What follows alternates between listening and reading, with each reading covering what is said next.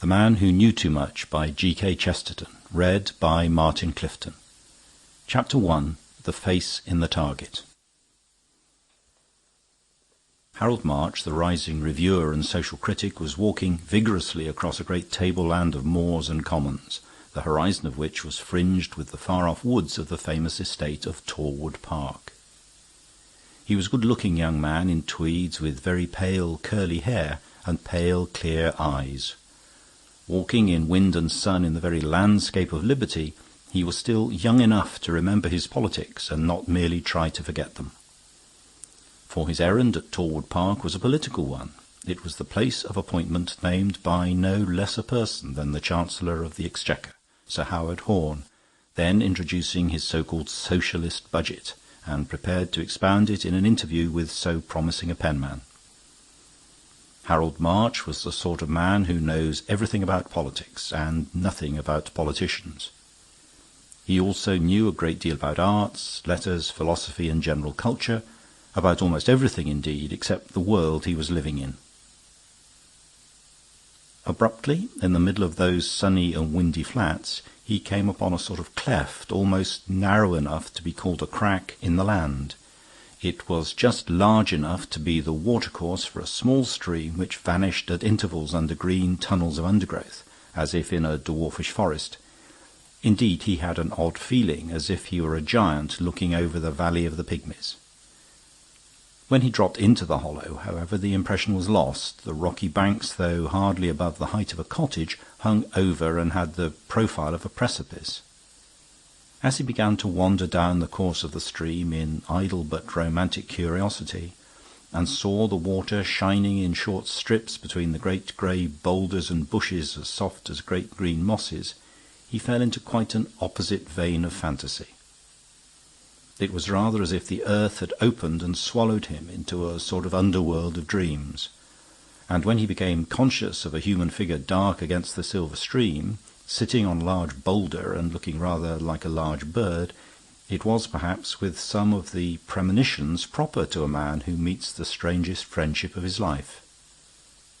The man was apparently fishing, or at least was fixed in a fisherman's attitude with more than a fisherman's immobility. March was able to examine the man almost as if he had been a statue for some minutes before the statue spoke. He was a tall, fair man, cadaverous and a little lackadaisical, with heavy eyelids and a high-bridged nose. When his face was shaded with his wide white hat, his light moustache and lithe figure gave him a look of youth. But the Panama lay on the moss beside him, and the spectator could see that his brow was prematurely bald, and this, combined with a certain hollowness about the eyes, had an air of headwork or even headache. But the most curious thing about him, realized after a short scrutiny, was that, though he looked like a fisherman, he was not fishing. He was holding, instead of a rod, something that might have been a landing net which some fishermen use, but which was much more like the ordinary toy net which children carry and which they generally use indifferently for shrimps or butterflies. He was dipping this into the water at intervals, gravely regarding its harvest of weed or mud and emptying it out again.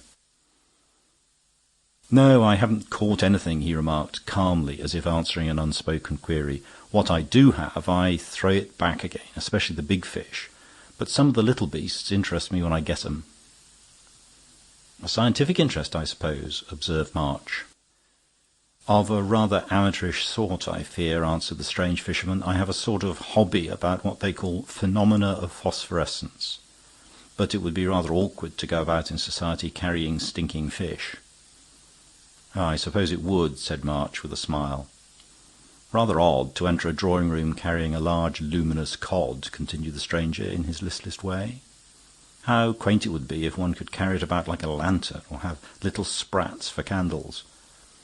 Some of the sea beasts would really be very pretty, like lampshades, the blue sea snail that glitters all over like starlight, and some of the red starfish really shine like red stars. But naturally I'm not looking for them here."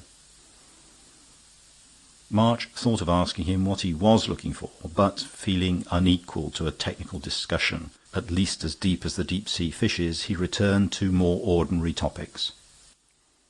"Delightful sort of hole this is," he said, "this little dell and river here. It's like those places Stevenson talks about where something ought to happen."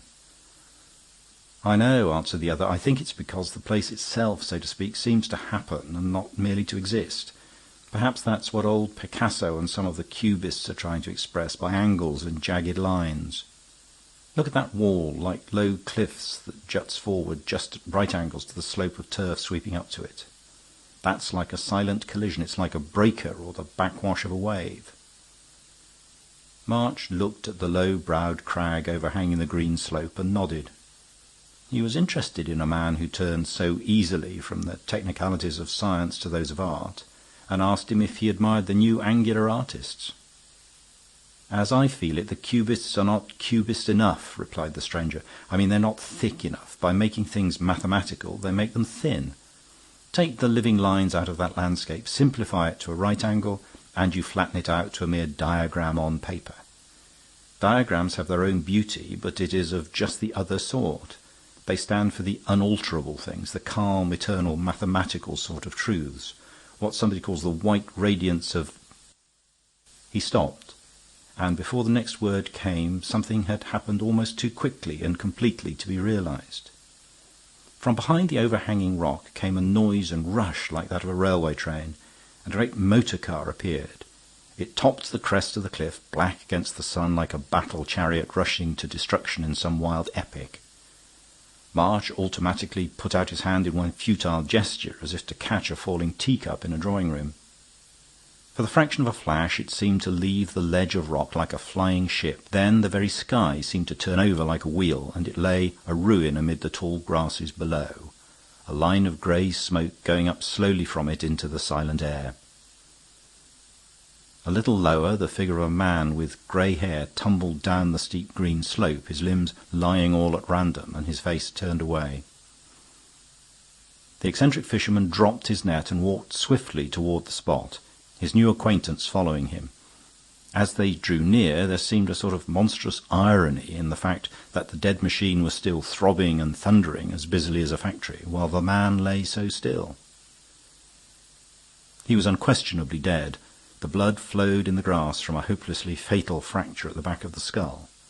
But the face, which was turned to the sun, was uninjured and strangely arresting in itself. It was one of those cases of a strange face so unmistakable as to feel familiar. We feel somehow that we ought to recognize it, even though we do not. It was of the broad, square sort, with great jaws, almost like that of a highly intellectual ape. The wide mouth shut so tight as to be traced by a mere line, the nose short, with the sort of nostrils that seemed to gape with an appetite for the air. The oddest thing about the face was that one of the eyebrows was cocked up at a much sharper angle than the other. March thought he had never seen a face so naturally alive as that dead one, and its ugly energy seemed all the stranger for its halo of hoary hair. Some papers lay half fallen out of the pocket, and from among them March extracted a card case. He read the name on the card aloud. Sir Humphrey Turnbull. I'm sure I've heard that name somewhere. His companion only gave a sort of little sigh and was silent for a moment as if ruminating. Then he merely said, "The poor fellow is quite gone," and added some scientific terms in which his auditor once more found himself out of his depth. "As things are," continued the same curiously well-informed person, "it will be more legal for us to leave the body as it is until the police are informed. In fact, I think it will be well if nobody except the police is informed. Don't be surprised if I seem to be keeping it dark from some of our neighbours round here." Then, as if prompted to regularize his rather abrupt confidence, he said, "I've come down to see my cousin at Tallwood. My name is Horne Fisher. Might be a pun on my pottering about here, mightn't it?" "Is Sir Howard Horne your cousin?" asked March. "I'm going to Torwood Park to see him myself. Only about his public work, of course, and the wonderful stand he is making for his principles. I think this budget is the greatest thing in English history. If it fails, it will be the most heroic failure in English history. Are you an admirer of your great kinsman, Mr. Fisher?" "Rather," said Mr. Fisher. "He's the best shot I know." Then, as if sincerely repentant of his nonchalance, he added with a sort of enthusiasm, "No, but really he's a beautiful shot." As if fired by his own words, he took a sort of leap at the ledges of the rock above him, and scaled them with a sudden agility in startling contrast to his general lassitude. He had stood for some seconds on the headland above, with his aquiline profile under the Panama hat relieved against the sky, and peering over the countryside, before his companion had collected himself sufficiently to scramble up after him.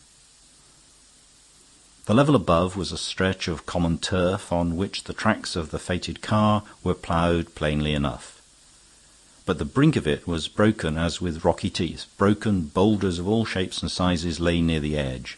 It was almost incredible that anyone could have deliberately driven into such a death trap, especially in broad daylight. "I can't make head or tail of it," said March. "Was he blind or blind drunk?" "Neither, by the look of him," replied the other. "Then it was suicide." "It doesn't seem a cosy way of doing it," remarked the man called Fisher. "Besides, I don't fancy poor old Puggy would commit suicide somehow." "Poor old who?" inquired the wondering journalist. "Did you know this unfortunate man?" "Nobody knew him exactly," replied Fisher with some vagueness. "But one knew him, of course. He'd been a terror in his time, in Parliament and the courts and so on, especially in that row about the aliens who were deported as undesirables when he wanted one of them hanged for murder. He was so sick about it that he retired from the bench. Since then he mostly motored about by himself. But he was coming to Torwood too for the week-end, and I don't see why he should deliberately break his neck almost at the very door. I believe Hoggs, my cousin Howard, was coming down specially to meet him." "Torwood Park doesn't belong to your cousin?" inquired March. "No, it used to belong to the Winthrops, you know," replied the other. "Now a new man's got it, a man from Montreal named Jenkins. Hoggs comes for the shooting. I told you he was a lovely shot." This repeated eulogy on the great social statesman affected Harold March as if somebody had defined Napoleon as a distinguished player of nap. But he had another half-formed impression struggling in this flood of unfamiliar things, and he brought it to the surface before it could vanish. "Jenkins," he repeated. "Surely you don't mean Jefferson Jenkins, the social reformer? I mean the man who's fighting for the new cottage estate system. It would be as interesting to meet him as any cabinet minister in the world, if you'll excuse me saying so." "Yes, Hoggs told him it would have to be cottages," said Fisher. "He said the bread of cattle had improved too often, and people were beginning to laugh. And, of course, you must hang a peerage onto something, though the poor chap hasn't got it yet. Hello, here's somebody else." They had started walking in the tracks of the car, leaving it behind them in the hollow, still humming horribly like a huge insect that had killed a man. The tracks took them to the corner of the road, one arm of which went on in the same line towards the distant gates of the park. It was clear that the car had been driven down the long straight road, and then, instead of turning with the road to the left, had gone straight on over the turf to its doom. But it was not this discovery that had riveted Fisher's eye, but something even more solid. At the angle of the white road a dark and solitary figure was standing, almost as still as a finger-post. It was that of a big man in rough shooting clothes, bareheaded and with tousled curly hair that gave him a rather wild look. On a nearer approach this first more fantastic impression faded. In a full light the figure took on more conventional colours, as of an ordinary gentleman who happened to have come out without a hat and without very studiously brushing his hair. But the massive stature remained, and something deep and even cavernous about the setting of the eyes redeemed his animal good looks from the commonplace. But March had no time to study the man more closely, for, much to his astonishment, his guide merely observed, "Hello, Jack," and walked past him as if he had indeed been a signpost, and without attempting to inform him of the catastrophe beyond the rocks. It was relatively a small thing, but it was only the first thing in a string of singular antics on which his new and eccentric friend was leading him. The man they had passed looked after them in rather a suspicious fashion, but Fisher continued serenely on his way along the straight road that ran past the gates of the great estate. "That's John Burke, the traveller," he condescended to explain. "I expect you've heard of him, shoots big game and all that. Sorry I couldn't stop to introduce you, but I dare say you'll meet him later on." "I know his book, of course," said March, with renewed interest. "That is certainly a fine piece of description about their being only conscious of the closeness of the elephant when the colossal head blocked out the moon." "Yes, young Halkett writes jolly well, I think." "What, didn't you know Halkett wrote Burke's books for him? Burke can't use anything except a gun, and you can't write with that." "Oh, he's genuine enough in his way, you know, as brave as a lion, or a good deal braver by all accounts." "You seem to know all about him," observed March, with a rather bewildered laugh, "and about a good many other people." Fisher's bald brow became abruptly corrugated, and a curious expression came into his eyes. "I know too much," he said. "That's what's the matter with me. That's what's the matter with all of us, and the whole show. We know too much about one another, too much about ourselves. That's why I'm really interested just now about one thing that I don't know."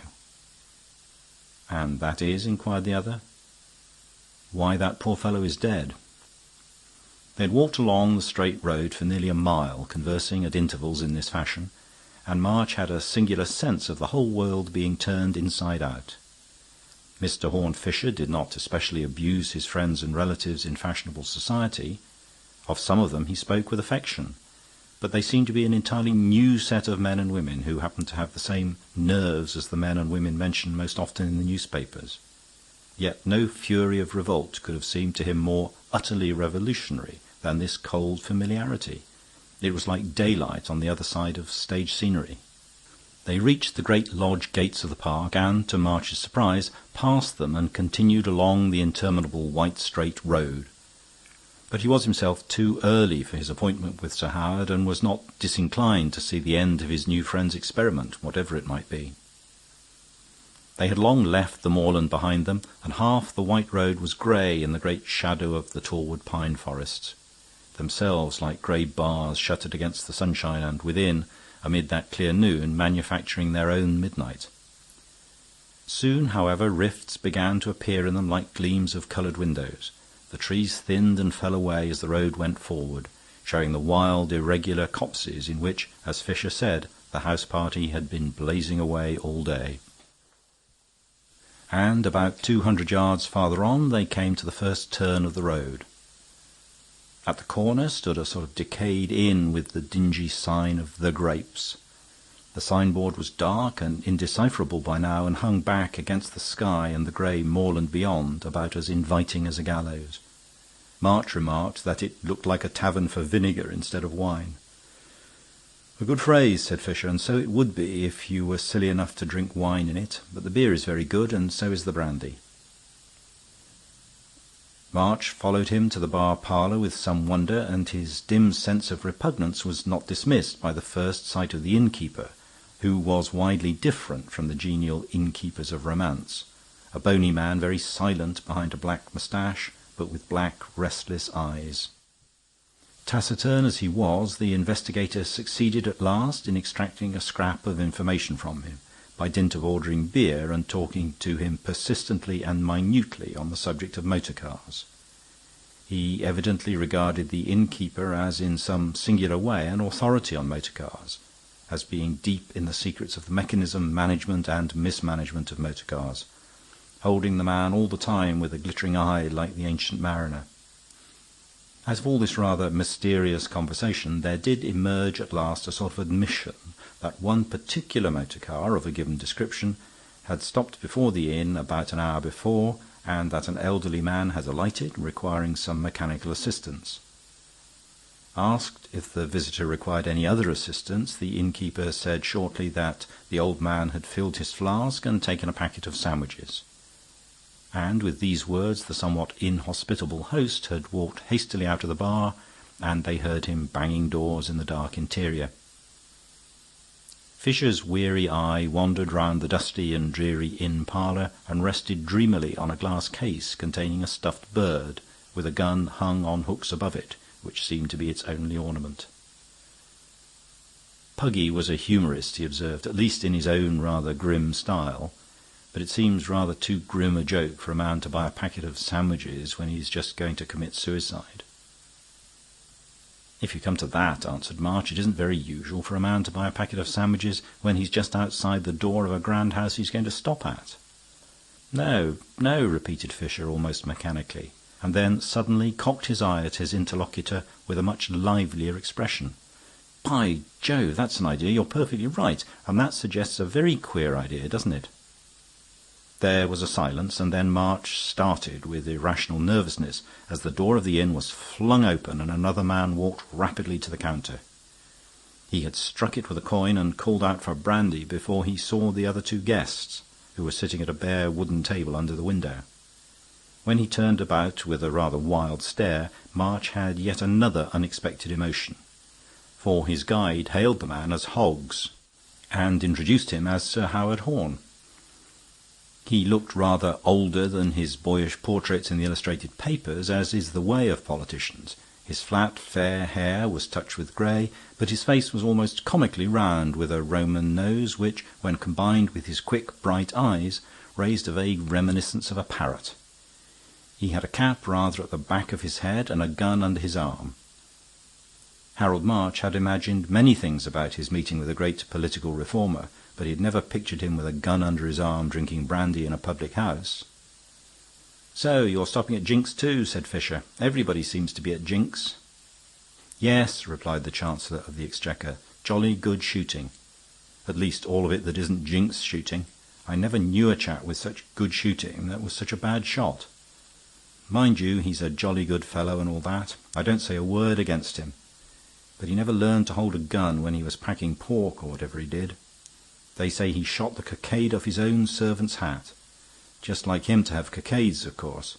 He shot the weathercock off his own ridiculous gilded summer-house. It's the only cock he'll ever kill, I should think. Are you coming up there now?" Fisher said rather vaguely that he was following soon when he had fixed something up, and the Chancellor of the Exchequer left the inn. March fancied he had been a little upset or impatient when he called for the brandy, but he had talked himself back into a satisfactory state, if the talk had not been quite what his literary visitor had expected.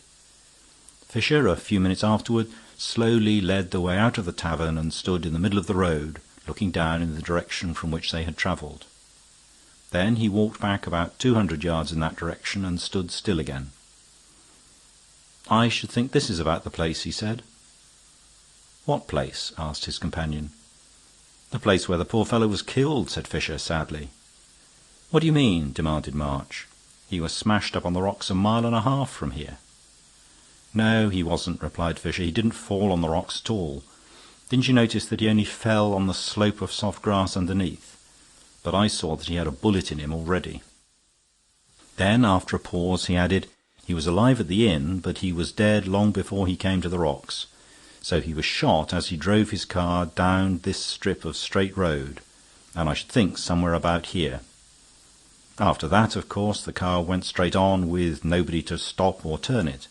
It's really a very cunning dodge in its way, for the body would be found far away, and most people would say, as you do, that it was an accident to a motorist. The murderer must have been a clever brute." "But wouldn't the shot be heard at the inn or somewhere?" asked March. "It would be heard, but it would not be noticed. That," continued the investigator, "is where he was clever again. Shooting was going on all over the place all day. Very likely he timed his shot so as to drown it in a number of others. Certainly he was a first-class criminal, and he was something else as well." "What do you mean?" asked his companion, with a creepy premonition of something coming, he knew not why. "He was a first-class shot," said Fisher. He had turned his back abruptly and was walking down a narrow, grassy lane, little more than a cart-track, which lay opposite the inn and marked the end of the great estate and the beginning of the open moors. March plodded after him with the same idle perseverance, and found him staring through a gap in giant weeds and thorns at the flat face of a painted paling. From behind the paling rose the great grey columns of a row of poplars, which filled the heavens above them with dark green shadow, and shook faintly in a wind which had sunk slowly into a breeze. The afternoon was already deepening into evening, and the titanic shadows of the poplars lengthened over a third of the landscape. "Are you a first-class criminal?" asked Fisher in a friendly tone. "I'm afraid I'm not, but I think I can manage to be a sort of fourth-rate burglar." And before his companion could reply, he managed to swing himself up and over the fence. March followed without much bodily effort, but with considerable mental disturbance. The poplars grew so close against the fence that they had some difficulty in slipping past them, and beyond the poplars they could see only a high hedge of laurel, green and lustrous in the level sun. Something in this limitation by a series of living walls made him feel as if he were really entering a shattered house instead of an open field. It was as if he came in by a disused door or window and found the way blocked by furniture. When they had circumvented the laurel hedge, they came out on a sort of terrace of turf, which fell by one green step to an oblong lawn like a bowling green. Beyond this was the only building in sight, a low conservatory, which seemed far away from anywhere, like a glass cottage standing in its own fields in fairyland. Fisher knew that lonely look of the outlying parts of a great house well enough. He realized that it is more of a satire on aristocracy than if it were choked with weeds and littered with ruins. For it is not neglected, and yet it is deserted. At any rate, it is disused. It is regularly swept and garnished for a master who never comes. Looking over the lawn, however, he saw one object which he had not apparently expected. It was a sort of tripod supporting a large disc, like the round top of a table tipped sideways, and it was not until they had dropped onto the lawn and walked across to look at it that March realized that it was a target. It was worn and weather-stained. The gay colours of its concentric rings were faded. Possibly it had been set up in those far-off Victorian days when there was a fashion for archery. March had one of his vague visions of ladies in cloudy crinolines and gentlemen in outlandish hats and whiskers, revisiting that lost garden like ghosts.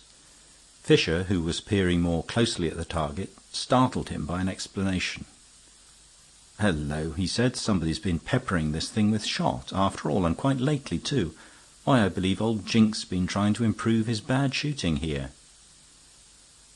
"Yes, and it looks as if it still wanted improving," answered March, laughing. "Not one of these shots is anywhere near the bull's-eye. They seem just scattered about in the wildest way." "In the wildest way," repeated Fisher, still peering intently at the target. He seemed merely to assent, but March fancied his eye was shining under its sleepy lid, and that he had straightened his stooping figure with a strange effort. "Excuse me a moment," he said, feeling in his pockets. "I think I've got some of my chemicals, and after that we'll go up to the house." And he stooped again over the target, putting something with his finger over each of the shot holes.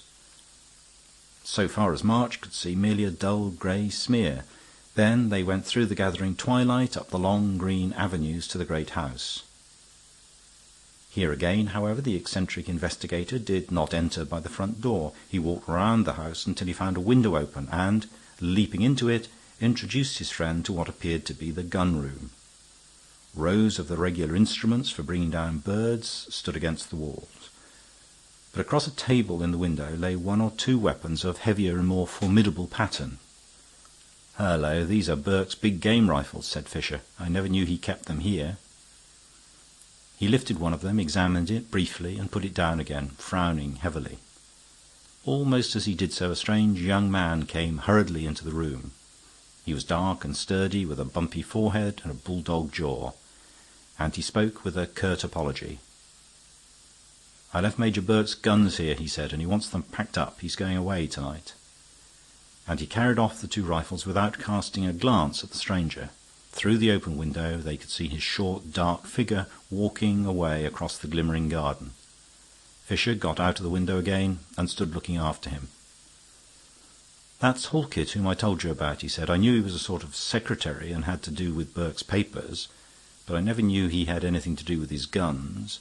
But he's just the sort of silent, sensible little devil who might be very good at anything, the sort of man you know for years before you find he's a chess champion." He had begun to walk in the direction of the disappearing secretary, and they soon came within sight of the rest of the house party, talking and laughing on the lawn. They could see the tall figure and loose mane of the lion hunter dominating the little group.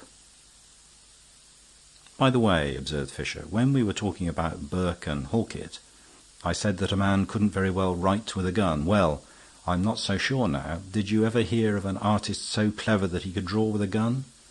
There's a wonderful chap loose about here." Sir Howard hailed Fisher and his friend the journalist with almost boisterous amiability. The latter was presented to Major Burke and Mr. Halkett, and also, by way of a parenthesis, to his host, Mr. Jenkins, a commonplace little man in loud tweeds, whom everybody else seemed to treat with a sort of affection, as if he were a baby.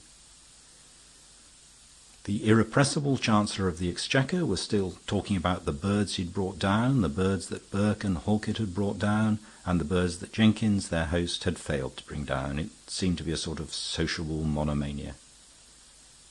"You and your big game," he ejaculated aggressively to Burke. "Why, anybody could shoot big game. You want to be a shot to shoot small game." "Quite so," interposed Horne Fisher. "Now, if only a hippopotamus could fly up in the air out of that bush, or you preserved flying elephants on the estate, why, then—" "Why, even Jink might hit that sort of a bird," cried Sir Howard, hilariously slapping his host on the back. "Even he might hit a haystack or a hippopotamus." "Look here, you fellows," said Fisher, "I want you to come along with me for a minute and shoot at something else. Not a hippopotamus. Another kind of queer animal I found on the estate. It's an animal with 3 legs and 1 eye, and it's all the colours of the rainbow." "What the deuce are you talking about?" asked Burke. "Come along and see," replied Fisher cheerfully. Such people seldom reject anything nonsensical, for they're always seeking for something new. They gravely rearmed themselves from the gun-room and trooped along at the tail of their guide, Sir Howard only pausing in a sort of ecstasy to point out the celebrated gilt summer-house on which the gilt weathercock still stood crooked. It was dusk, turning to dark, by the time they reached the remote green by the poplars and accepted the new and aimless game of shooting at the old mark. The last light seemed to fade from the lawn, and the poplars against the sunset were like great plumes upon a purple hearse, when the futile procession finally curved round and came out in front of the target. Sir Howard again slapped his host on the shoulder, shoving him playfully forward to take the first shot. The shoulder and arm he touched seemed unnaturally stiff and angular. Mr. Jenkins was holding his gun in an attitude more awkward than any that his satiric friends had seen or expected. At the same instant a horrible scream seemed to come from nowhere. It was so unnatural and so unsuited to the scene that it might have been made by some inhuman thing flying on wings above them, or eavesdropping in the dark woods beyond. But Fisher knew that it had started and stopped on the pale lips of Jefferson Jenkins of Montreal, and no one at that moment, catching sight of Jefferson Jenkins' face, would have complained that it was commonplace. The next moment a torrent of guttural but good-humoured oaths came from Major Burke, as he and the 2 other men saw what was in front of them. The target stood up in the dim grass like a dark goblin, grinning at them, and it was literally grinning. It had 2 eyes like stars, and in similar livid points of light were picked out the 2 upturned and open nostrils and the 2 ends of the wide and tight mouth. A few white dots above each eye indicated the hoary eyebrows, and one of them ran upward almost erect. It was a brilliant caricature done in bright dotted lines, and March knew of whom. It shone in the shadowy grass, smeared with sea fire, as if one of the submarine monsters had crawled into the twilight garden. But it had the head of a dead man. "It's only luminous paint," said Burke. "Old Fisher's been having a joke with that phosphorescent stuff of his." "Seems to be meant for old Puggy," observed Sir Howard. "Hits him off very well." With that they all laughed, except Jenkins. When they had all done, he made a noise like the first effort of an animal to laugh, and Horne Fisher suddenly strode across to him and said, "Mr. Jenkins, I must speak to you at once, in private." It was by the little watercourse in the moors, on the slopes under the hanging rock, that March met his new friend Fisher, by appointment, shortly after the ugly and almost grotesque scene that had broken up the group in the garden. "It was a monkey trick of mine," observed Fisher, gloomily, putting phosphorus on the target. "But the only chance to make him jump was to give him the horrors suddenly, and when he saw the face he had shot at shining on the target he practised on, all lit up with an infernal light, he did jump. Quite enough for my own intellectual satisfaction." "I'm afraid I don't quite understand, even now," said March, "exactly what he did, or why he did it." "You ought to," replied Fisher, with his rather dreary smile, "for you gave me the first suggestion yourself. Oh, yes, you did, and it was a very shrewd one. You said a man wouldn't take sandwiches with him to dine at a great house. It was quite true, and the inference was that though he was going there, he didn't mean to dine there, or at any rate that he might not be dining there. It occurred to me at once that he probably expected the visit to be unpleasant, or the reception doubtful, or something that would prevent his accepting hospitality. Then it struck me that Turnbull was a terror to certain shady characters in the past, and that he'd come down to identify and denounce one of them. The chances, at the start, pointed to the host, that is, Jenkins. I'm morally certain now that Jenkins was the undesirable alien Turnbull wanted to convict in another shooting affair. But you see, the shooting gentleman had another shot in his locker. But you said he would have to be a very good shot, protested March. Jenkins is a very good shot, said Fisher. A very good shot who can pretend to be a very bad shot. Shall I tell you the second hint I hit on after yours to make me think it was Jenkins? It was my cousin's account of his bad shooting. He'd shot a cockade off a hat and a weathercock off a building. Now, in fact, a man must shoot very well indeed to shoot so badly as that. He must shoot very neatly to hit the cockade and not the head or even the hat. If the shots had really gone at random, the chances are 1,000 to 1 that they would not have hit such prominent and picturesque objects. They were chosen because they were prominent and picturesque objects. They make a story to go the round of society. He keeps the crooked weathercock in the summer-house to perpetuate the story of a legend. And then he lay in wait with his evil eye and wicked gun, safely ambushed behind the legend of his own incompetence. But there's more than that. There is the summer-house itself. I mean, there is the whole thing. There's all that Jenkins gets chaffed about. The gilding and the gaudy colours and all the vulgarity that's supposed to stamp him as an upstart. Now, as a matter of fact, upstarts generally don't do this. God knows there's enough of them in society. And one knows them well enough. And this is the very last thing they do. They're generally only too keen to know the right thing and do it. And they instantly put themselves, body and soul, into the hands of art decorators and art experts who do the whole thing for them. There's hardly another millionaire alive who has the moral courage to have a gilt monogram on a chair like that one in the gun-room. For that matter, there's the name as well as the monogram. Names like Tompkins and Jenkins and Jinks are funny without being vulgar. I mean, they're vulgar without being common. If you prefer it, they are commonplace without being common. They're just the names to be chosen to look ordinary, but they're really rather extraordinary.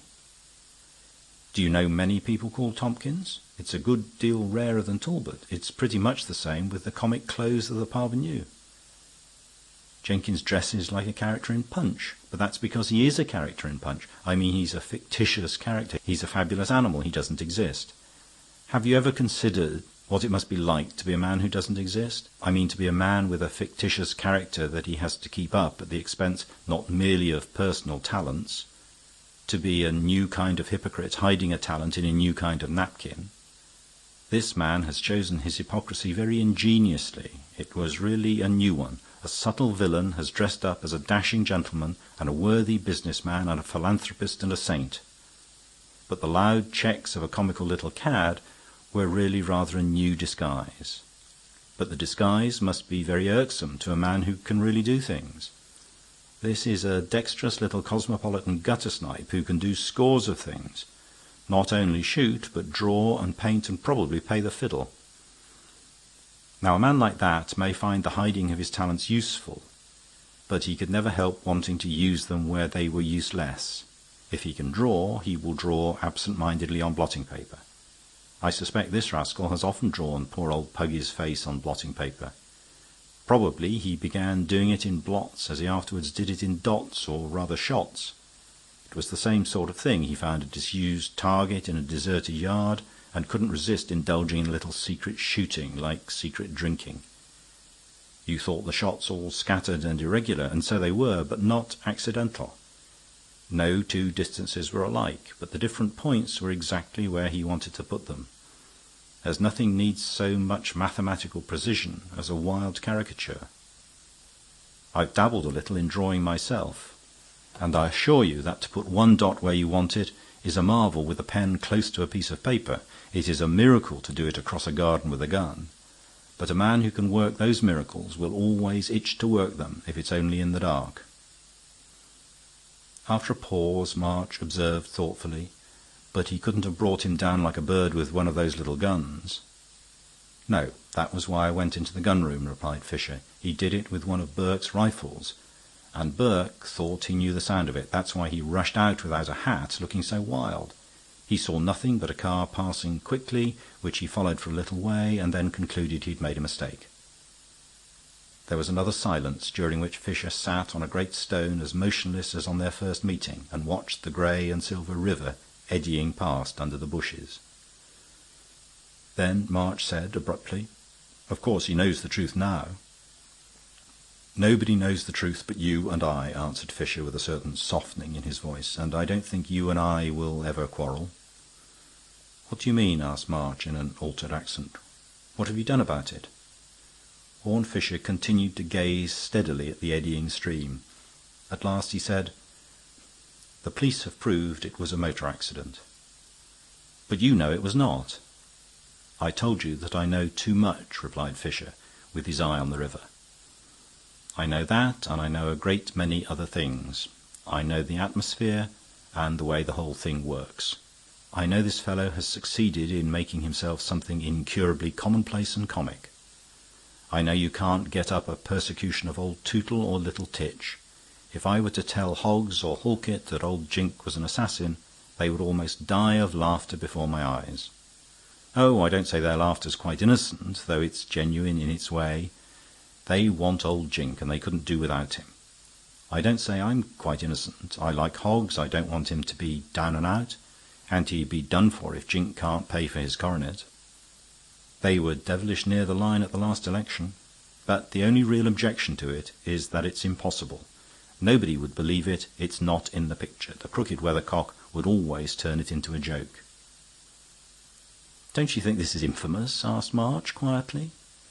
"I think a good many things," replied the other. "If you people ever happen to blow the whole tangle of society to hell with dynamite, I don't know that the human race will be much the worse.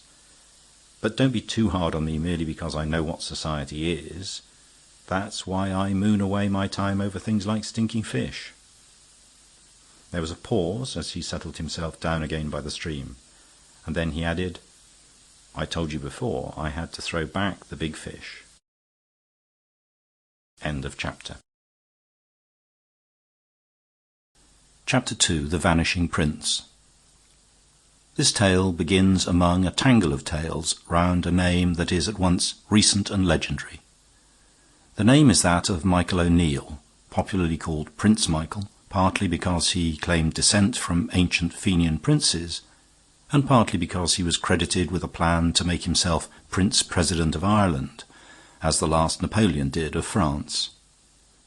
He was undoubtedly a gentleman of honourable pedigree and of many accomplishments, but two of his accomplishments emerged from all the rest. He had a talent for appearing when he was not wanted, and a talent for disappearing when he was wanted, especially when he was wanted by the police. It may be added that his disappearances were more dangerous than his appearances. In the latter he seldom went beyond the sensational, pasting up seditious placards, tearing down official placards, making flamboyant speeches, or unfurling forbidden flags. But in order to effect the former, he would sometimes fight for his freedom with startling energy, from which men were sometimes lucky to escape with a broken head instead of a broken neck. His most famous feats of escape, however, were due to dexterity and not to violence.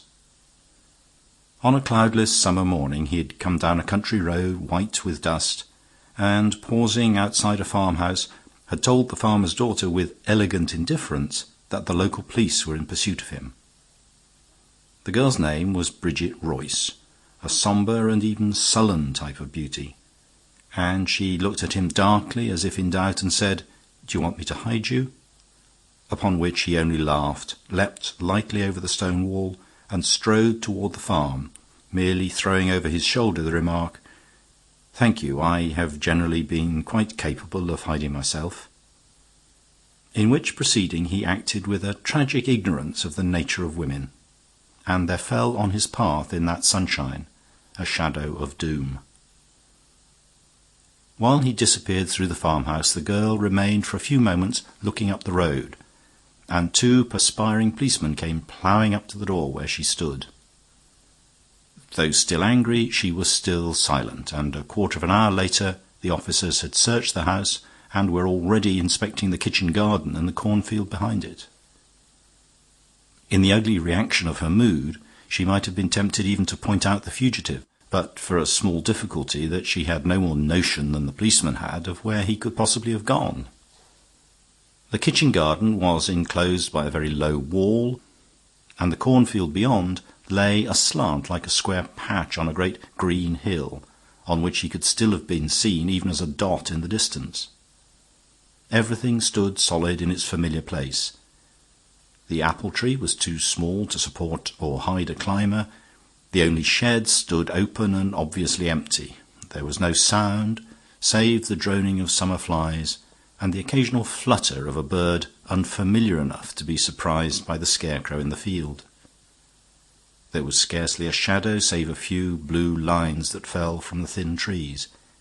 Every detail was picked out by the brilliant day light, as if in a microscope.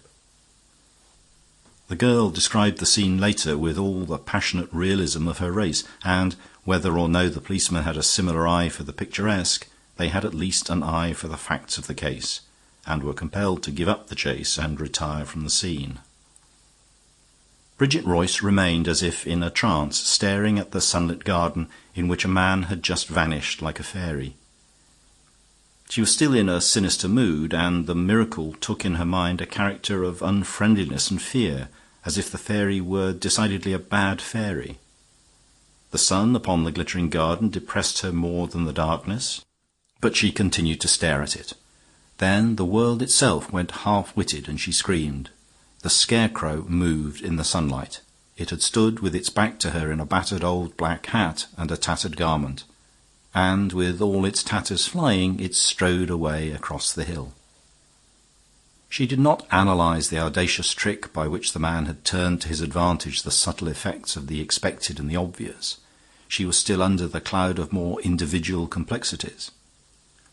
And she noticed most of all that the vanishing scarecrow did not even turn to look at the farm, and the fates that were running so adverse to his fantastic career of freedom ruled that his next adventure, though it had the same success in another quarter, should increase the danger in this quarter. Among the many similar adventures related of him in this manner, it is also said that some days afterward another girl, named Mary Cregan, found him concealed on the farm where she worked, and if the story is true, she must also have had the shock of an uncanny experience. For when she was busy at some lonely task in the yard, she heard a voice speaking out of the well, and found that the eccentric had managed to drop himself into the bucket, which was some little way below, the well only partly full of water. In this case, however, he had to appeal to the woman to wind up the rope, and men say it was when this news was told to the other woman that her soul walked over the borderline of treason.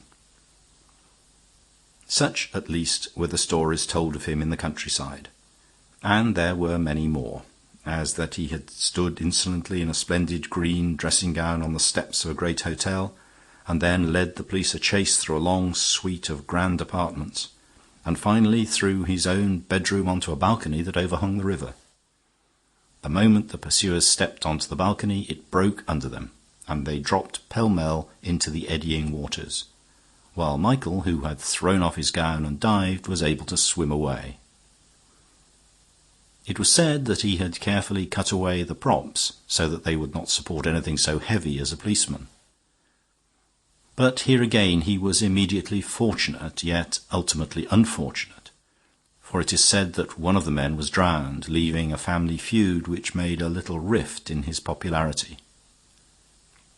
These stories can now be told in some detail, not because they are the most marvellous of his many adventures, but because these alone were not covered with silence by the loyalty of the peasantry. These alone found their way into official reports, and it is these which 3 of the chief officials of the country were reading and discussing when the more remarkable part of this story begins. Night was far advanced, and the lights shone in the cottage that served for a temporary police station near the coast. On one side of it were the last houses of the straggling village, and on the other nothing but a waste moorland stretching away toward the sea, the line of which was broken by no landmark except a solitary tower of the prehistoric pattern still found in Ireland, standing up as slender as a column but pointed like a pyramid. At a wooden table in front of the window, which normally looked out on this landscape, sat two men in plain clothes, but with something of a military bearing, for indeed they were the two chiefs of the detective service of that district. The senior of the two, both in age and rank, was a sturdy man with a short white beard and frosty eyebrows fixed in a frown which suggested rather worry than severity. His name was Morton, and he was a Liverpool man, long pickled in the Irish quarrels, and doing his duty among them in a sour fashion not altogether unsympathetic. He had spoken a few sentences to his companion Nolan, a tall, dark man with a cadaverous, equine Irish face, when he seemed to remember something and touched a bell which rang in another room. The subordinate he had summoned immediately appeared with a sheaf of papers in his hand. "Sit down, Wilson," he said. "Those are the depositions, I suppose?" "Yes," replied the third officer. "I think I've got all there is to be got out of them, so I sent the people away." "Did Mary Cragen give evidence?" asked Morton, with a frown that looked a little heavier than usual. "No, but her master did," answered the man called Wilson, who had flat, red hair and a plain, pale face, not without sharpness. "I think he's hanging around the girl himself and is out against a rival. There's always some reason of that sort when we are told the truth about anything. And you bet the other girl told right enough." "Well, let's hope there'll be some sort of use," remarked Nolan in a somewhat hopeless manner, gazing out into the darkness. "Anything is to the good," said Morton, "that lets us know anything about him." "Do we know anything about him?" asked the melancholy Irishman. "We know one thing about him," said Wilson, "and it's the one thing that nobody ever knew before. We know where he is." "Are you sure?" inquired Morton, looking at him sharply. "Quite sure," replied his assistant. "At this very minute he's in that tower over there by the shore. If you go near enough, you'll see the candle burning in the window." As he spoke, the noise of a horn sounded on the road outside, and a moment after they heard the throbbing of a motor car brought to a standstill before the door. Morton instantly sprang to his feet. "Thank the Lord, that's the car from Dublin," he said. "I can't do anything without special authority, not if he was sitting on the top of the tower and putting out his tongue at us. But the chief can do what he thinks best."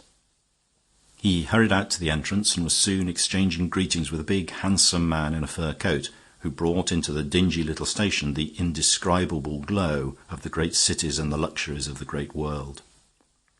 For this was Sir Walter Carey, an official of such eminence in Dublin Castle that nothing short of the case of Prince Michael would have brought him on such a journey in the middle of the night.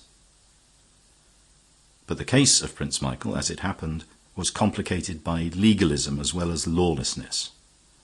On the last occasion he had escaped by a forensic quibble and not, as usual, by a private escapade. And it was a question whether at the moment he was amenable to the law or not. It might be necessary to stretch a point, but a man like Sir Walter could probably stretch it as far as he liked. Whether he intended to was a question to be considered. Despite the almost aggressive touch of luxury in the fur coat, it soon became apparent that Sir Walter's large leonine head was for use as well as ornament, and he considered the matter soberly and sanely enough. 5 chairs were set round the plain deal table, for who should Sir Walter bring with him but his young relative and secretary, Horne Fisher? Sir Walter listened with grave attention, and his secretary with polite boredom, to the string of episodes by which the police had traced the flying rebel from the steps of the hotel to the solitary tower beside the sea. There, at least, he was cornered between the moors and the breakers, and the scout sent by Wilson reported him as writing under a solitary candle, perhaps composing another of his tremendous proclamations. Indeed, it would have been typical of him to choose it as the place in which finally to turn to bay.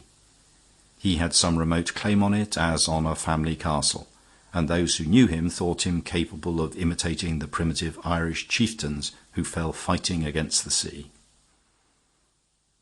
"I saw some queer-looking people leaving as I came in," said Sir Walter Carey. "I suppose they were your witnesses. But why do they turn up here at this time of night?" Morton smiled grimly. "They come here by night because they would be dead men if they came here by day. They are criminals committing a crime that is more horrible here than theft or murder." "What crime do you mean?" asked the other with some curiosity. "They're helping the law," said Morton. There was a silence, and Sir Walter considered the papers before him with an abstracted eye. At last he spoke. "Quite so. But look here, if the local feeling is as lively as that, there are a good many points to consider. I believe the new Act will enable me to collar him now if I think it best. But is it best? A serious rising would do us no good in Parliament, and the government has enemies in England as well as Ireland. It won't do if I have done what looks a little like sharp practice, and then only raised a revolution."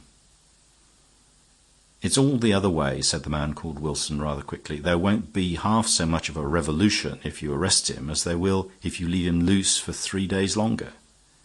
But anyhow, there can't be anything nowadays that the proper police can't manage." "Mr. Wilson is a Londoner," said the Irish detective with a smile. "Yes, I'm a Cockney all right," replied Wilson, "and I think I'm all the better for that, especially at this job, oddly enough." Sir Walter seemed slightly amused at the pertinacity of the third officer, and perhaps even more amused at the slight accent with which he spoke, which rendered rather needless the boast about his origin. "Do you mean to say," he asked, "that you know more about the business here because you've come from London?" "Sounds funny, I know, but I do believe it," answered Wilson. "I believe these affairs want fresh methods. But, most of all, I believe they want a fresh eye." The superior officers laughed, and the red-haired man went on with a slight touch of temper. "Well, look at the facts. See how the fellow got away every time, and you'll understand what I mean. Why was he able to stand in the place of the scarecrow, hidden by nothing but an old hat? Because it was a village policeman who knew the scarecrow was there, was expecting it, and therefore took no notice of it. Now, I never expect a scarecrow. I've never seen one in the street, and I stare at one when I see it in the field. It's a new thing to me and worth noticing. And it was just the same when he hid in the well. You are ready to find a well in a place like that, you look for a well, and so you don't see it. I don't look for it, and therefore I do look at it." "It is certainly an idea," said Sir Walter, smiling. "But what about the balcony? Balconies are occasionally seen in London." "But not rivers right under them, as if it was in Venice," replied Wilson. "It is certainly a new idea," repeated Sir Walter, with something like respect. He had all the love of the luxurious classes for new ideas, but he also had a critical faculty, and was inclined to think, after due reflection, that it was a true idea as well. Growing dawn had already turned the window-panes from black to grey when Sir Walter got abruptly to his feet. The others rose also, taking this for a signal that the arrest was to be undertaken. But their leader stood for a moment in deep thought, as if conscious that he had come to a parting of the ways. Suddenly the silence was pierced by a long wailing cry from the dark moors outside. The silence that followed it seemed more startling than the shriek itself, and it lasted until Nolan said heavily, "'Tis the banshee. Somebody is marked for the grave."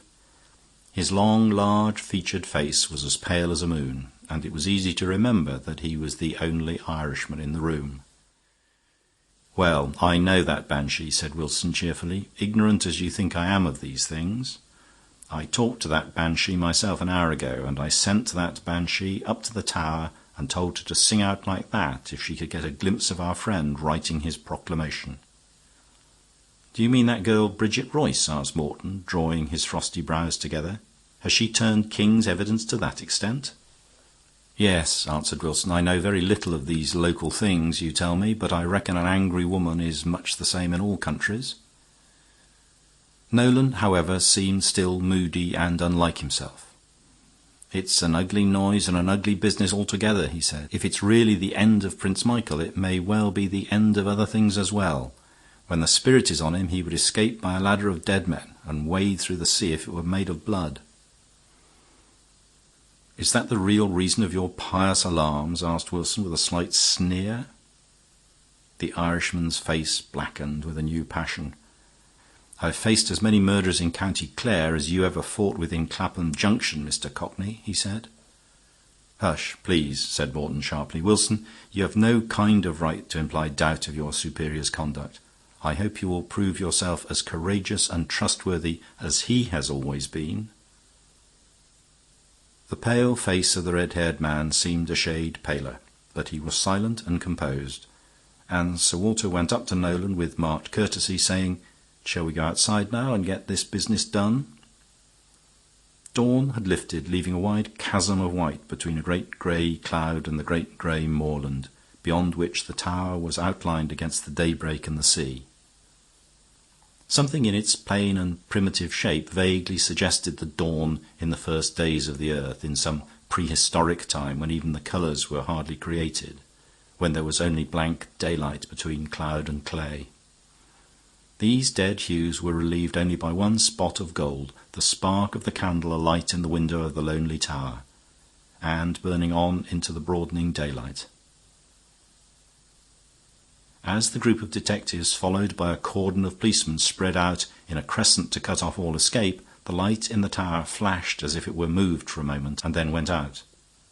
They knew the man inside had realized the daylight and blown out his candle.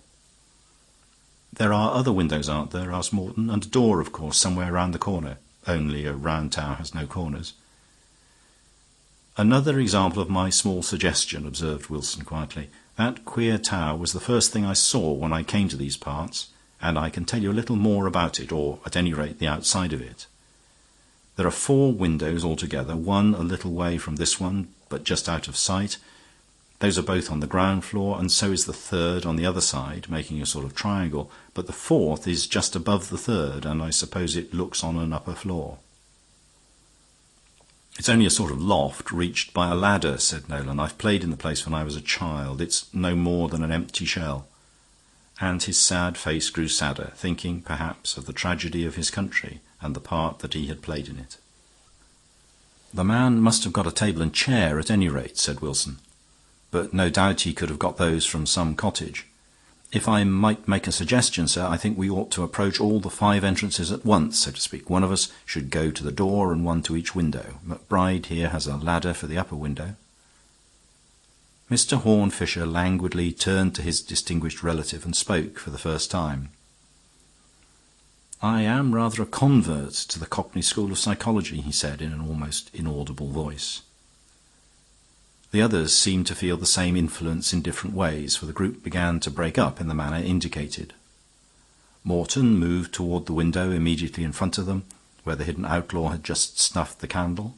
Nolan a little farther westward to the next window, while Wilson, followed by McBride with the ladder, went round to the 2 windows at the back. Sir Walter Carey himself, followed by his secretary, began to walk round toward the only door, to demand admittance in a more regular fashion. "He will be armed, of course," remarked Sir Walter casually. "By all accounts," replied Horne Fisher, "he can do more with a candlestick than most men with a pistol, but he is pretty sure to have the pistol too." Even as he spoke, the question was answered with a tongue of thunder. Morton had just placed himself in front of the nearest window, his broad shoulders blocking the aperture. For an instant it was lit from within as with red fire, followed by a thundering throng of echoes. The square shoulders seemed to alter in shape, and the sturdy figure collapsed among the tall rank grasses at the foot of the tower. A puff of smoke floated from the window like a little cloud. The 2 men behind rushed to the spot and raised him, but he was dead. Sir Walter straightened himself and called out something that was lost in another noise of firing. It was possible that the police were already avenging their comrade from the other side. Fisher had already raced round to the next window, and a new cry of astonishment from him brought his patron to the same spot. Nolan, the Irish policeman, had also fallen, sprawling all his great length in the grass, and it was red with his blood. He was still alive when they reached him, but there was death on his face, and he was only able to make a final gesture telling them that all was over, and with a broken word and a heroic effort motioning them to where his other comrades were besieging the back of the tower. Stunned by these rapid and repeated shocks, the two men could only vaguely obey the gesture, and, finding their way to the other windows at the back, they discovered a scene equally startling, if less final and tragic. The other two officers were not dead or mortally wounded, but Macbride lay with a broken leg and his ladder on top of him, evidently thrown down from the top window of the tower, while Wilson lay on his face, quite still as if stunned, with his red head among the grey and silver of the sea holly. In him, however, the impotence was but momentary, for he began to move and rise as the others came round the tower. "My God, it's like an explosion!" cried Sir Walter. And indeed it was the only word for this unearthly energy by which one man had been able to deal death or destruction on 3 sides of the same small triangle at the same instant. Wilson had already scrambled to his feet, and with splendid energy flew again at the window, revolver in hand. He fired twice into the opening and then disappeared in his own smoke. But the thud of his feet and the shock of a falling chair told them that the intrepid Londoner had managed at last to leap into the room.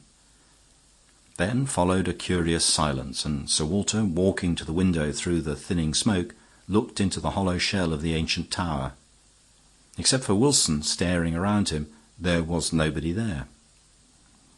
The inside of the tower was a single empty room, with nothing but a plain wooden chair and a table on which were pens, ink, and paper, and the candlestick.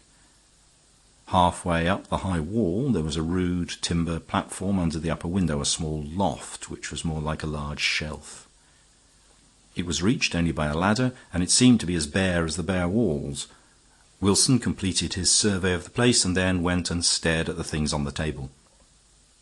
Then he silently pointed with his lean forefinger at the open page of the large notebook. The writer had suddenly stopped writing, even in the middle of a word. "I said it was like an explosion," said Sir Walter Carey at last, "and really the man himself seems to have suddenly exploded. But he's blown himself up somehow without touching the tower. He's burst more like a bubble than a bomb." "He's touched more valuable things than the tower," said Wilson gloomily. There was a long silence, and then Sir Walter said seriously, "Well, Mr. Wilson, I am not a detective, and these unhappy happenings have left you in charge of that branch of the business. We all lament the cause of this, but I should like to say that I myself have the strongest confidence in your capacity for carrying on the work. What do you think we should do next?" Wilson seemed to rouse himself from his depression, and acknowledged the speaker's word with a warmer civility than he had hitherto shown to anybody. He called in a few of the police to assist in routing out the interior, leaving the rest to spread themselves in a search party outside. "I think," he said, "the first thing is to make quite sure about the inside of this place, as it was hardly physically possible for him to have got outside. I suppose poor Nolan would have brought in his banshee and said it was supernaturally possible. But I've got no use for disembodied spirits when I'm dealing with facts. And the facts before me are an empty tower with a ladder, a chair, and a table." "The spiritualists," said Sir Walter with a smile, "would say that spirits could find a great deal of use for a table." "I dare say they could, if the spirits were on the table, in a bottle," replied Wilson, with a curl of his pale lip. "The people round here, when they're all sodden up with Irish whiskey, may believe in such things. I think they want a little education in this country." Horne Fisher's heavy eyelids fluttered in a faint attempt to rise, as if he were tempted to a lazy protest against the contemptuous tone of the investigator. "The Irish believe far too much in spirits to believe in spiritualism," he murmured. "They know too much about 'em. If you want a simple and childlike faith in any spirit that comes along, you can get it in your favourite London." "I don't want to get it anywhere," said Wilson shortly. "I say I'm dealing with much simpler things than your simple faith, with a table and a chair and a ladder. Now, what I want to say about them at the start is this. They are all 3 made roughly enough of plain wood, but the table and the chair are fairly new and comparatively clean. The ladder is covered with dust, and there is a cobweb under the top rung of it. That means that he borrowed the first 2 quite recently, from some cottage, as we supposed, but the ladder has been a long time in this rotten old dustbin. Probably it was part of the original furniture, an heirloom in this magnificent palace of the Irish kings. Again Fisher looked at him under his eyelids, but seemed too sleepy to speak, and Wilson went on with his argument. Now, it's quite clear that something very odd has just happened in this place. The chances are 10 to 1, it seems to me, that it has something specially to do with this place. Probably he came here because he could do it only here. It doesn't seem very inviting otherwise. But the man knew it of old. They say it belonged to his family, so that, altogether, I think, everything points to something in the construction of the tower itself. "Your reasoning seems to me excellent," said Sir Walter, who was listening attentively. "But what could it be?" "You see now what I mean about the ladder," went on the detective. "It's the only old piece of furniture here, and the first thing that caught that Cockney eye of mine. But there is something else. That loft up there is a sort of lumber room without any lumber. So far as I can see, it's as empty as everything else. And as things are, I don't see the use of the ladder leading to it. It seems to me, as I can't find anything unusual down here, that it might pay us to look up there." He got briskly off the table on which he was sitting, for the only chair was allocated to Sir Walter, and ran rapidly up the ladder to the platform above. He was soon followed by the others, Mr. Fisher going last, however, with an appearance of considerable nonchalance. At this stage, however, they were destined to disappointment. Wilson nosed in every corner like a terrier and examined the roof almost in the posture of a fly. But half an hour afterward they had to confess that they were still without a clue. Sir Walter's private secretary seemed more and more threatened with inappropriate slumber, and, having been the last to climb up the ladder, seemed now to lack the energy even to climb down again. "Come along, Fisher," called out Sir Walter from below, when the others had regained the floor. "We must consider whether we'll pull the whole place to pieces to see what it's made of." "I'm coming in a minute," said the voice from the ledge above their heads, a voice somewhat suggestive of an articulate yawn. "What are you waiting for?" asked Sir Walter impatiently. "Can you see anything there?" "Well, yes, in a way," replied the voice vaguely. "In fact, I see it quite plain now." "What is it?" asked Wilson sharply from the table on which he sat kicking his heels restlessly. "Well, it's a man," said Horne Fisher. Wilson bounded off the table as if he'd been kicked off it. "What do you mean?" he cried. "How can you possibly see a man?" "I can see him through the window," replied the secretary mildly. "I see him coming across the moor. He's making a bee-line across the open country towards this tower. He evidently means to pay us a visit, and, considering who it seems to be, perhaps it would be more polite if we were all at the door to receive him." And in a leisurely manner the secretary came down the ladder.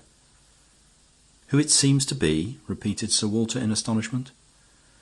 "Well, I think it's the man you call Prince Michael," observed Mr. Fisher airily. "In fact, I'm sure it is. I've seen the police portraits of him." There was a dead silence, and Sir Walter's usually steady brain seemed to go round like a windmill. "But, hang it all," he said at last, "even supposing his own explosion could have thrown him half a mile away, without passing through any of the windows, and left him alive enough for a country walk, even then, why the devil should he walk in this direction? The murderer does not generally revisit the scene of his crime so rapidly as all that." "He doesn't know yet that it is the scene of his crime," answered Horne Fisher. "What on earth do you mean? You credit him with rather singular absence of mind." "Well, the truth is, it isn't the scene of his crime," said Fisher, and went and looked out of the window. There was another silence, and then Sir Walter said quietly, "What sort of notion have you really got in your head, Fisher? Have you developed a new theory about how this fellow escaped out of the ring around him?" "He never escaped at all," answered the man at the window without turning round. "He never escaped out of the ring because he was never inside the ring. He was not in this tower at all, at least not when we were surrounding it." He turned and leaned back against the window, but, in spite of his usual listless manner, they almost fancied that the face in shadow was a little pale. "I began to guess something of the sort when we were some way from the tower," he said. "Did you notice that sort of flash or flicker the candle gave before it was extinguished? I was almost certain it was only the last leap the flame gives when a candle burns itself out. And then I came into this room and I saw that." He pointed at the table, and Sir Walter caught his breath with a sort of curse at his own blindness. for the candle in the candlestick had obviously burned itself away to nothing and left him, mentally at least, very completely in the dark. "Then there is a sort of mathematical question," went on Fisher, leaning back in his limp way and looking up at the bare walls as if tracing imaginary diagrams there. "It's not so easy for a man in the third angle to face the other two at the same moment, especially if they're at the base of an isosceles. I'm sorry if this sounds like a lecture on geometry, but I'm afraid we have no time for it," said Wilson coldly. "If this man is really coming back, I must give my orders at once." "I think I'll go on with it, though," observed Fisher, staring at the roof with insolent serenity. "I must ask you, Mr. Fisher, to let me conduct my inquiry on my own lines," said Wilson firmly. "I am the officer in charge now." "Yes," remarked Horne Fisher softly, but with an accent that somehow chilled the hearer. "Yes, but why?" Sir Walter was staring, for he had never seen his rather lackadaisical young friend look like that before. Fisher was looking at Wilson with lifted lids, and the eyes under them seemed to have shed or lifted a film, as do the eyes of an eagle. "Why are you the officer in charge now?" he asked. "Why can you conduct the inquiry on your own lines now? How did it come about, I wonder, that the elder officers are not here to interfere with anything you do?" Nobody spoke, and nobody can say how soon any one would have collected his wits to speak when a noise came from without. It was the heavy and hollow sound of a blow upon the door of the tower, and to their shaken spirits it sounded strangely like the hammer of doom.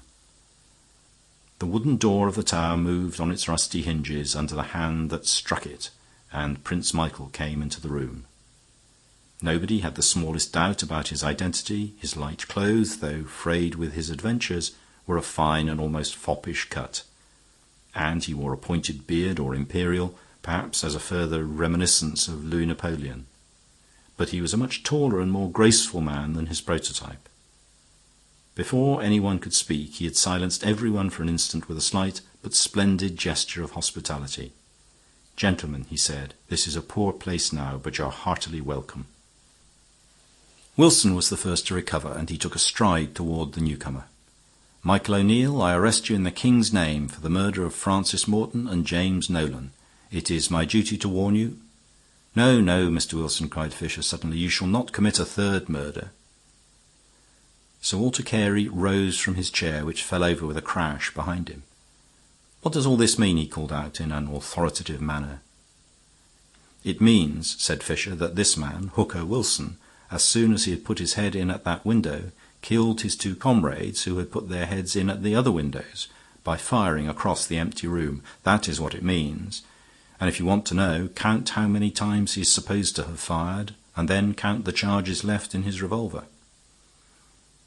Wilson, who was still sitting on the table, abruptly put a hand out for the weapon that lay beside him. But the next movement was the most unexpected of all, for the prince, standing in the doorway, passed suddenly from the dignity of a statue to the swiftness of an acrobat, and rent the revolver out of the detective's hand. "You dog," he cried, "so you are the type of English truth as I am of Irish tragedy. You who come to kill me, wading through the blood of your brethren. If they had fallen in a feud on the hillside, it would be called murder, and yet your sin might be forgiven you. But I, who am innocent, I was to be slain with ceremony. There would be long speeches and patient judges listening to my vain plea of innocence, noting down my despair and disregarding it. Yes, that is what I call assassination. But killing may be no murder. There is one shot left in this little gun, and I know where it should go." Wilson turned quickly on the table, and even as he turned he twisted in agony, for Michael shot him through the body where he sat, so that he tumbled off the table like lumber. The police rushed to lift him. Sir Walter stood speechless, and then, with a strange and weary gesture, Horne Fisher spoke. "You are indeed a type of the Irish tragedy," he said. "You were entirely in the right, and you have put yourself in the wrong." The prince's face was like marble for a space, and then there dawned in his eyes a light not unlike that of despair. He laughed suddenly and flung the smoking pistol on the ground. "I am indeed in the wrong," he said. "I have committed a crime that may justly bring a curse on me and my children." Horne Fisher did not seem entirely satisfied with this very sudden repentance. He kept his eyes on the man and only said in a low voice, "What crime do you mean?" "I have helped English justice," replied Prince Michael. "I have avenged your king's officers. I have done the work of his hangman. For that, truly, I deserve to be hanged." And he turned to the police with a gesture that did not so much surrender to them, but rather command them to arrest him. This was the story that Horne Fisher told to Harold March, the journalist, many years after, in a little but luxurious restaurant near Piccadilly. He had invited March to dinner some time after the affair he called the Face in the Target, and the conversation had naturally turned on that mystery, and afterward on early memories of Fisher's life, and the way in which he was led to study such problems as those of Prince Michael. Horne Fisher was 15 years older. His thin hair had faded to frontal baldness, and his long, thin hands dropped less with affectation and more with fatigue. And he told the story of the Irish adventure of his youth because it recorded the first occasion on which he had ever come in contact with crime, or discovered how darkly and how terribly crime can be entangled with law. "Hooker Wilson was the first criminal I ever knew, and he was a policeman," explained Fisher, twirling his wine-glass. "And all my life has been a mixed-up business of the sort. He was a man of very real talent and perhaps genius, and well worth studying both as a detective and a criminal. His white face and red hair were typical of him, for he was one of those who are cold and yet on fire for fame. And he could control anger, but not ambition. He swallowed the snubs of his superiors in that first quarrel, though he boiled with resentment. But when he suddenly saw the two heads dark against the dawn and framed in the two windows, he could not miss the chance, not only of revenge, but of the removal of the two obstacles to his promotion. He was a dead shot and counted on silencing both, though proof against him would have been hard in any case. But as a matter of fact, he had a narrow escape in the case of Nolan, who lived just long enough to say Wilson and point. We thought he was summoning help for his comrade, but he was really denouncing his murderer. After that it was easy to throw down the ladder above him, for a man up a ladder cannot see clearly what is below and behind, and to throw himself on the ground as another victim of the catastrophe. But there was mixed up with his murderous ambition a real belief not only in his own talents but in his own theories. He did believe in what he called a fresh eye. And he did want scope for fresh methods. There was something in his view, but it failed where such things commonly fail, because the fresh eye cannot see the unseen. It is true about the ladder and the scarecrow, but not about the life and the soul, and he made a bad mistake about what a man like Michael would do when he heard a woman scream. All Michael's very vanity and vainglory made him rush out at once. He would have walked into Dublin Castle for a lady's glove. Call it his pose or what you will, but he would have done it. What happened when he met her is another story, and one we may never know. But from tales I've heard since, they must have been reconciled. Wilson was wrong there, but there was something for all that in his notion that the newcomer sees most, and that the man on the spot may know too much to know anything. He was right about some things. He was right about me." "About you?" asked Harold March in some wonder. "I am the man who knows too much to know anything, or at any rate to do anything," said Horne Fisher. "I don't mean especially about Ireland. I mean about England. I mean about the whole way we are governed, and perhaps the only way we can be governed. You asked me just now what became of the survivors of that tragedy. Well, Wilson recovered, and we managed to persuade him to retire. But we had to pension that damnable murderer more magnificently than any hero who ever fought for England. I managed to save Michael from the worst, but we had to send that perfectly innocent man to penal servitude for a crime we know he never committed. And it was only afterward that we could connive in a sneakish way at his escape. And Sir Walter Carey is Prime Minister of this country, which he would probably never have been if the truth had been told of such a horrible scandal in his department. It might have done for us altogether in Ireland. It would certainly have done for him. And he is my father's old friend, and has always smothered me with kindness. I am too tangled up with the whole thing, you see, and I was certainly never born to set it right." "You look distressed, not to say shocked, and I'm not at all offended at it. Let us change the subject by all means, if you like. What do you think of this Burgundy? It's rather a discovery of mine, like the restaurant itself." And he proceeded to talk learnedly and luxuriantly on all the wines of the world, on which subject also some moralists would consider that he knew too much. End of chapter. Chapter 3. The Soul of the Schoolboy. A large map of London would be needed to display the wild and zigzag course of one day's journey undertaken by an uncle and his nephew. Or, to speak more truly, of a nephew and his uncle, for the nephew, a schoolboy on a holiday, was in theory the god in the car or in the cab, tram, tube, and so on, while his uncle was at most a priest dancing before him and offering sacrifices. To put it more soberly, the schoolboy had something of the stolid air of a young duke doing the grand tour, while his elderly relative was reduced to the position of a courier, who nevertheless had to pay for everything like a patron. The schoolboy was officially known as Summers Minor, and in a more social manner as Stinks, the only public tribute to his career as an amateur photographer and electrician. The uncle was the Reverend Thomas Twyford, a lean and lively old gentleman with a red, eager face and white hair. He was, in the ordinary way, a country clergyman, but he was one of those who achieve the paradox of being famous in an obscure way, because they are famous in an obscure world. In a small circle of ecclesiastical archaeologists, who were the only people who could even understand one another's discoveries, he occupies a recognized and respectable place. And a critic might have found even in that day's journey at least as much of the uncle's hobby as of the nephew's holiday. His original purpose had been wholly paternal and festive, but like many other intelligent people, he was not above the weakness of playing with a toy to amuse himself, on the theory that it would amuse a child.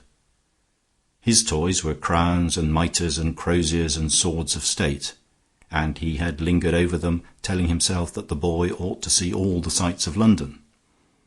And at the end of the day, after a tremendous tea, he rather gave the game away by winding up with a visit in which hardly any human boy could be conceived as taking an interest. An underground chamber, supposed to have been a chapel, recently excavated on the north bank of the Thames, and containing literally nothing whatever but one old silver coin. But the coin, to those who knew, was more solitary and splendid than the Koh-i-Noor. It was Roman, and was said to bear the head of St. Paul, and round it raged the most vital controversies about the ancient British Church. It could hardly be denied, however, that the controversies left Summers Minor comparatively cold. Indeed, the things that interested Summers Minor and the things that did not interest him had mystified and amused his uncle for several hours.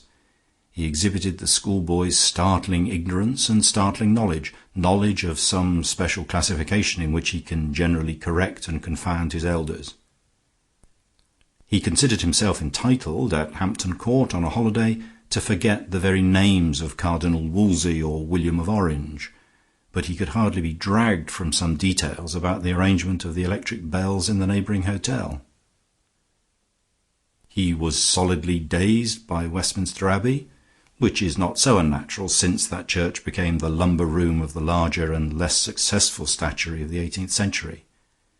But he had a magic and minute knowledge of the Westminster omnibuses, and indeed of the whole omnibus system of London, the colours and numbers of which he knew as a herald knows heraldry. He would cry out against a momentary confusion between a light green Paddington and a dark green Bayswater vehicle, as his uncle would at the identification of a Greek icon and a Roman image. "Do you collect omnibuses like stamps?" asked his uncle. "They must need a rather large album, or do you keep them in your locker?" "I keep them in my head," replied the nephew with legitimate firmness.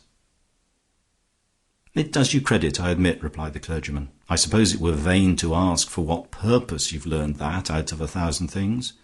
There hardly seems to be a career in it, unless you could be permanently on the pavement to prevent old ladies getting into the wrong bus. Well, we must get out of this one, for this is our place. I want to show you what they call St. Paul's Penny." "Is it like St. Paul's Cathedral?" asked the youth with resignation as they alighted. At the entrance, their eyes were arrested by a singular figure evidently hovering there with a similar anxiety to enter. It was that of a dark, thin man in a long black robe, rather like a cassock, but the black cap on his head was of too strange a shape to be a biretta. It suggested rather some archaic headdress of Persia or Babylon. He had a curious black beard, appearing only at the corners of his chin, and his large eyes were oddly set in his face, like the flat, decorative eyes painted in old Egyptian profiles. Before they had gathered more than a general impression of him, he had dived into the doorway that was their own destination. Nothing could be seen above ground of the sunken sanctuary except a strong wooden hut, of the sort recently run up for many military and official purposes, the wooden floor of which was indeed a mere platform over the excavated cavity below. A soldier stood as sentry outside, and a superior soldier, an Anglo-Indian officer of distinction, sat writing at the desk inside. Indeed, the sightseers soon found that this particular site was surrounded with the most extraordinary precautions. I have compared the silver coin to the Koh-i-Noor, and in one sense it was conventionally comparable, since by a historical accident it was at one time almost counted among the crown jewels, or at least the crown relics, until one of the royal princes publicly restored it to the shrine to which it was supposed to belong. Other causes combined to concentrate official vigilance upon it.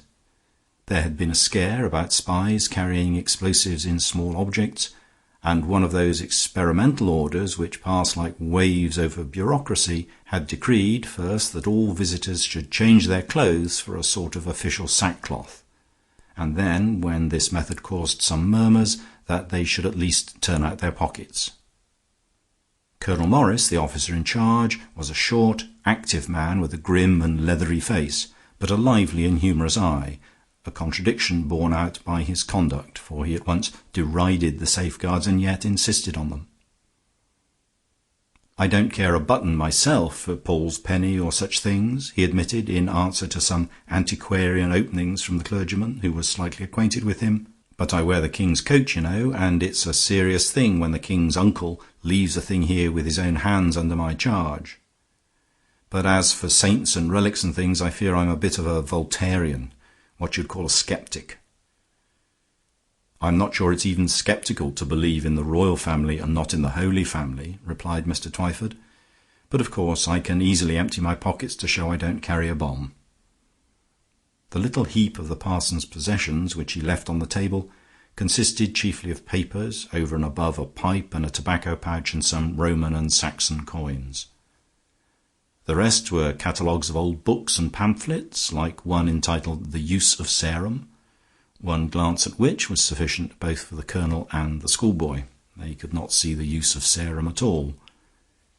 The contents of the boys' pockets naturally made a larger heap, and included marbles, a ball of string, an electric torch, a magnet, a small catapult, and, of course, a large pocket-knife, almost to be described as a small toolbox, a complex apparatus on which he seemed disposed to linger, pointing out that it included a pair of nippers, a tool for punching holes in wood, and, above all, an instrument for taking stones out of a horse's hoof.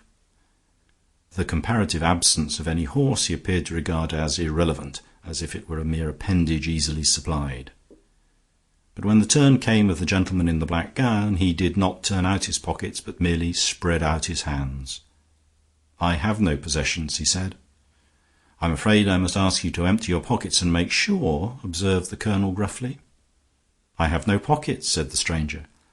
Mr. Twyford was looking at the long black gown with a learned eye. "Are you a monk?" he asked, in a puzzled fashion. "I am a magus," replied the stranger. "You have heard of the Magi, perhaps? I am a magician." "Oh, I say!" exclaimed Summers Minor, with prominent eyes. "But I was once a monk," went on the other. "I am what you would call an escaped monk. Yes, I have escaped into eternity. But the monks held one truth at least, that the highest life should be without possessions. I have no pocket money and no pockets, and all the stars are my trinkets." "They are out of reach anyhow," observed Colonel Morris, in a tone which suggested that it was well for them. "I've known a good many magicians myself in India, mango plant and all. But the Indian ones are all frauds, I'll swear. In fact, I had a good deal of fun showing them up.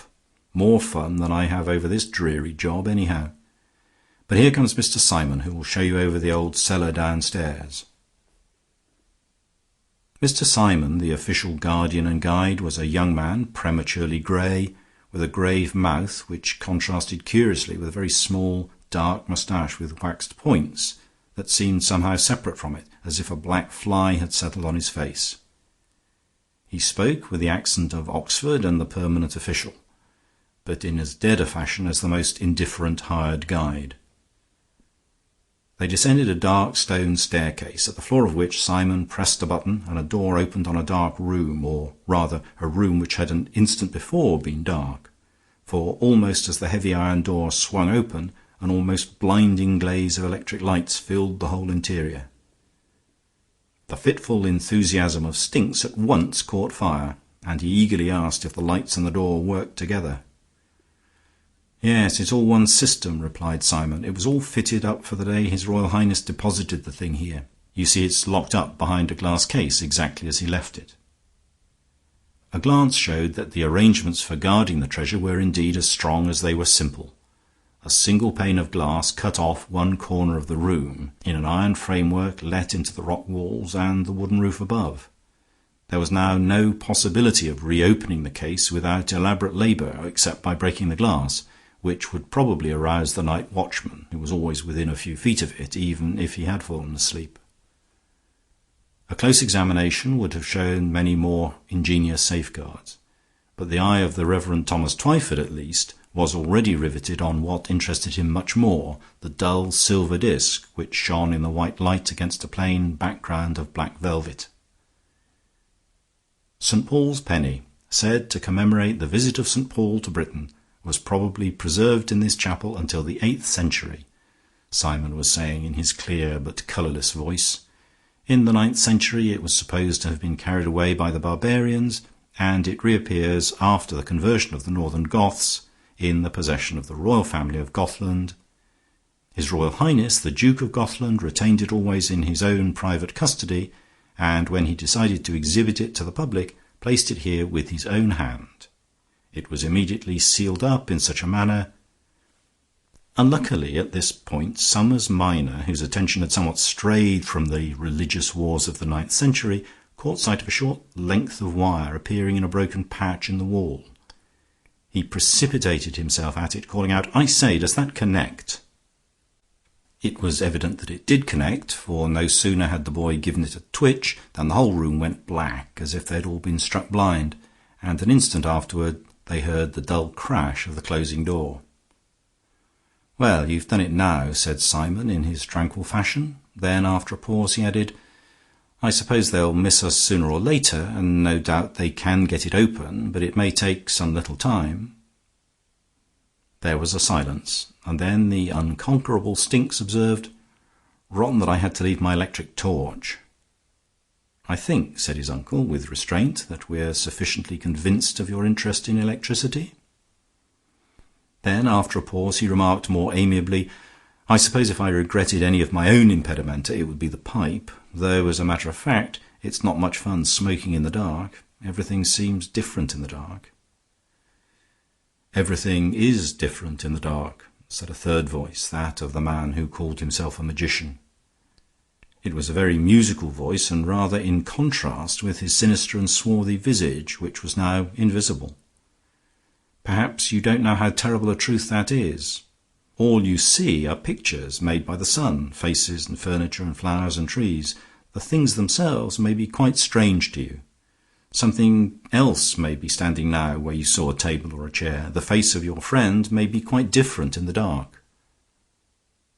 A short, indescribable noise broke the stillness. Twyford started for a second and then said sharply, "Really, I don't think it's a suitable occasion for trying to frighten a child." "Who's a child?" cried the indignant Somers, with a voice that had a crow but also something of a crack in it. "And who's a funk either? Not me." "I will be silent then," said the other voice out of the darkness. "But silent also makes and unmakes."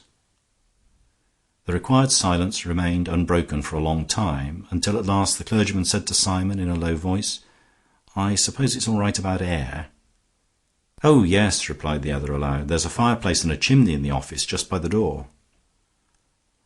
A bound and the noise of a falling chair told them that the irrepressible rising generation had once more thrown itself across the room. They heard the ejaculation, "A chimney! Why, I'll be—" and the rest was lost in muffled but exultant cries.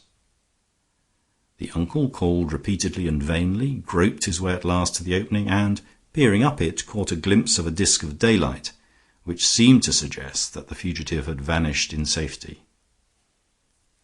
Making his way back to the group by the glass case, he fell over the fallen chair and took a moment to collect himself again. He had opened his mouth to speak to Simon when he stopped, and suddenly found himself blinking in the full shock of the white light, and looking over the other man's shoulder. He saw that the door was standing open.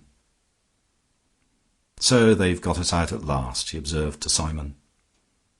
The man in the black robe was leaning against the wall some yards away with a smile carved on his face. "Here comes Colonel Morris," went on Twyford, still speaking to Simon. "One of us will have to tell him how the light went out. Will you?"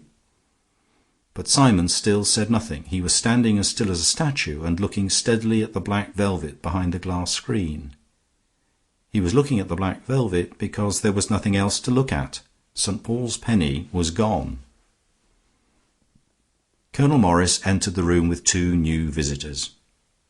Presumably two new sightseers delayed by the accident. The foremost was a tall, fair, rather languid-looking man with a bald brow and a high-bridged nose. His companion was a younger man with light, curly hair and frank and even innocent eyes. Simon scarcely seemed to hear the newcomers. It seemed almost as if he had not realized that the return of the light revealed his brooding attitude. Then he started in a guilty fashion, and when he saw the elder of the two strangers, his pale face seemed to turn a shade paler. "Why, it's Horne Fisher." And then, after a pause, he said in a low voice, "I'm in the devil of a hole, Fisher." "There does seem a bit of a mystery to be cleared up," observed the gentleman so addressed. "It will never be cleared up," said the pale Simon. "If anybody could clear it up, you could. But nobody could." "I rather think I could," said another voice from outside the group, and they turned in surprise to realize that the man in the black robe had spoken again. "You?" said the colonel sharply. "And how do you propose to play the detective?" "I do not propose to play the detective," answered the other, in a clear voice like a bell. "I propose to play the magician. One of the magicians you show up in India, Colonel." No one spoke for a moment, and then Horne Fisher surprised everybody by saying, "Well, let's go upstairs, and this gentleman can have a try." He stopped Simon, who had an automatic finger on the button, saying, "No, leave all the lights on. It's a sort of safeguard." "The thing can't be taken away now," said Simon bitterly. "It can be put back," replied Fisher. Twyford had already run upstairs for news of his vanishing nephew, and he received news from him in a way that at once puzzled and reassured him. On the floor above lay one of those large paper darts which boys throw at each other when the schoolmaster is out of the room. It had evidently been thrown in at the window, and on being unfolded displayed a scrawl of bad handwriting which ran, "Dear Uncle, I'm all right. Meet you at the hotel later on," and then the signature. Insensibly comforted by this, the clergyman found his thoughts reverting voluntarily to his favourite relic, which came a good second in his sympathies to his favourite nephew, and before he knew where he was, he found himself encircled by the group discussing its loss, and more or less carried away on the current of their excitement. But an undercurrent of query continued to run in his mind as to what had really happened to the boy, and what was the boy's exact definition of being all right. Meanwhile, Horne Fisher had considerably puzzled everybody with his new tone and attitude. He had talked to the colonel about the military and mechanical arrangements, and displayed a remarkable knowledge both of the details of the discipline and the technicalities of electricity. He had talked to the clergyman and shown an equally surprising knowledge of the religious and historical interests involved in the relic. He had talked to the man who called himself a magician, and not only surprised but scandalized the company by an equally sympathetic familiarity with the most fantastic forms of Oriental occultism and psychic experiment. And in this last and least respectable line of inquiry he was evidently prepared to go farthest. He openly encouraged the magician, and was plainly prepared to follow the wildest ways of investigation in which that magus might lead him. "How would you begin now?" he inquired, with an anxious politeness that reduced the colonel to a congestion of rage. "It is all a question of a force, of establishing communications for a force," replied that adept affably, ignoring some military mutterings about the police force. "It is what you in the West used to call animal magnetism, but it is much more than that. I better not say how much more. As to setting about it, the usual method is to throw some susceptible person into a trance, which serves as a sort of bridge or cord of communication, by which the force beyond can give him, as it were, an electric shock and awaken his higher senses. It opens the sleeping eye of the mind." "I'm susceptible," said Fisher, either with simplicity or with a baffling irony. "Why not open my mind's eye for me? My friend Harold March here will tell you I sometimes see things even in the dark." "Nobody sees anything except in the dark," said the magician. Heavy clouds of sunset were closing round the wooden hut, enormous clouds of which only the corners could be seen in the little window, like purple horns and tails, almost as if some huge monsters were prowling round the place. But the purple was already deepening to dark grey. It would soon be night. "Do not light the lamp," said the magus with quiet authority, arresting a movement in that direction. "I told you before that things happen only in the dark." How such a topsy-turvy scene ever came to be tolerated in the colonel's office, of all places, was afterward a puzzle in the memory of many, including the colonel. They recalled it like a sort of nightmare, like something they could not control. Perhaps there was really a magnetism about the mesmerist. Perhaps there was even more magnetism about the man mesmerized. Anyhow, the man was being mesmerized, for Horne Fisher had collapsed into a chair with his long limbs loose and sprawling and his eyes staring at vacancy. And the other man was mesmerizing him, making sweeping movements with his darkly draped arms as if with black wings. The colonel had passed the point of explosion, and he dimly realized that eccentric aristocrats are allowed their fling. He comforted himself with the knowledge that he had already sent for the police, who would break up any such masquerade, and with lighting a cigar, the red end of which, in the gathering darkness, glowed with protest. "Yes, I see pockets," the man in the trance was saying. "I see many pockets, but they're all empty. No, I see one pocket that is not empty." There was a faint stir in the stillness, and the magician said, "Can you see what is in the pocket?" "Yes," answered the other. "There are two bright things. I think they are two bits of steel. One of the pieces of steel is bent or crooked." "Have they been used in the removal of the relic from downstairs?" "Yes." There was another pause, and the inquirer added, "Do you see anything of the relic itself?" "I see something shining on the floor, like the shadow or the ghost of it. It is over there in the corner beyond the desk." There was a movement of men turning, and then a sudden stillness, as of their stiffening, for over in the corner on the wooden floor there was really a round spot of pale light. It was the only spot of light in the room. The cigar had gone out. "It points the way," came from the voice of the oracle. "The spirits are pointing the way to penitence and urging the thief to restitution. I can see nothing more." His voice trailed off into a silence that lasted solidly for many minutes, like the long silence below when the theft had been committed. Then it was broken by the ring of metal on the floor and the sound of something spinning and falling like a tossed halfpenny. "Light the lamp," cried Fisher in a loud and even jovial voice, leaping to his feet with far less languor than usual. "I must be going now, but I should like to see it before I go." "Why, I came on purpose to see it." The lamp was lit, and he did see it, for St. Paul's penny was lying on the floor at his feet. "Oh, as for that," explained Fisher, when he was entertaining March and Twyford at lunch about a month later, I merely wanted to play with the magician at his own game." "I thought you meant to catch him in his own trap," said Twyford. "I can't make head or tail of anything yet, but to my mind he was always the suspect. I don't think he was necessarily a thief in the vulgar sense. The police always seem to think that silver is stolen for the sake of silver, but a thing like that might well be stolen out of some religious mania. A runaway monk turned mystic might well want it for some mystical purpose." "No," replied Fisher, "the runaway monk is not a thief. At any rate, he's not the thief. And he's not altogether a liar either. He said one true thing at least that night." "And what was that?" inquired March. "He said it was all magnetism. As a matter of fact, it was done by means of a magnet." Then, seeing they still looked puzzled, he added, "It was that toy magnet belonging to your nephew, Mr. Twyford." "But I don't understand," objected March. "If it was done with the schoolboy's magnet, I suppose it was done by the schoolboy." "Well," replied Fisher reflectively, "it rather depends which schoolboy." "What on earth do you mean?" "The soul of the schoolboy is a curious thing," Fisher continued in a meditative manner. "It can survive a great many things besides climbing out of a chimney. A man can grow grey in great campaigns and still have the soul of a schoolboy. A man can return with a great reputation from India and be put in charge of a great public treasure and still have the soul of a schoolboy, waiting to be awakened by an accident.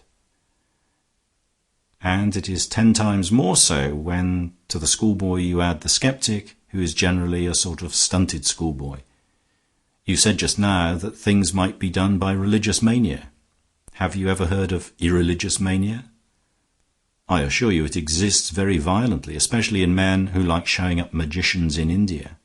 But here the skeptic had the temptation of showing up a much more tremendous sham nearer home."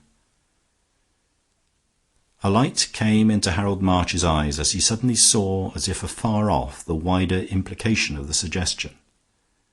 But Twyford was still wrestling with one problem at a time. "Do you really mean," he said, "that Colonel Morris took the relic?" "He was the only person who could use the magnet," replied Fisher. "In fact, your obliging nephew left him a number of things he could use. He had a ball of string, an instrument for making a hole in the wooden floor.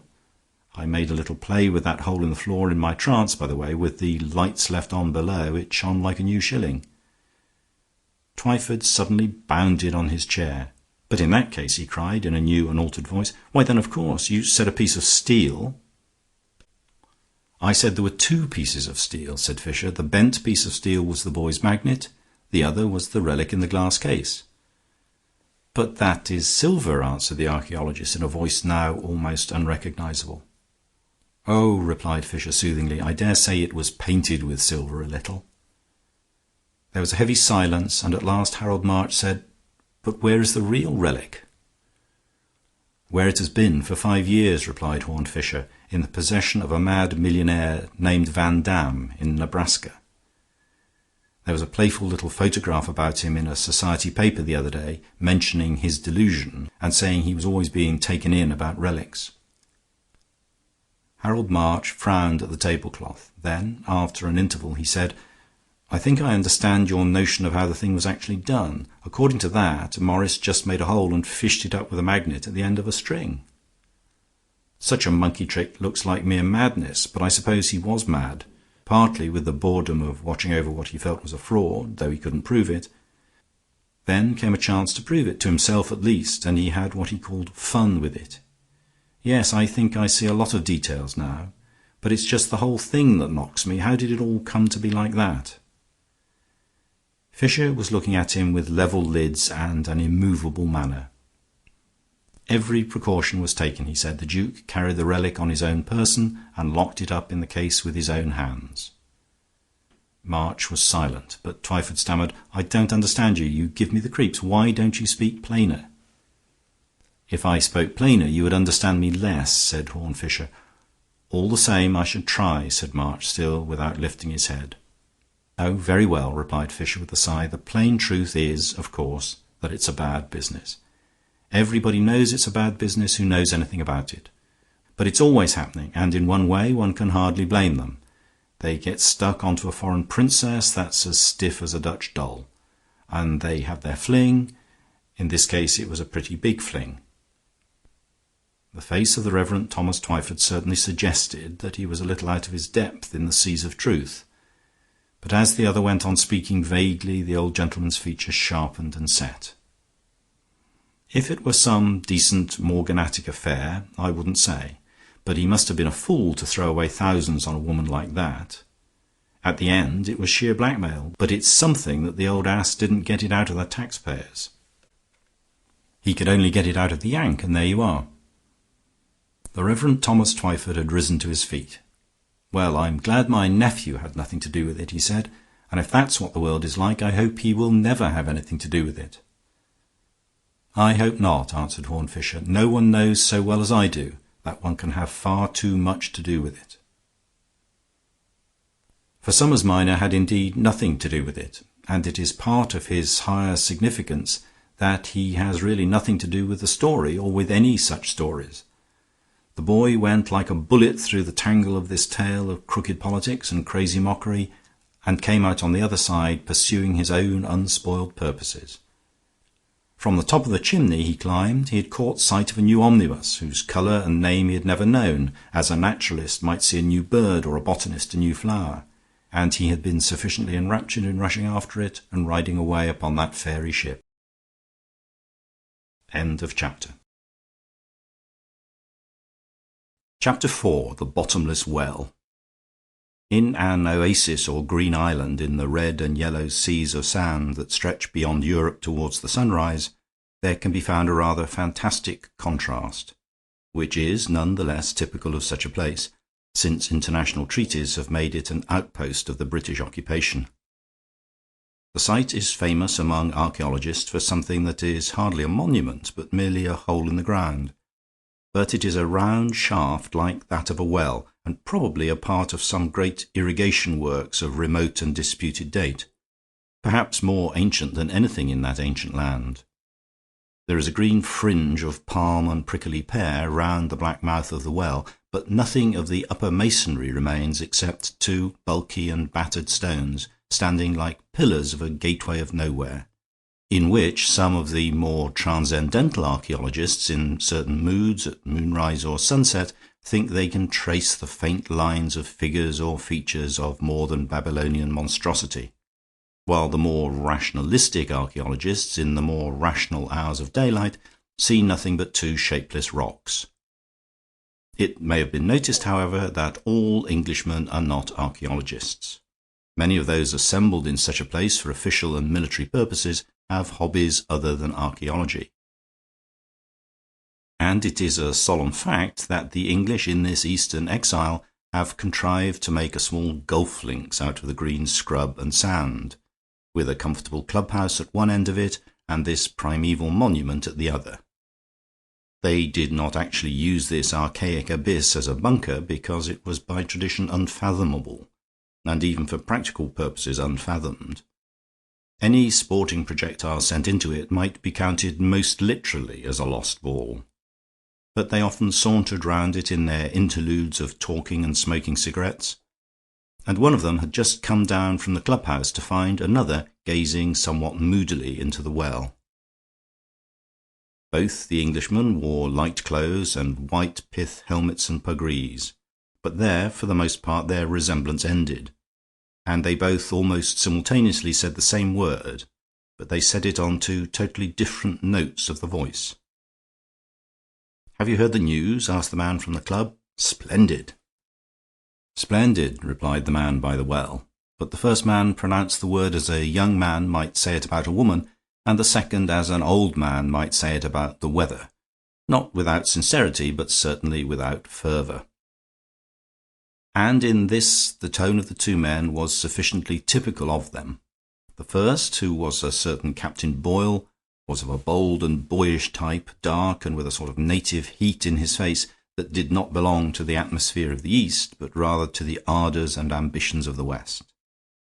The other was an older man, and certainly an older resident, a civilian official, Horne Fisher, and his drooping eyelids and drooping light moustache, all the paradox of the Englishman in the East.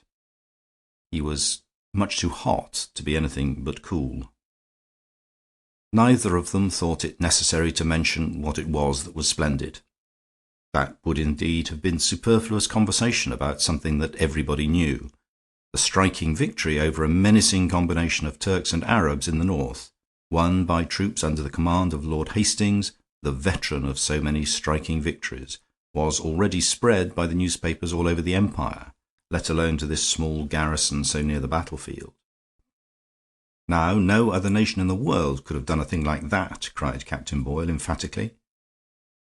Horne Fisher was still looking silently into the well. A moment later he answered, "We certainly have the art of unmaking mistakes. That's where the poor old Prussians went wrong. They could only make mistakes and stick to them. There is really a certain talent in unmaking a mistake." "What do you mean?" asked Boyle. "What mistakes?" "Well, everybody knows it looked like biting off more than he could chew," replied Horne Fisher. It was a peculiarity of Mr. Fisher that he always said that everybody knew things which about 1 person in 2 million was ever allowed to hear of. And it was certainly jolly lucky that Travers turned up so well in the nick of time. Odd how often the right thing's been done for us by the second in command, even when a great man was first in command, like Colborne at Waterloo. "It ought to add a whole province to the empire," observed the other. "Well, I suppose the Zimmons would have insisted on it as far as the canal," observed Fisher thoughtfully, "though everybody knows adding provinces doesn't always pay much nowadays." Captain Boyle frowned in a slightly puzzled fashion. Being cloudily conscious of never having heard of the Zimmons in his life, he could only remark stolidly, "Well, one can't be a Little Englander." Horne Fisher smiled, and he had a pleasant smile. "Every man out here is a Little Englander," he said. "He wishes he were back in Little England." "I don't know what you're talking about, I'm afraid," said the younger man rather suspiciously. "One would think you didn't really admire Hastings, or anything." "I admire him no end," replied Fisher. "He's by far the best man for this post. He understands the Muslims and can do anything with them. That's why I'm all against pushing Travers against him, merely because of this last affair." "I really don't understand what you're driving at," said the other frankly. "Perhaps it isn't worth understanding," answered Fisher lightly. "And anyhow, we needn't talk politics. Do you know the Arab legend about that well?" "I'm afraid I don't know much about Arab legends," said Boyle rather stiffly. "That's rather a mistake," replied Fisher, "especially from your point of view. Lord Hastings himself is an Arab legend. That is perhaps the very greatest thing he really is. If his reputation went, it would weaken us all over Asia and Africa. Well, the story about that hole in the ground that goes down nobody knows where has always fascinated me rather. It's Mohammedan in form now, but I shouldn't wonder if the tale is a long way older than Mohammed. It's all about somebody they call the Sultan Aladdin, not our friend of the lamp, of course, but rather like him in having to do with genii or giants or something of that sort. They say he commanded the giants to build him a sort of pagoda rising higher and higher above all the stars. The utmost for the highest, as the people said when they built the Tower of Babel. But the builders of the Tower of Babel were quite modest and domestic people, like mice compared with old Aladdin. They only wanted a tower that would reach heaven, a mere trifle. He wanted a tower that would pass heaven and rise above it, and go on rising for ever and ever. And Allah cast him down to earth with a thunderbolt, which sank into the earth, boring a hole deeper and deeper, till it made a well that was without a bottom, as the tower was to have been without a top. And down that inverted tower of darkness the soul of the proud sultan is falling for ever and ever." "What a queer chap you are," said Boyle. "You talk as if a fellow could believe those fables." "Perhaps I believe the moral and not the fable," answered Fisher. "But here comes Lady Hastings. You know her, I think." The clubhouse on the golf links was used, of course, for many other purposes besides that of golf. It was the only social centre of the garrison beside the strictly military headquarters. It had a billiard room and a bar, and even an excellent reference library for those officers who were so perverse as to take their profession seriously. Among these was the great general himself, whose head of silver and face of bronze, like that of a brazen eagle, were often to be found bent over the charts and folios of the library. The great Lord Hastings believed in science and study, as in other severe ideals of life, and had given much paternal advice on the point to young Boyle, whose appearances in that place of research were rather more intermittent. It was from one of these snatches of study that the young man had just come out through the glass doors of the library onto the golf links. But, above all, the club was so appointed as to serve the social conveniences of ladies at least as much as gentlemen, and Lady Hastings was able to play the queen in such a society almost as much as in her own ballroom. She was eminently calculated, and, as some said, eminently inclined to play such a part. She was much younger than her husband, an attractive and sometimes dangerously attractive lady, and Mr. Horne Fisher looked after her a little sardonically as she swept away with the young soldier. Then his rather dreary eye strayed to the green and prickly growths round the well, growths of that curious cactus formation in which one thick leaf grows directly out of the other without stalk or twig. It gave his fanciful mind a sinister feeling of a blind growth without shape or purpose. A flower or shrub in the west grows to the blossom which is its crown and its content. But this was as if hands could grow out of hands or legs grow out of legs in a nightmare. Always adding a province to the empire, he said with a smile, and then added more sadly, but I doubt if I was right after all. A strong but genial voice broke in on his meditations, and he looked up and smiled, seeing the face of an old friend. The voice was, indeed, rather more genial than the face, which was at the first glance decidedly grim. It was a typically legal face, with angular jaws and heavy grizzled eyebrows, and it belonged to an eminently legal character, though he was now attached in a semi-military capacity to the police of that wild district. Cuthbert Grayne was perhaps more of a criminologist than either a lawyer or a policeman, but in his more barbarous surroundings he had proved successful in turning himself into a practical combination of all three. The discovery of a whole series of strange Oriental crimes stood to his credit. But as few people were acquainted with or attracted to such a hobby or branch of knowledge, his intellectual life was somewhat solitary. Among the few exceptions was Horne Fisher, who had a curious capacity for talking to almost anybody about almost anything. "Studying botany, or is it archaeology?" inquired Grayne. "I shall never come to the end of your interests, Fisher. I should say that what you don't know isn't worth knowing." "You're wrong," replied Fisher, with a very unusual abruptness and even bitterness. "It's what I do know that isn't worth knowing. All the seamy side of things, all the secret reasons and rotten motives and bribery and blackmail they call politics. I needn't be so proud of having been down all these sewers that I should brag about it to the little boys in the street." "What do you mean? What's the matter with you?" asked his friend. "I never knew you taken like this before." "I'm ashamed of myself," replied Fisher. "I've just been throwing cold water on the enthusiasms of a boy." "Even that explanation is hardly exhaustive," observed the criminal expert. "Damned newspaper nonsense the enthusiasms were, of course," continued Fisher, "but I ought to know that at that age illusions can be ideals, and they're better than the reality anyhow. But there is one very ugly responsibility about jolting a young man out of the rut of the most rotten ideal." "And what may that be?" inquired his friend. "It's very apt to set him off with the same energy in a much worse direction," answered Fisher. "A pretty endless sort of direction, a bottomless pit as deep as the bottomless well." Fisher did not see his friend until a fortnight later, when he found himself in the garden at the back of the clubhouse on the opposite side from the links, a garden heavily coloured and scented with sweet semi-tropical plants in the glow of a desert sunset. Two other men were with him, the third being the now celebrated second in command, familiar to everybody as Tom Travers, a lean, dark man who looked older than his years, with a furrow in his brow and something morose about the very shape of his black moustache. They had just been served with black coffee by the Arab, now officiating as the temporary servant of the club, though he was a figure already familiar and even famous as the old servant of the general.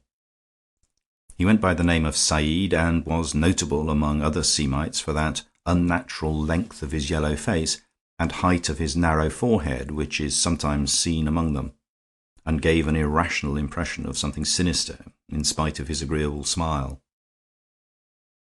"I never felt as if I could quite trust that fellow," said Grayne, when the man had gone away. "It's very unjust, I take it, for he was certainly devoted to Hastings, and saved his life, they say. But Arabs are often like that, loyal to one man. I can't help feeling he might cut anybody else's throat, and even do it treacherously." "Well," said Travers, with a rather sour smile, "so long as he leaves Hastings alone, the world won't mind much." There was a rather embarrassing silence, full of memories of the great battle, and then Horne Fisher said, quietly, "The newspapers aren't the world, Tom. Don't worry about them. Everybody in your world knows the truth well enough." "I think we'd better not talk about the General just now," remarked Grayne, "for he's just coming out of the club." "He's not coming here," said Fisher. "He's only seeing his wife to the car." As he spoke, indeed, the lady came out to the steps of the club, followed by her husband, who then went swiftly in front of her to open the garden gate. As he did so, she turned back and spoke for a moment to a solitary man still sitting in a cane chair in the shadow of the doorway, the only man left in the deserted club, save for the three that lingered in the garden. Fisher peered for a moment into the shadow and saw that it was Captain Boyle. The next moment, rather to their surprise, the General reappeared and, remounting the steps, spoke a word or two to Boyle in his turn. Then he signalled to Said, who hurried up with 2 cups of coffee, and the 2 men re-entered the club, each carrying his cup in his hand. The next moment a gleam of white light in the growing darkness showed that the electric lamps had been turned on in the library beyond. "Coffee and scientific researches," said Travers grimly. "All the luxuries of learning and theoretical research. Well, I must be going, for I have my work to do as well." And he got up rather stiffly, saluted his companions, and strode away into the dusk. "I only hope Boyle is sticking to scientific researches," said Horne Fisher. "I'm not very comfortable about him myself. But let's talk about something else." They talked about something else longer than they probably imagined, until the tropical night had come and a splendid moon painted the whole scene with silver. But before it was bright enough to see by, Fisher had already noted that the lights in the library had been abruptly extinguished. He waited for the 2 men to come out by the garden entrance, but nobody came. "They must have gone for a stroll on the links," he said. "Very possibly," replied Grayne. "It's going to be a beautiful night." A moment or two after he had spoken, they heard a voice hailing them out of the shadow of the clubhouse, and were astonished to perceive Travers hurrying towards them, calling out as he came, "I shall want your help, you fellows," he cried. "There's something pretty bad out on the links." They found themselves plunging through the club smoking room and the library beyond, in complete darkness, mental as well as material. But Horne Fisher, in spite of his affectation of indifference, was a person of a curious and almost transcendental sensibility to atmospheres, and he already felt the presence of something more than an accident. He collided with a piece of furniture in the library and almost shuddered with the shock, for the thing moved as he could never have fancied a piece of furniture moving. It seemed to move like a living thing, yielding and yet striking back. The next moment Grayne had turned on the lights, and he saw he had only stumbled against one of the revolving bookstands that had swung round and struck him. But his involuntary recoil had revealed to him his own subconscious sense of something mysterious and monstrous. There were several of these revolving bookcases standing here and there about the library. On one of them stood the 2 cups of coffee, and on another a large open book. It was Budge's book on Egyptian hieroglyphics, with coloured plates of strange birds and gods, and even as he rushed past he was conscious of something odd about the fact that this, and not any work of military science, should be open in that place at that moment.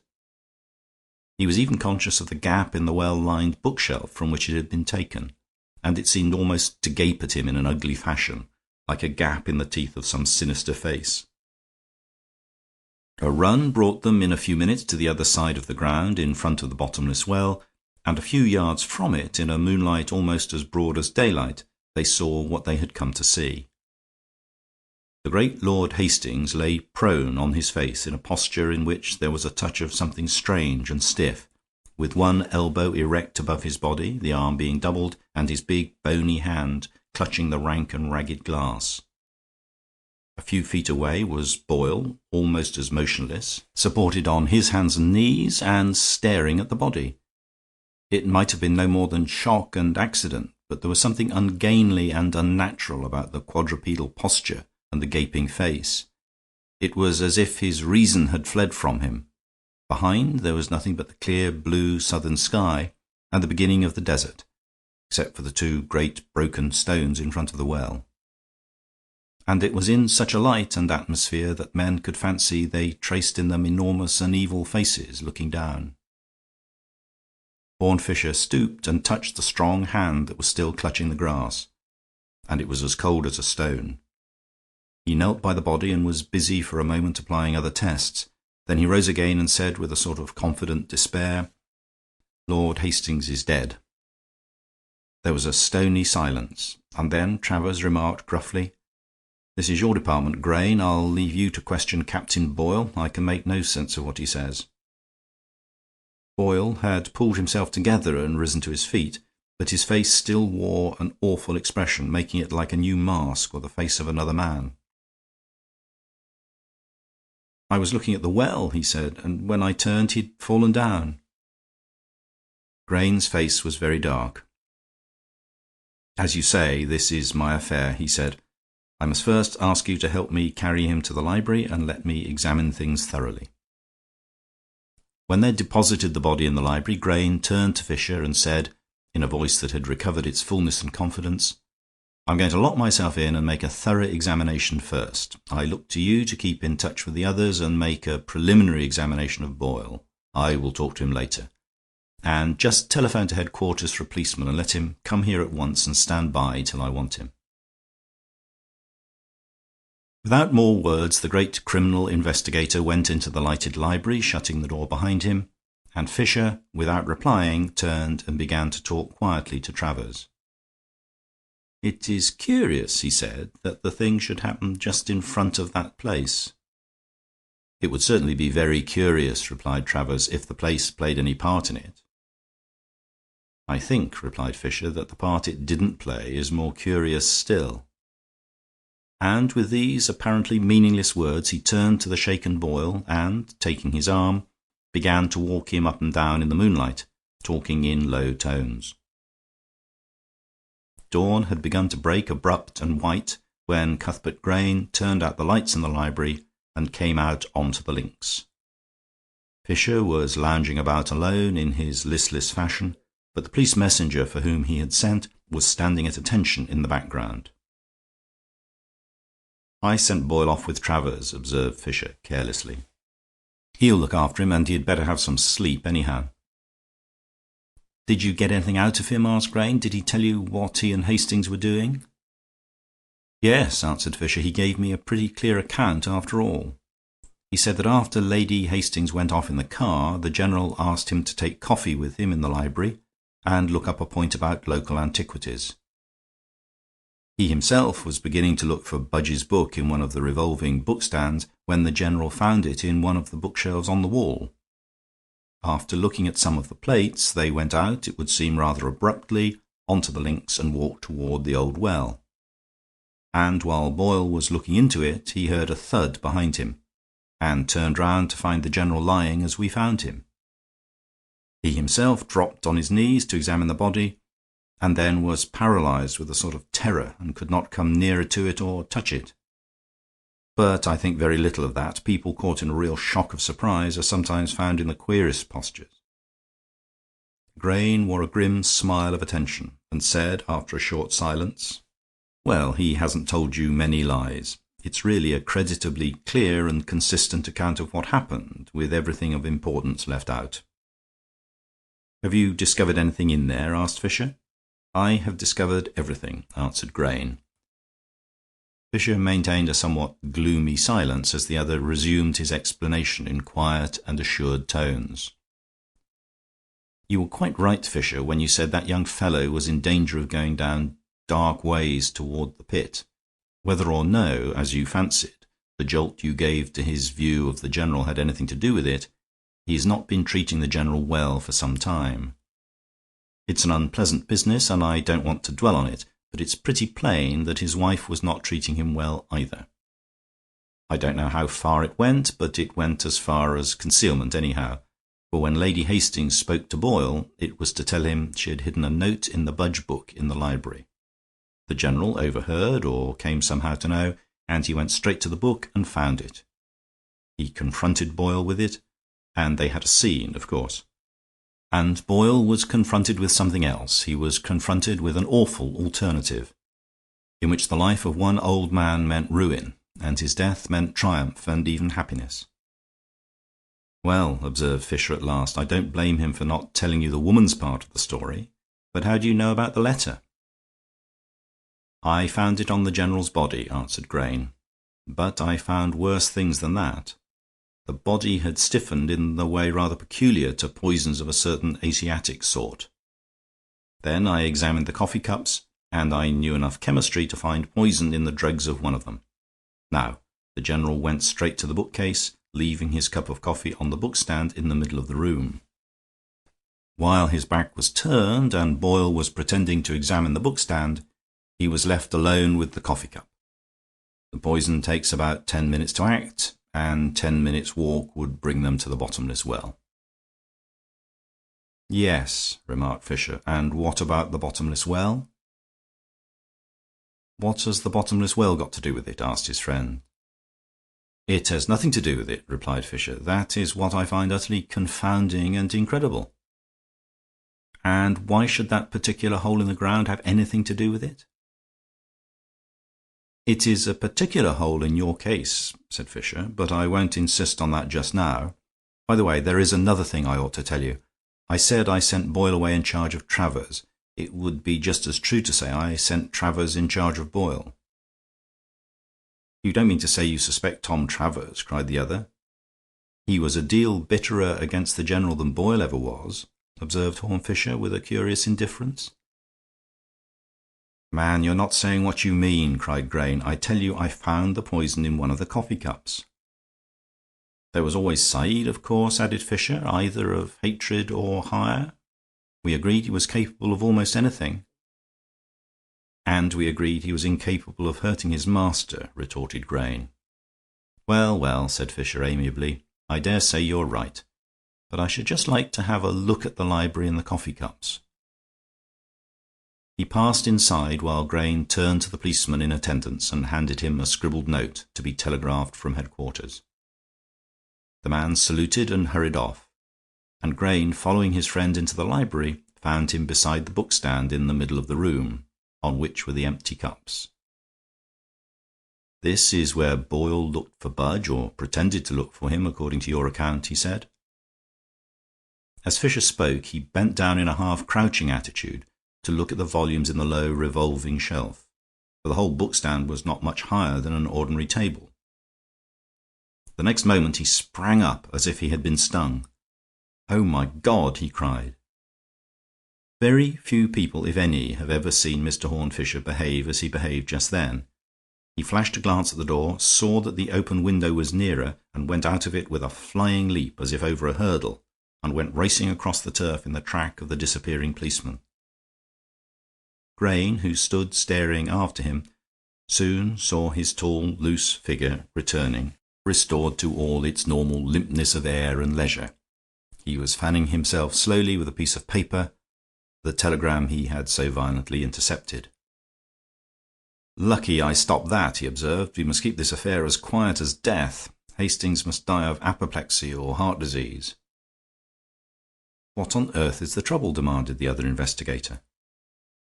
"The trouble is," said Fisher, "that in a few days we should have had a very agreeable alternative of hanging an innocent man or knocking the British Empire to hell." "Do you mean to say," asked Grayne, "that this infernal crime is not to be punished?" Fisher looked at him steadily. "It is already punished," he said. After a moment's pause he went on. "You reconstructed the crime with admirable skill, old chap, and nearly all you said was true. Two men with two coffee cups did go into the library, and did put their cups on the bookstand, and did go together to the well, and one of them was a murderer, and had put poison in the other's cup. But it was not done while Boyle was looking at the revolving bookcase. He did look at it, though, searching for the Budge book with the note in it, but I fancy that Hastings had already moved it to the shelves on the wall. It was part of that grim game that he should find it first. Now, how does a man search a revolving bookcase? He does not generally hop all round it in a squatting attitude, like a frog. He simply gives it a touch and makes it revolve. He was frowning at the floor as he spoke, and there was a light under his heavy lids that was not often seen there. The mysticism that was buried deep under all the cynicism of his experience was awake and moving in the depths. His voice took unexpected turns and inflections, almost as if two men were speaking. That was what Boyle did. He barely touched the thing, and it went round as easily as the world goes round. Yes, very much as the world goes round, for the hand that turned it was not his. God, who turns the wheel of all the stars, touched that wheel and brought it full circle, that his dreadful justice might return. "I'm beginning," said Grayne slowly, "to have some hazy and horrible idea of what you mean." "It's very simple," said Fisher. When Boyle straightened himself from his stooping posture, something had happened which he had not noticed, which his enemy had not noticed, which nobody had noticed. The two coffee cups had exactly changed places. The rocky face of Grayne seemed to have sustained a shock in silence. Not a line of it altered, but his voice, when it came out, was unexpectedly weakened. "I see what you mean," he said, "and, as you say, the less said about it the better. It was not the lover who tried to get rid of the husband, but the other thing. And a tale like that about a man like that would ruin us here. Had you any guess of this at the start?" "The bottomless well, as I told you," answered Fisher, quietly. "That was what stumped me from the start, not because it had anything to do with it, but because it had nothing to do with it." He paused a moment, as if choosing an approach, and then went on. "When a man knows his enemy will be dead in 10 minutes and takes him to the edge of an unfathomable pit, he means to throw his body into it. What else should he do? A born fool would have the sense to do it, and Boyle is not a born fool." "Well, why did not Boyle do it? The more I thought of it, the more I suspected that there was some mistake in the murder, so to speak. Somebody had taken somebody there to throw him in, and yet he was not thrown in. I had already an ugly, unformed idea of some substitution or reversal of parts. Then I stooped to turn the bookshelf myself, by accident, and I instantly knew everything, for I saw the two cups revolve once more like moons in the sky." After a pause, Cuthbert Grayne said, "And what are we to say to the newspapers?" "My friend Harold March is coming along from Cairo today," said Fisher. "He's a very brilliant and successful journalist. But for all that, he's a thoroughly honorable man, so you must not tell him the truth." Half an hour later Fisher was again walking to and fro in front of the clubhouse with Captain Boyle, the latter by this time with a very buffeted and bewildered air, perhaps a sadder and a wiser man. "What about me, then?" he was saying. "Am I cleared? Am I not going to be cleared?" "I believe and hope," answered Fisher, "that you are not going to be suspected, but you are certainly not going to be cleared. There must be no suspicion against him, and therefore no suspicion against you. Any suspicion against him, let alone such a story against him, would knock us endways from Malta to Mandalay. He was a hero as well as a holy terror among the Muslims. Indeed, you might almost call him a Muslim hero in the English service.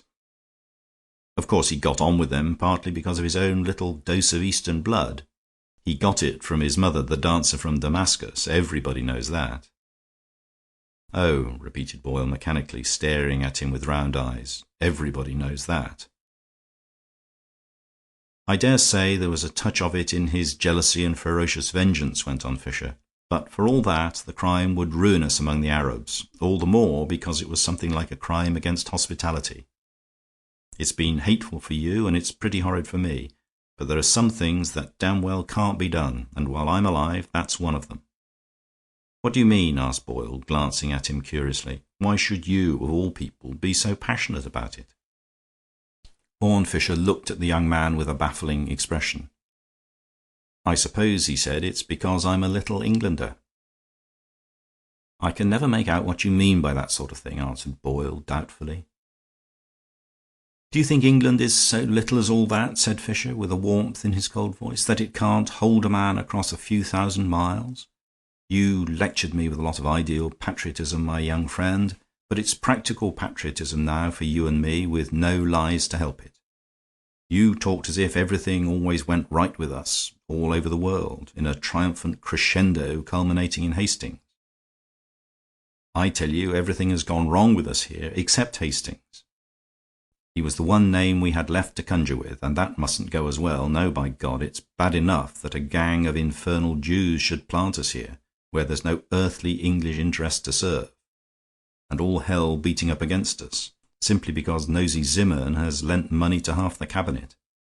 It's bad enough that an old pawnbroker from Baghdad should make us fight his battles. We can't fight with our right hand cut off. Our one score was Hastings and his victory, which was really somebody else's victory. Tom Travers has to suffer, and so have you." Then, after a moment's silence, he pointed toward the bottomless well and said, in a quieter tone, "I told you that I didn't believe in the philosophy of the Tower of Aladdin. I don't believe in the empire growing until it reaches the sky. I don't believe in the Union Jack going up eternally like the tower. But if you think I'm going to let the Union Jack go down and down eternally like the bottomless well, down into the blackness of the bottomless pit, down in defeat and derision, amid the jeers of the very Jews who have sucked us dry, no, I won't, and that's flat. Not if the Chancellor were blackmailed by 20 millionaires with their gutter rags. Not if the Prime Minister married 20 Yankee Jewesses. Not if Woodville and Carstairs had shares in 20 swindling mines. If the thing is really tottering, God help it, it mustn't be we who tip it over." Boyle was regarding him with a bewilderment that was almost fear, and had even a touch of distaste. "Somehow," he said, "there seems to be something rather horrid about the things you know." "There is," replied Horne Fisher. "I am not at all pleased with my small stock of knowledge and reflection, but as it is partly responsible for your not being hanged, I don't know that you need complain of it." And as if a little ashamed of his first boast, he turned and strolled away toward the bottomless well. End of chapter. Chapter 5. The Fad of the Fisherman. A thing can sometimes be too extraordinary to be remembered.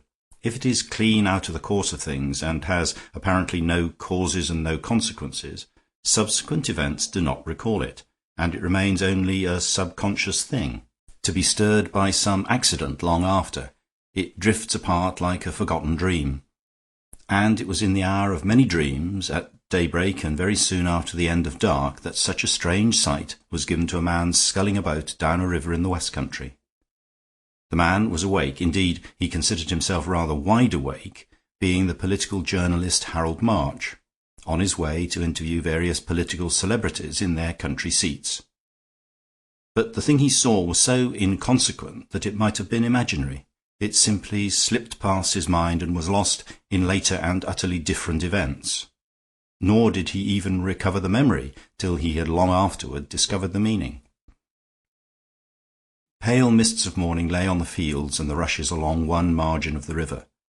Along the other side ran a wall of tawny brick almost overhanging the water. He had shipped his oars and was drifting for a moment with the stream, when he turned his head and saw that the monotony of the long brick wall was broken by a bridge, rather an elegant 18th century sort of bridge, with little columns of white stone turning grey. There had been floods, and the river still stood very high, with dwarfish trees waist deep in it, and rather a narrow arc of white dawn gleamed under the curve of the bridge. As his own boat went under the dark archway, he saw another boat coming toward him, rowed by a man as solitary as himself. His posture prevented much being seen of him, but as he neared the bridge he stood up in the boat and turned round. He was already so close to the dark entry, however, that his whole figure was black against the morning light, and March could see nothing of his face except the end of two long whiskers or moustaches that gave something sinister to the silhouette, like horns in the wrong place. Even these details March would never have noticed but for what happened in the same instant. As the man came under the low bridge, he made a leap at it and hung with his legs dangling, letting the boat float away from under him. March had a momentary vision of two black kicking legs, then of one black kicking leg, and then of nothing except the eddying stream and the long perspective of the wall. But whenever he thought of it again, long afterwards, when he understood the story in which it figured, it always fixed in that one fantastic shape, as if those wild legs were a grotesque graven ornament of the bridge itself in the manner of a gargoyle. At the moment he merely passed, staring down the stream. He could see no flying figure on the bridge, so it must have already fled. But he was half conscious of some faint significance in the fact that among the trees round the bridgehead opposite the wall he saw a lamp-post, and, beside the lamp-post, the broad blue back of an unconscious policeman. Even before reaching the shrine of his political pilgrimage, he had many other things to think of besides the odd incident of the bridge. The management of a boat by a solitary man was not always easy, even on such a solitary stream. And indeed it was only by an unforeseen accident that he was solitary. The boat had been purchased and the whole expedition planned in conjunction with a friend, who had at the last moment been forced to alter all his arrangements. Harold March was to have travelled with his friend Horne Fisher on that inland voyage to Willowwood Place, where the Prime Minister was a guest at the moment. More and more people were hearing of Harold March, for his striking political articles were opening to him the doors of larger and larger salons. But he had never met the Prime Minister yet. Scarcely anybody among the general public had ever heard of Horne Fisher. But he had known the Prime Minister all his life. For these reasons, had the two taken the projected journey together, March might have been slightly disposed to hasten it, and Fisher vaguely content to lengthen it out. For Fisher was one of those people who are born knowing the Prime Minister. The knowledge seemed to have no very exhilarant effect, and in his case bore some resemblance to being born tired. But he was distinctly annoyed to receive, just as he was doing a little light packing of fishing tackle and cigars for the journey, the telegram from Willowwood asking him to come down at once by train, as the Prime Minister had to leave that night. Fisher knew that his friend the journalist could not possibly start till the next day, and he liked his friend the journalist and had looked forward to a few days on the river. He did not particularly like or dislike the Prime Minister, but he intensely disliked the alternative of a few hours in the train. Nevertheless, he accepted Prime Ministers as he accepted railway trains, as part of a system which he, at least, was not the revolutionist sent on earth to destroy. So he telephoned to March, asking him, with many apologetic courses and faint downs, to take the boat down the river as arranged, that they might meet at Willowwood by the time settled. Then he went outside and hailed a taxicab to take him to the railway station. There he paused at the bookstall to add to his light luggage a number of cheap murder stories, which he read with great pleasure, and without any premonition that he was about to walk into as strange a story in real life. A little before sunset he arrived, with his light suitcase in hand, before the gate of the long riverside gardens of Willowwood Place, one of the smaller seats of Sir Isaac Hook, the master of much shipping and many newspapers. He entered by the gate giving on the road at the opposite side to the river, but there was a mixed quality in all that watery landscape which perpetually reminded a traveller that the river was near. White gleams of water would shine suddenly like swords or spears in the green thickets. And even in the garden itself, divided into courts and curtained with hedges and high garden trees, there hung everywhere in the air the music of water. The first of the green courts which he entered appeared to be a somewhat neglected croquet lawn, in which was a solitary young man playing croquet against himself. Yet he was not an enthusiast for the game, or even for the garden, and his sallow but well-featured face looked rather sullen than otherwise. He was only one of those young men who cannot support the burden of consciousness unless they're doing something, and whose conceptions of doing something are limited to a game of some kind. He was dark and well dressed in a light holiday fashion, and Fisher recognized him at once as a young man named James Bullen, called for some unknown reason Bunker. He was the nephew of Sir Isaac, but what was much more important at that moment, he was also the private secretary of the Prime Minister. "Hello, Bunker," observed Horne Fisher. "You're the sort of man I wanted to see. Has your chief come down yet?" "He's only staying for dinner," replied Bullen, with his eye on the yellow ball. "He's got a great speech tomorrow at Birmingham, and he's going straight through tonight. He's motoring himself there, driving the car, I mean. It's the one thing he's really proud of." "You mean you're staying here with your uncle, like a good boy," replied Fisher. "But what will the chief do at Birmingham without the epigrams whispered to him by his brilliant secretary?" "Don't you start ragging me," said the young man called Bunker. "I'm only too glad not to go trailing after him. He doesn't know a thing about maps or money or hotels or anything, and I have to dance about like a courier. As for my uncle, as I'm supposed to come into the estate, it's only decent to be here sometimes." "Very proper," replied the other. "Well, I shall see you later on." And crossing the lawn, he passed out through a gap in the hedge. He was walking across the lawn toward the landing stage on the river, and still felt all around him, under the dome of golden evening, an old-world savour and reverberation in that river-haunted garden. The next square of turf which he crossed seemed at first sight quite deserted, till he saw in the twilight of trees in one corner of it a hammock, and in the hammock a man reading a newspaper and swinging one leg over the edge of the net. Him also he hailed by name, and the man slipped to the ground and strolled forward. It seemed fated that he should feel something of the past in the accidents of that place, for the figure might well have been an early Victorian ghost revisiting the ghosts of the croquet hoops and mallets. It was the figure of an elderly man with long whiskers that looked almost fantastic, and a quaint and careful cut of collar and cravat. Having been a fashionable dandy 40 years ago, he had managed to preserve the dandyism while ignoring the fashions. A white top hat lay beside the Morning Post in the hammock behind him. This was the Duke of Westmoreland, the relic of a family really some centuries old, and the antiquity was not heraldry but history. Nobody knew better than Fisher how rare such noblemen are in fact, and how numerous in fiction. But whether the Duke owed the general respect he enjoyed to the genuineness of his pedigree, or to the fact that he owned a vast amount of very valuable property, was a point about which Mr. Fisher's opinion might have been more interesting to discover. "You were looking so comfortable," said Fisher, "that I thought you must be one of the servants. I'm looking for somebody to take this bag of mine. I haven't brought a man down, as I came away in a hurry." "Nor have I, for that matter," replied the Duke, with some pride. "I never do. If there's one animal alive I loathe, it's a valet. I learned to dress myself at an early age, and was supposed to do it decently. I may be in my second childhood, but I've not got so far as being dressed like a child." "The Prime Minister hasn't brought a valet. He's brought a secretary instead," observed Fisher. "Devilish inferior job. Didn't I hear that Harker was down here?"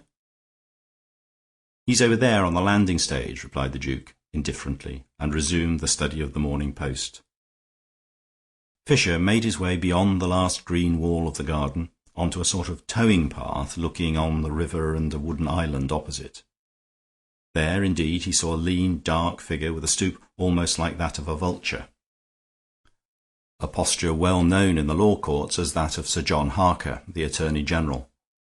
His face was lined with headwork, for alone among the three idlers in the garden he was a man who had made his own way, and round his bald brow and hollow temples clung dull red hair, quite flat like plates of copper. "I haven't seen my host yet," said Horne Fisher in a slightly more serious tone than he had used to the others, "but I suppose I shall meet him at dinner." "You can see him now, but you can't meet him," answered Harker. He nodded his head toward one end of the island opposite, and looking steadily in the same direction, the other guest could see the dome of a bald head and the top of a fishing rod, both equally motionless, rising out of the tall undergrowth against the background of the stream beyond. The fisherman seemed to be seated against the stump of a tree and facing toward the other bank, so that his face could not be seen, but the shape of his head was unmistakable. "He doesn't like to be disturbed when he's fishing," continued Harker. "It's a sort of fad of his to eat nothing but fish, and he's very proud of catching his own. Of course, he's all for simplicity, like so many of these millionaires. He likes to come in saying he's worked for his daily bread like a laborer." "Does he explain how he blows all the glass and stuffs all the upholstery?" asked Fisher. "And makes all the silver forks, and grows all the grapes and peaches, and designs all the patterns on the carpets? I've always heard he was a busy man." "I don't think he mentioned it," answered the lawyer. "What is the meaning of this social satire?" "Well, I'm a trifle tired," said Fisher, "of the simple life and the strenuous life as lived by our little set. We're all really dependent in nearly everything, and we all make a fuss about being independent in something. The Prime Minister prides himself on doing without a chauffeur, but he can't do without a factotum and jack-of-all-trades. And poor old Bunker has to play the part of a universal genius, which God knows he was never meant for. The Duke prides himself on doing without a valet, but for all that he must give a lot of people an infernal lot of trouble to collect such extraordinary old clothes as he wears. He must have them looked up in the British Museum or excavated out of the tombs. That white hat alone must require a sort of expedition fitted out to find it, like the North Pole.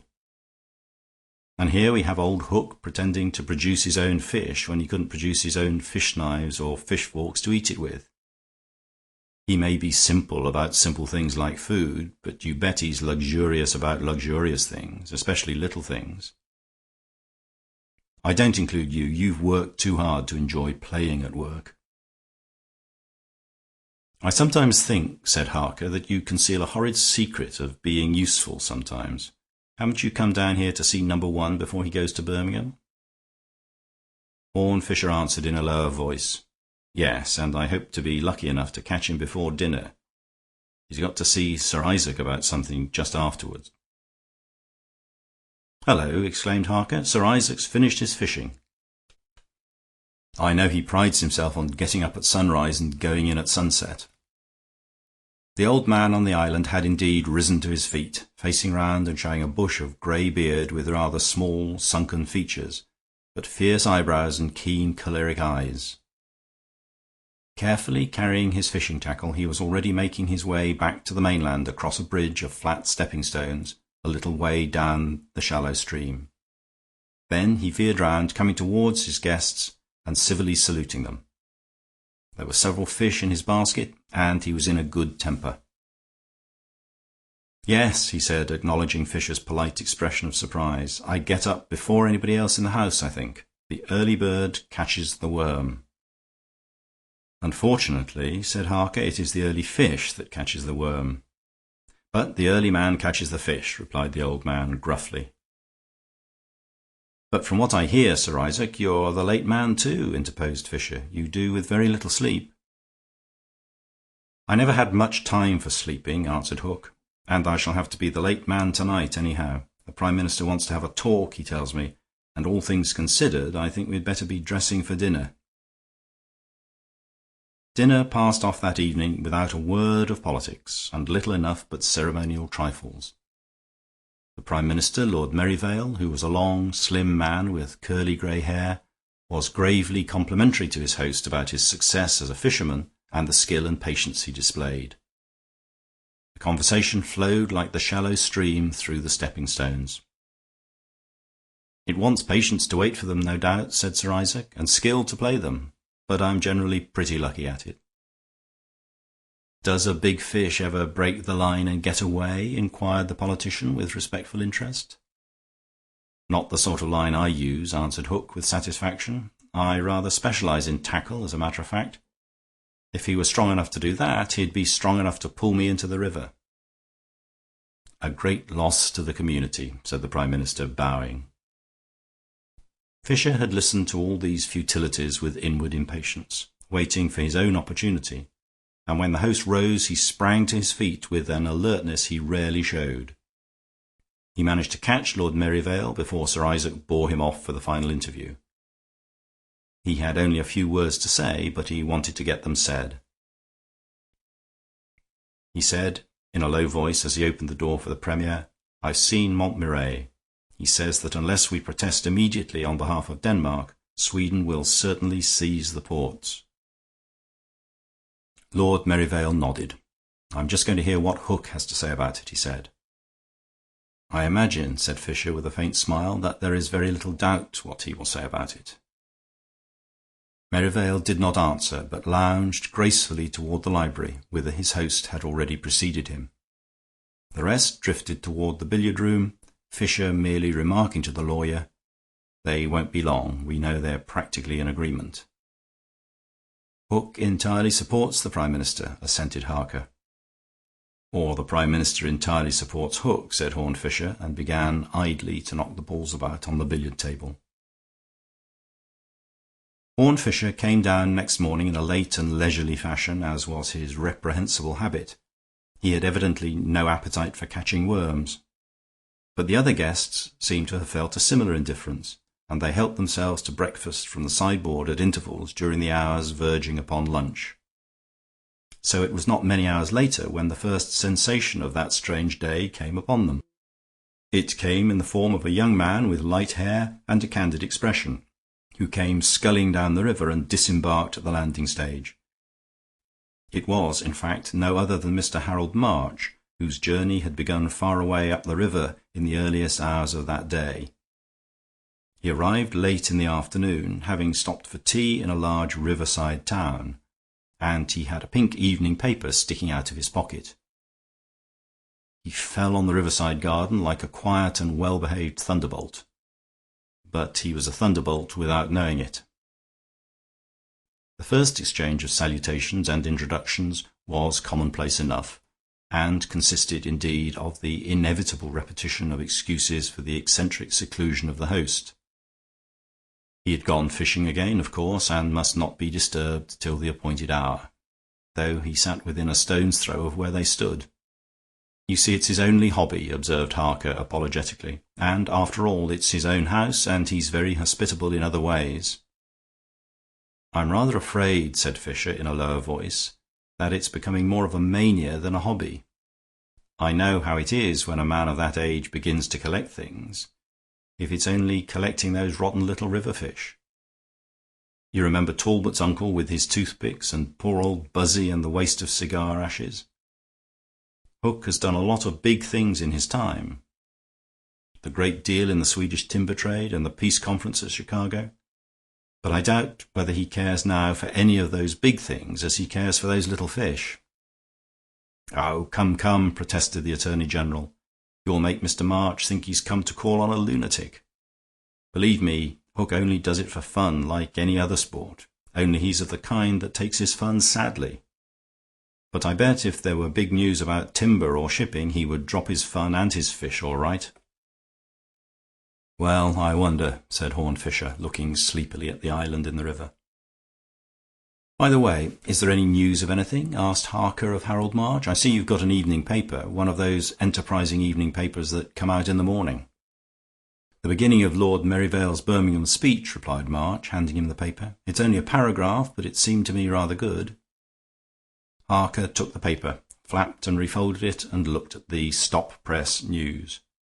It was, as March had said, only a paragraph, but it was a paragraph that had a peculiar effect on Sir John Harker. His lowering brows lifted with a flicker, and his eyes blinked, and for a moment his leathery jaw was loosened. He looked in some odd fashion like a very old man. Then, hardening his voice and handing the paper to Fisher without a tremor, he simply said, "Well, here's a chance for the bet. You've got your big news to disturb the old man's fishing." Horne Fisher was looking at the paper, and over his more languid and less expressive features a change also seemed to pass. Even that little paragraph had 2 or 3 large headlines, and his eyes encountered "Sensational Warning to Sweden" and "We Shall Protest." "What the devil?" he said, and his words softened first to a whisper and then a whistle. "We must tell old Hook at once, or he'll never forgive us," said Harker. "He'll probably want to see number 1 instantly, though it may be too late now. I'm going across to him at once. I bet I'll make him forget his fish, anyhow." And turning his back, he made his way hurriedly along the riverside to the causeway of flat stones. March was staring at Fisher in amazement at the effect his pink paper had produced. "What does it all mean?" he cried. "I always supposed we should protest in defense of the Danish ports, for their sakes and our own. What is all this botheration about Sir Isaac and the rest of you? Do you think it bad news?" "Bad news," repeated Fisher with a sort of soft emphasis beyond expression. "Is it as bad as all that?" asked his friend at last. "As bad as all that?" repeated Fisher. "Why, of course it's as good as it can be. It's great news. It's glorious news. That's where the devil of it comes in, to knock us all silly. It's admirable. It's inestimable. It's also quite incredible." He gazed again at the grey and green colours of the island and the river, and his rather dreary eye travelled slowly round to the hedges and the lawns. "I felt this garden was a sort of dream," he said, "and I suppose I must be dreaming. But there is grass growing and water moving, and something impossible has happened." Even as he spoke, the dark figure with a stoop like a vulture appeared in the gap of the hedge just above him. "You've won your bet," said Harker in a harsh and almost croaking voice. "The old fool cares for nothing but fishing. He cursed me and told me he would talk no politics." "I thought it might be so," said Fisher modestly. "What are you going to do next?" "I shall use the old idiot's telephone, anyhow," replied the lawyer. "I must find out exactly what has happened. I've got to speak for the government myself tomorrow." And he hurried away toward the house. In the silence that followed, a very bewildering silence so far as March was concerned, they saw the quaint figure of the Duke of Westmoreland with his white hat and whiskers approaching them across the garden. Fisher instantly stepped toward him with the pink paper in his hand, and with a few words pointed out the apocalyptic paragraph. The Duke, who had been walking slowly, stood quite still, and for some seconds he looked like a tailor's dummy standing and staring outside some antiquated shop. Then March heard his voice, and it was high and almost hysterical. "But he must see it. He must be made to understand. It cannot have been put to him properly." Then, with a certain recovery of fullness and even pomposity in the voice, "I shall go and tell him myself." Among the queer incidents of that afternoon, March always remembered something almost comical about the clear picture of the old gentleman in his wonderful white hat carefully stepping from stone to stone across the river, like a figure crossing the traffic in Piccadilly. Then he disappeared behind the trees of the island, and March and Fisher turned to meet the Attorney General, who was coming out of the house with a visage of grim assurance. "Everybody is saying," he said, "that the Prime Minister has made the greatest speech of his life. Peroration and loud and prolonged cheers. Corrupt financiers and heroic peasants, we will not desert Denmark again." Fisher nodded and turned away toward the towing path, where he saw the Duke returning with a rather dazed expression. In answer to questions, he said in a husky and confidential voice, "I really think our poor friend cannot be himself. He refused to listen. He suggested that I might frighten the fish." A keen ear might have detected a murmur from Mr. Fisher on the subject of a white hat, but Sir John Harker struck it more decisively. "Fisher was quite right. I didn't believe it myself, but it's quite clear that the old fellow is fixed on his fishing notion by now. If the house caught fire behind him, he would hardly move till sunset." Fisher had continued his stroll toward the higher embanked ground of the towing path, and he now swept a long and searching gaze not toward the island, but toward the distant wooded heights that were the walls of the valley. An evening sky as clear as that of the previous day was settling down all over the dim landscape, but toward the west it was now red rather than gold. There was scarcely any sound but the monotonous music of the river. Then came the sound of a half-stifled exclamation from Horne Fisher, and Harold March looked up at him in wonder. "You spoke of bad news," said Fisher. "Well, there is really bad news now. I'm afraid this is a bad business." "What bad news do you mean?" asked his friend, conscious of something strange and sinister in his voice. "The sun has set," answered Fisher. He went on with the air of one conscious of having said something fatal. "We must get somebody to go across whom he will really listen to. He may be mad, but there's method in his madness. There nearly always is method in madness. It's what drives men mad, being methodical. And he never goes on sitting there after sunset, with the whole place getting dark. Where's his nephew? I believe he's really fond of his nephew." "Look," cried March abruptly. "Why, he's been across already. There he is coming back." And looking up the river once more, they saw, dark against the sunset reflections, the figure of James Bullen stepping hastily and rather clumsily from stone to stone. Once he slipped on a stone with a slight splash. When he rejoined the group on the bank, his olive face was unnaturally pale. The other four men had already gathered on the same spot, and almost simultaneously were calling out to him. "What does he say now?" "Nothing. He says nothing." Fisher looked at the young man steadily for a moment. Then he started from his immobility, and, making a motion to March to follow him, himself strode down to the river crossing.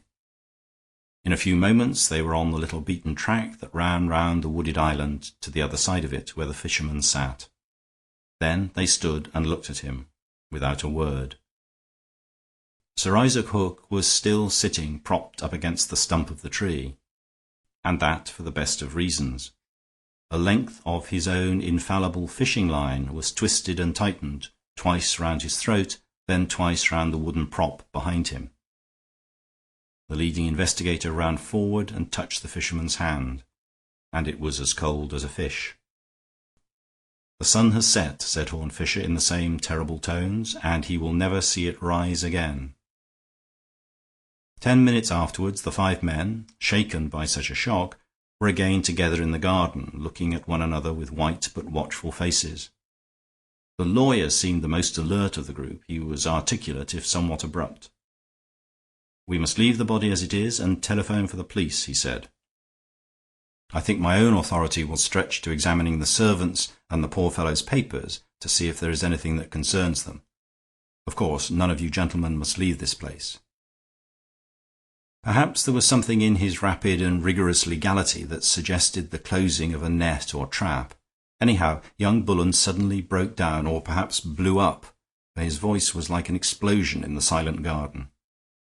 "I never touched him," he cried. "I swear I had nothing to do with it."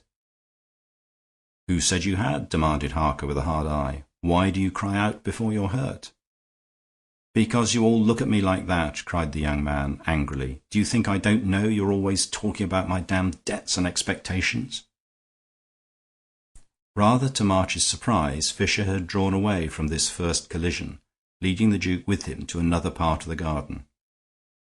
When he was out of earshot of the others, he said with a curious simplicity of manner, "Westmoreland, I'm going straight to the point." "Well?" said the other, staring at him stolidly. "You have a motive for killing him," said Fisher. The Duke continued to stare, but he seemed unable to speak. "I hope you had a motive for killing him," continued Fisher mildly. "You see, it's rather a curious situation. If you have a motive for murdering, you probably didn't murder. But if you hadn't any motive, why then perhaps you did." "What on earth are you talking about?" demanded the Duke violently. "It's quite simple," said Fisher. "When you went across, he was either alive or dead. If he was alive, it might be you who killed him, or why should you have held your tongue about his death? But if he was dead, and you had a reason for killing him, you might have held your tongue for fear of being accused." Then, after a silence, he added abstractedly, "Cyprus is a beautiful place, I believe, romantic scenery and romantic people, very intoxicating for a young man." The Duke suddenly clenched his hands and said thickly, "Well, I had a motive." "Then you're all right," said Fisher, holding out his hand with an air of huge relief. "I was pretty sure you wouldn't really do it. You had a fright when you saw it done, as was only natural, like a bad dream come true, wasn't it?" While this curious conversation was passing, Harker had gone into the house, disregarding the demonstrations of the sulky nephew, and came back presently with a new air of animation and a sheaf of papers in his hand. "I've telephoned for the police," he said, stopping to speak to Fisher, "but I think I've done most of their work for them. I believe I've found out the truth. There's a paper here." He stopped, for Fisher was looking at him with a singular expression, and it was Fisher who spoke next. "Are there any papers that are not there, I wonder? I mean, that are not there now?" After a pause he added, "Let us have the cards on the table. When you went through his papers in such a hurry, Harker, weren't you looking for something to make sure it shouldn't be found?" Harker did not turn a red hair on his hard head, but he looked at the other out of the corners of his eyes. "And I suppose," went on Fisher, smoothly, "that is why you, too, told us lies about having found Hook alive. You knew there was something to show that you might have killed him, and you didn't dare tell us he was killed. But believe me, it's much better to be honest now." Harker's haggard face suddenly lit up as if with infernal flames. "Honest," he cried. "It's not so damn fine of you fellows to be honest. You're all born with silver spoons in your mouths, and then you swagger about with everlasting virtue because you haven't got other people's spoons in your pockets. But I was born in a Pimlico lodging-house, and I had to make my spoon, and there'd be plenty to say I only spoiled a Horne or an honest man. And if a struggling man staggers a bit over the line in his youth, in the lower parts of the law, which are pretty dingy anyhow, there's always some old vampire to hang on to him all his life for it." "Guatemalan Golcondas, wasn't it?" said Fisher, sympathetically. Harker suddenly shuddered. Then he said, "I believe you must know everything, like God Almighty." "I know too much," said Horne Fisher, "and all the wrong things." The other three men were drawing nearer to them, but before they came too near, Harker said in a voice that had recovered all its firmness, "Yes, I did destroy a paper, but I really did find a paper too, and I believe that it clears us all." "Very well," said Fisher, in a louder and more cheerful tone. "Let us all have the benefit of it." "On the very top of Sir Isaac's papers," explained Harker, "there was a threatening letter from a man named Hugo. It threatens to kill our unfortunate friend very much in the way that he was actually killed. It is a wild letter full of taunts. You can see it for yourselves. But it makes a particular point of poor Hook's habit of fishing from the island. Above all, the man professes to be writing from a boat, and since we alone went across to him," and he smiled in a rather ugly fashion, "the crime must have been committed by a man passing in a boat." "Why, dear me," cried the Duke, with something almost amounting to animation. "Why, I remember the man called Hugo quite well. He was a sort of body servant and bodyguard of Sir Isaac. You see, Sir Isaac was in some fear of assault. He was not very popular with several people. Hugo was discharged after some row or other, but I remember him well. He was a great big Hungarian fellow with great moustaches that stood out on each side of his face." A door opened in the darkness of Harold March's memory, or rather oblivion, and showed a shining landscape like that of a lost dream. It was rather a waterscape than a landscape, a thing of flooded meadows and low trees and the dark archway of a bridge. And for one instant he saw again the man with moustaches like dark horns leap up onto the bridge and disappear. "Good heavens!" he cried. "Why, I met the murderer this morning." Horne Fisher and Harold March had their day on the river after all. The little group broke up when the police arrived. They declared that the coincidence of March's evidence had cleared the whole company and clinched the case against the flying Hugo. Whether that Hungarian fugitive would ever be caught appeared to Horne Fisher to be highly doubtful. Nor can it be pretended that he displayed any very demoniac detective energy in the matter, as he leaned back in the boat cushions, smoking and watching the swaying reeds slide past. "It was a very good notion to hop up onto the bridge," he said. "An empty boat means very little. He hasn't been seen to land on either bank, and he's walked off the bridge without walking onto it, so to speak. He's got 24 hours' start, his moustaches will disappear, and then he will disappear. I think there is every hope of his escape." "Hope," repeated March, and stopped sculling for an instant. "Yes, hope," repeated the other. "To begin with, I'm not going to be exactly consumed with Corsican revenge because somebody has killed Hook. Perhaps you may guess by this time what Hook was. A damned blood-sucking blackmailer was that simple, strenuous, self-made captain of industry. He had secrets against nearly everybody. One against poor old Westmoreland about an early marriage in Cyprus that might have put the Duchess in a queer position, and one against Harker about some flutter with his client's money when he was a young solicitor. That's why they went to pieces when they found him murdered, of course. They felt as if they'd done it in a dream. But I admit I have another reason for not wanting our Hungarian friend actually hanged for the murder." "And what is that?" asked his friend. "Only that he didn't commit the murder," answered Fisher. Harold March laid down the oars and let the boat drift for a moment. "Do you know, I was half expecting something like that," he said. "It was quite irrational, but it was hanging about in the atmosphere like thunder in the air." "On the contrary, it's finding Hugo guilty that's irrational," replied Fisher. "Don't you see that they're condemning him for the very reason for which they acquit everybody else? Harker and Westmoreland were silent because they found him murdered and knew there were papers that made them look like the murderers. Well, so did Hugo find him murdered, and so did Hugo know there was a paper that would make him look like the murderer. He had written it himself the day before." "But in that case," said March, frowning, "at what sort of unearthly hour in the morning was the murder really committed? It was barely daylight when I met him at the bridge, and that's some way above the island." "The answer is very simple," replied Fisher. "The crime was not committed in the morning. The crime was not committed on the island." March stared at the shining water without replying, but Fisher resumed like one who has been asked a question. "Every intelligent murder involves taking advantage of some one uncommon feature in a common situation. The feature here was the fancy of old Hook for being the first man up every morning, his fixed routine as an angler, and his annoyance at being disturbed. The murderer strangled him in his own house after dinner on the night before, carried his corpse with all his fishing tackle across the stream in the dead of night, tied him to the tree, and left him there under the stars. It was a dead man who sat fishing there all day. Then the murderer went back to the house, or rather to the garage, and went off in his motor car. The murderer drove his own motor car." Fisher glanced at his friend's face and went on.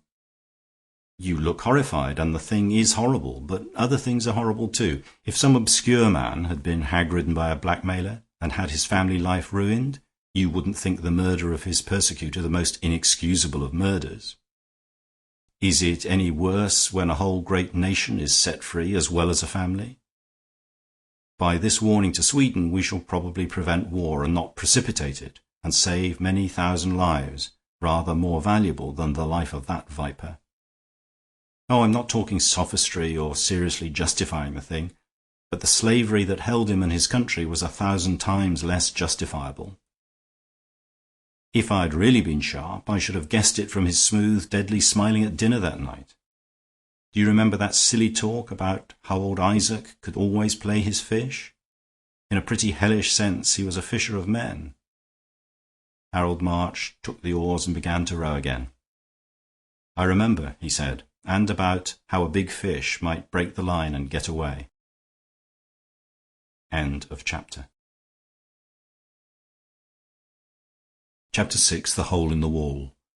Two men, the one an architect and the other an archaeologist, met on the steps of the great house at Prior's Park, and their host, Lord Bulmer, in his breezy way, thought it natural to introduce them.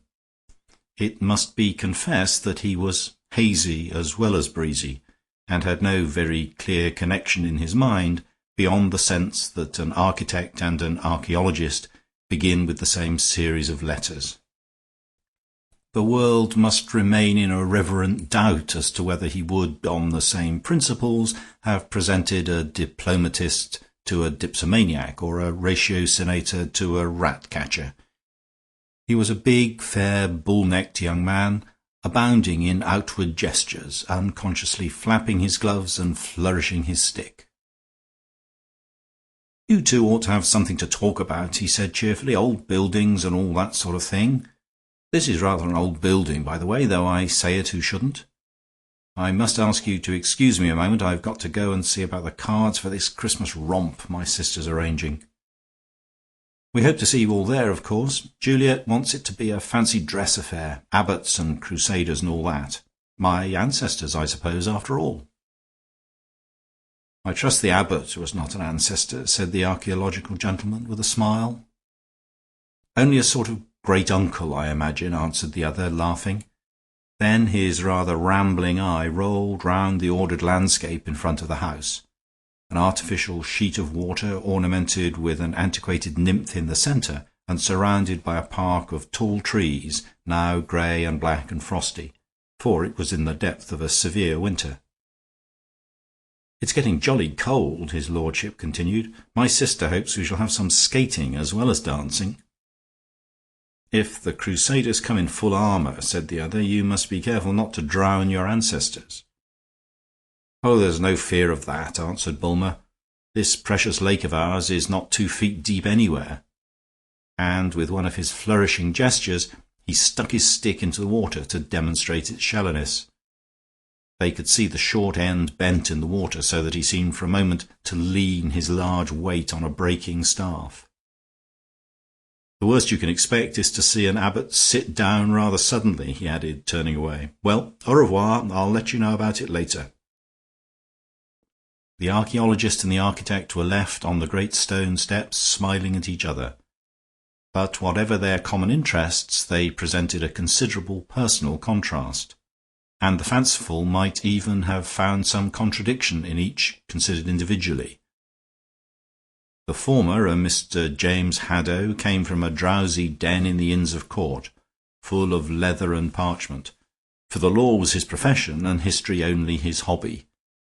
He was, indeed, among other things, the solicitor and agent of the Prior's Park estate. But he himself was far from drowsy, and seemed remarkably wide awake, with shrewd and prominent blue eyes, and red hair brushed as neatly as his very neat costume. The latter, whose name was Leonard Crane, came straight from a crude and almost cockney office of builders and house agents in the neighbouring suburb, sunning itself at the end of a new row of jerry-built houses, with plans in very bright colours and notices in very large letters. But a serious observer, at a second glance, might have seen in his eyes something of that shining sleep that is called vision. And his yellow hair, while not affectedly long, was unaffectedly untidy. It was a manifest if melancholy truth that the architect was an artist. But the artistic temperament was far from explaining him. There was something else about him that was not definable, but which some even felt to be dangerous. Despite his dreaminess, he would sometimes surprise his friends with arts and even sports apart from his ordinary life, like memories of some previous existence. On this occasion, nevertheless, he hastened to disclaim any authority on the other man's hobby. "I mustn't appear on false pretences," he said with a smile. "I hardly even know what an archaeologist is, except that a rather rusty remnant of Greek suggested that he is a man who studies old things." "Yes," replied Haddow grimly, "an archaeologist is a man who studies old things and finds they are new." Crane looked at him steadily for a moment and then smiled again. "Dare one suggest," he said, "that some of the things we have been talking about are among the old things that turn out not to be old?" His companion also was silent for a moment, and the smile on his rugged face was fainter as he replied quietly, "The wall round the park is really old. The one gate in it is Gothic, and I cannot find any trace of destruction or restoration. But the house and the estate generally, well, the romantic ideas read into these things are often rather recent romances. things almost like fashionable novels. For instance, the very name of this place, Prior's Park, makes everybody think of it as a moonlit medieval abbey. I dare say the spiritualists by this time have discovered the ghost of a monk there, but according to the only authoritative study of the matter I can find, the place was simply called Prior's as any rural place is called Podger's. It was the house of a Mr. Prior, a farmhouse probably, that stood here at some time or other, and was a local landmark. Oh, there are a great many examples of the same thing, here and everywhere else. This suburb of ours used to be a village, and because some of the people slurred the name and pronounced it Holywell, many a minor poet indulged in fancies about a holy well, with spells and fairies and all the rest of it, filling the suburban drawing-rooms with Celtic twilight. Whereas anyone acquainted with the facts knows that Holinwall simply means the hole in the wall, and probably referred to some quite trivial accident. That's what I mean when I say that we don't so much find old things as we find new ones. Crane seemed to have grown somewhat inattentive to the little lecture on antiquities and novelties, and the cause of his restlessness was soon apparent, and indeed approaching. Lord Bulmer's sister, Juliet Bray, was coming slowly across the lawn, accompanied by one gentleman and followed by two others. The young architect was in the illogical condition of mind in which he preferred 3 to 1. The man walking with the lady was no other than the eminent Prince Borodino, who was at least as famous as a distinguished diplomatist ought to be, in the interests of what is called secret diplomacy. He had been paying a round of visits at various English country houses, and exactly what he was doing for diplomacy at Prior's Park was as much a secret as any diplomatist could desire. The obvious thing to say of his appearance was that he would have been extremely handsome if he had not been entirely bald. But indeed that would itself be a rather bald way of putting it. Fantastic as it sounds, it would fit the case better to say that people would have been surprised to see hair growing on him, as surprised as if they had found hair growing on the bust of a Roman emperor. His tall figure was buttoned up in a tight-waisted fashion that rather accentuated his potential bulk, and he wore a red flower in his buttonhole. Of the two men walking behind, one was also bald, but in a more partial and also a more premature fashion, for his drooping moustache was still yellow, and if his eyes were somewhat heavy, it was with languor and not with age. It was Horne Fisher, and he was talking as easily and idly about everything as he always did. His companion was a more striking and even more sinister figure, and he had the added importance of being Lord Bulmer's oldest and most intimate friend. He was generally known with a severe simplicity as Mr. Brain. But it was understood that he had been a judge and police official in India, and that he had enemies who had represented his measures against crime as themselves almost criminal. He was a brown skeleton of a man with dark, deep, sunken eyes and a black moustache that hid the meaning of his mouth. Though he had the look of one wasted by some tropical disease, his movements were much more alert than those of his lounging companion. "It's all settled," announced the lady with great animation when they came within hailing distance. "You've all got to put on masquerade things, and very likely skates as well, though the prince says that they don't go with it, but we don't care about that. It's freezing already, and we don't often get such a chance in England." "Even in India we don't exactly skate all the year round," observed Mr. Brain. "And even Italy is not primarily associated with ice," said the Italian. "Italy is primarily associated with ices," remarked Mr. Horne Fisher. "I mean with ice cream men. Most people in this country imagine that Italy is entirely populated with ice cream men and organ grinders. There certainly are a lot of them. Perhaps they're an invading army in disguise." "How do you know they're not the secret emissaries of our diplomacy?" asked the prince, with a slightly scornful smile. "An army of organ grinders might pick up hints, and their monkeys might pick up all sorts of things." The organs are an organised fact, said the flippant Mr. Fisher. Well, I've known it pretty cold before now in Italy, and even in India, up on the Himalayan slopes. The ice on our own little round pond will be quite cosy by comparison. Juliet Bray was an attractive lady with dark hair and eyebrows and dancing eyes, and there was a geniality and even generosity in her rather imperious ways. In most matters she could command her brother, though that nobleman, like many other men of vague ideas, was not without a touch of the bully when he was at bay. She could certainly command her guests, even to the extent of decking out the most respectable and reluctant of them with her medieval masquerade. And it really seemed as if she could command the elements also, like a witch, for the weather steadily hardened and sharpened.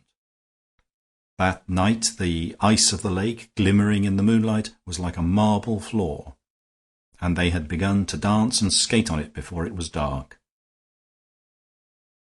Prior's Park, or more properly the surrounding district of Hollingwall, was a country seat that had become a suburb. Having once had only a dependent village at its doors, it now found outside all its doors the signals of the expansion of London. Mr. Haddow, who was engaged in historical researches, both in the library and the locality, could find little assistance in the latter. He had already realized from the documents that Prior's Park had originally been something like Prior's Farm, named after some local figure, but the new social conditions were all against his tracing the story by its traditions. Had any of the real rustics remained, he would probably have found some lingering legend of Mr. Prior, however remote he might be. But the new nomadic population of clerks and artisans, constantly shifting their homes from one suburb to another, or their children from one school to another, could have no corporate continuity. They had all the forgetfulness of history that goes everywhere with the extension of education.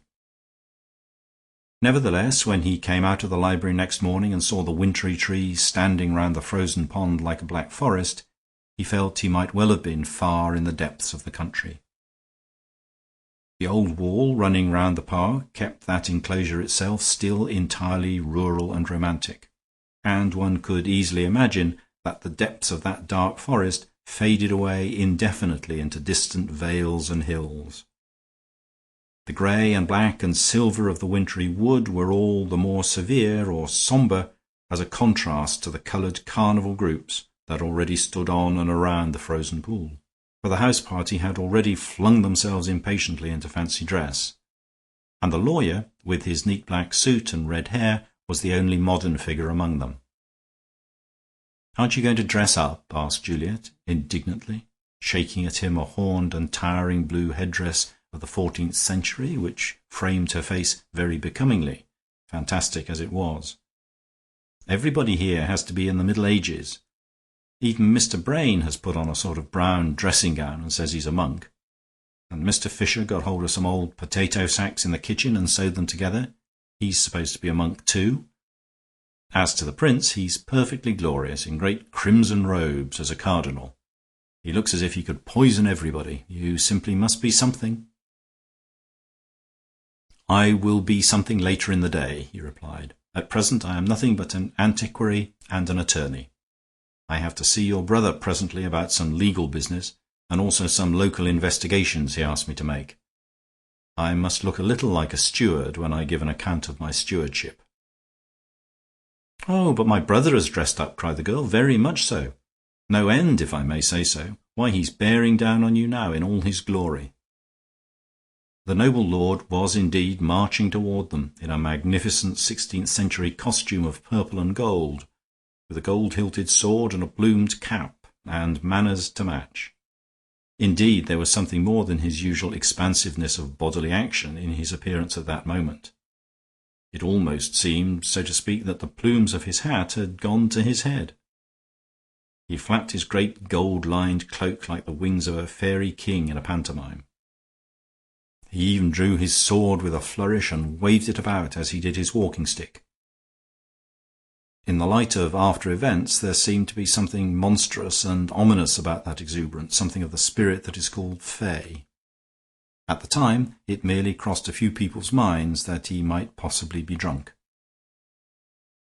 As he strode towards his sister, the first figure he passed was that of Leonard Crane, clad in Lincoln green, with the horn and baldric and sword appropriate to Robin Hood. For he was standing nearest to the lady, where, indeed, he might have been found during a disproportionate part of the time. He had displayed one of his buried talents in the matter of skating, and now that the skating was over, seemed disposed to prolong the partnership. The boisterous Bulmer playfully made a pass at him with his drawn sword, going forward with the lunge in the proper fencing fashion, and making a somewhat too familiar Shakespearean quotation about a rodent and a Venetian coin. Probably in Crane also there was a subdued excitement just then. Anyhow, in one flash he had drawn his sword and parried, and then, suddenly, to the surprise of everyone, Bulmer's weapon seemed to spring out of his hand into the air and rolled away on the ringing ice.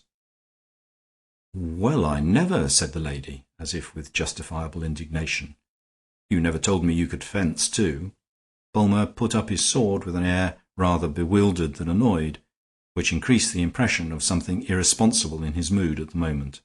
Then he turned rather abruptly to his lawyer, saying, "We can settle up about the estate after dinner. I've missed nearly all the skating as it is, and I doubt if the ice will hold till tomorrow night. I think I shall get up early and have a spin by myself." "You won't be disturbed with my company," said Horne Fisher in his weary fashion. "If I have to begin the day with ice in the American fashion, I prefer it in smaller quantities. But no early hours for me in December. The early bird catches the cold." "Oh, I shan't die of catching cold," answered Bulmer, and laughed. A considerable group of the skating party had consisted of the guests staying at the house, and the rest had tailed off in twos and threes some time before most of the guests began to retire for the night. Neighbors, always invited to Prior's Park on such occasions, went back to their own houses in motors or on foot. The legal and archaeological gentleman had returned to the Inns of Court by a late train to get a paper called for during his consultation with his client, and most of the other guests were drifting and lingering at various stages on their way up to bed.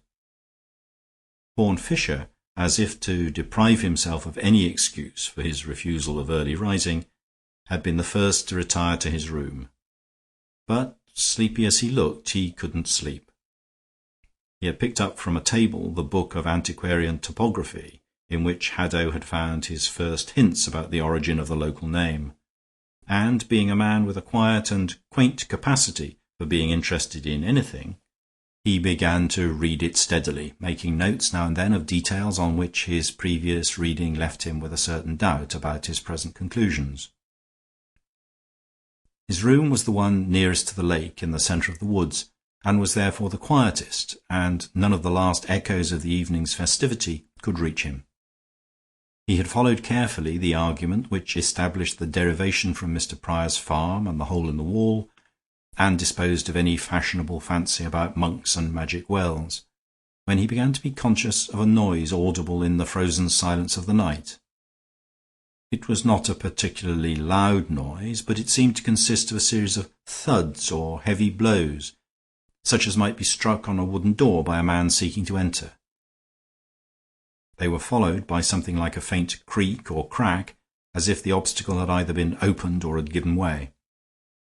He opened his own bedroom door and listened, but as he heard talk and laughter all over the lower floors, he had no reason to fear that a summons would be neglected or the house left without protection. He went to his open window, looking out over the frozen pond and the moonlit statue in the middle of their circle of darkling woods, and listened again. But silence had returned to that silent place, and after straining his ears for a considerable time, he could hear nothing but the solitary hoot of a distant departing train. Then he reminded himself how many nameless noises can be heard by the wakeful during the most ordinary night, and, shrugging his shoulders, went wearily to bed. He awoke suddenly and sat up in bed with his ears filled as with thunder with the throbbing echoes of a rending cry. He remained rigid for a moment and then sprang out of bed, throwing on the loose gown of sacking he had worn all day. He went first to the window, which was open but covered with a thick curtain, so that his room was still completely dark. But when he tossed the curtain aside and put his head out, he saw that a grey and silver daybreak had already appeared behind the black woods that surrounded the little lake, and that was all that he did see. Though the sound had certainly come in through the open window from this direction, the whole scene was still and empty under the morning light as under the moonlight. Then the long, rather lackadaisical hand he had laid on a window-sill gripped it tighter, as if to master a tremor, and his peering blue eyes grew bleak with fear. It may seem that his emotion was exaggerated and needless, considering the effort of common sense by which he had conquered his nervousness about the noise on the previous night. But that had been a very different sort of noise. It might have been made by 100 things, from the chopping of wood to the breaking of bottles. There was only one thing in nature from which could come the sound that echoed through the dark house at daybreak. It was the awful, articulate voice of man, and it was something worse, for he knew what man. He knew also that it had been a shout for help. It seemed to him that he had heard the very word, but the word, short as it was, had been swallowed up, as if the man had been stifled or snatched away even as he spoke. Only the mocking reverberations of it remained even in his memory. But he had no doubt of the original voice. He had no doubt that the great bull's voice of Francis Bray, Baron Bulmer, had been heard for the last time between the darkness and the lifting dawn. How long he stood there he never knew, but he was startled into life by the first living thing that he saw stirring in that half-frozen landscape. Along the path beside the lake and immediately under his window, a figure was walking slowly and softly, but with great composure. A stately figure in robes of a splendid scarlet. It was the Italian prince, still in his cardinal's costume. Most of the company had indeed lived in their costumes for the last day or two, and Fisher himself had assumed his frock of sacking as a convenient dressing-gown. But there seemed, nevertheless, something unusually finished and formal in the way of an early bird about this magnificent red cockatoo. It was as if the early bird had been up all night. "What's the matter?" he called sharply, leaning out of the window, and the Italian turned up his great yellow face like a mask of brass. "We had better discuss it downstairs," said Prince Borodino. Fisher ran downstairs and encountered the great red-robed figure entering the doorway and blocking the entrance with his bulk. "Did you hear that cry?" demanded Fisher. "I heard a noise and I came out," answered the diplomatist, and his face was too dark in the shadow for its expression to be read. "It was Bulmer's voice," insisted Fisher. "I'll swear it was Bulmer's voice." "Did you know him well?" asked the other. The question seemed irrelevant, though it was not illogical, and Fisher could only answer in a random fashion that he knew Lord Bulmer only slightly. "Nobody seems to have known him well," continued the Italian in level tones. "Nobody except that man Brain. Brain is rather older than Bulmer, but I fancy they shared a good many secrets." Fisher moved abruptly, as if waking from a momentary trance, and said in a new and more vigorous voice, "But look here, hadn't we better get outside and see if anything has happened?" "The ice seems to be thawing," said the other, almost with indifference. When they emerged from the house, dark stains and stars in the grey field of ice did indeed indicate that the frost was breaking up, as their host had prophesied the day before, and the very memory of yesterday brought back the mystery of today. "He knew there would be a thaw," observed the prince. "He went out skating quite early on purpose. Did he call out because he landed in the water, do you think?" Fisher looked puzzled. Bulmer was the last man to bellow like that because he got his boots wet. And that's all he could do here. The water would hardly come up to the calf of a man of his size. You can see the flat weeds on the floor of the lake, as if it were through a thin pane of glass. No, if Bulmer had only broken the ice, he wouldn't have said much at the moment, though possibly a good deal afterwards. We should have found him stamping and damning up and down this path and calling for clean boots." "Let us hope we shall find him as happily employed," remarked the diplomatist. "In that case the voice must have come out of the wood." "I'll swear it didn't come out of the house," said Fisher, and the two disappeared together into the twilight of wintry trees. The plantation stood dark against the fiery colors of sunrise, a black fringe having that feathery appearance which makes trees, when they are bare, the very reverse of rugged. Hours and hours afterward, when the same dense but delicate margin was dark against the greenish colors opposite the sunset, the search thus begun at sunrise had not come to an end. By successive stages, and to slowly gathering groups of the company, it became apparent that the most extraordinary of all gaps had appeared in the party. The guests could find no trace of their host anywhere. The servants reported that his bed had been slept in, and his skates and his fancy costume were gone, as if he had risen early for the purpose he had himself avowed. But from the top of the house to the bottom, from the walls round the park to the pond in the centre, there was no trace of Lord Bulmer, dead or alive. Horne Fisher realized that a chilling premonition had already prevented him from expecting to find the man alive. But his bald brow was wrinkled over an entirely new and unnatural problem, in not finding the man at all. He considered the possibility of Bulmer having gone off of his own accord for some reason, but after fully weighing it, he finally dismissed it.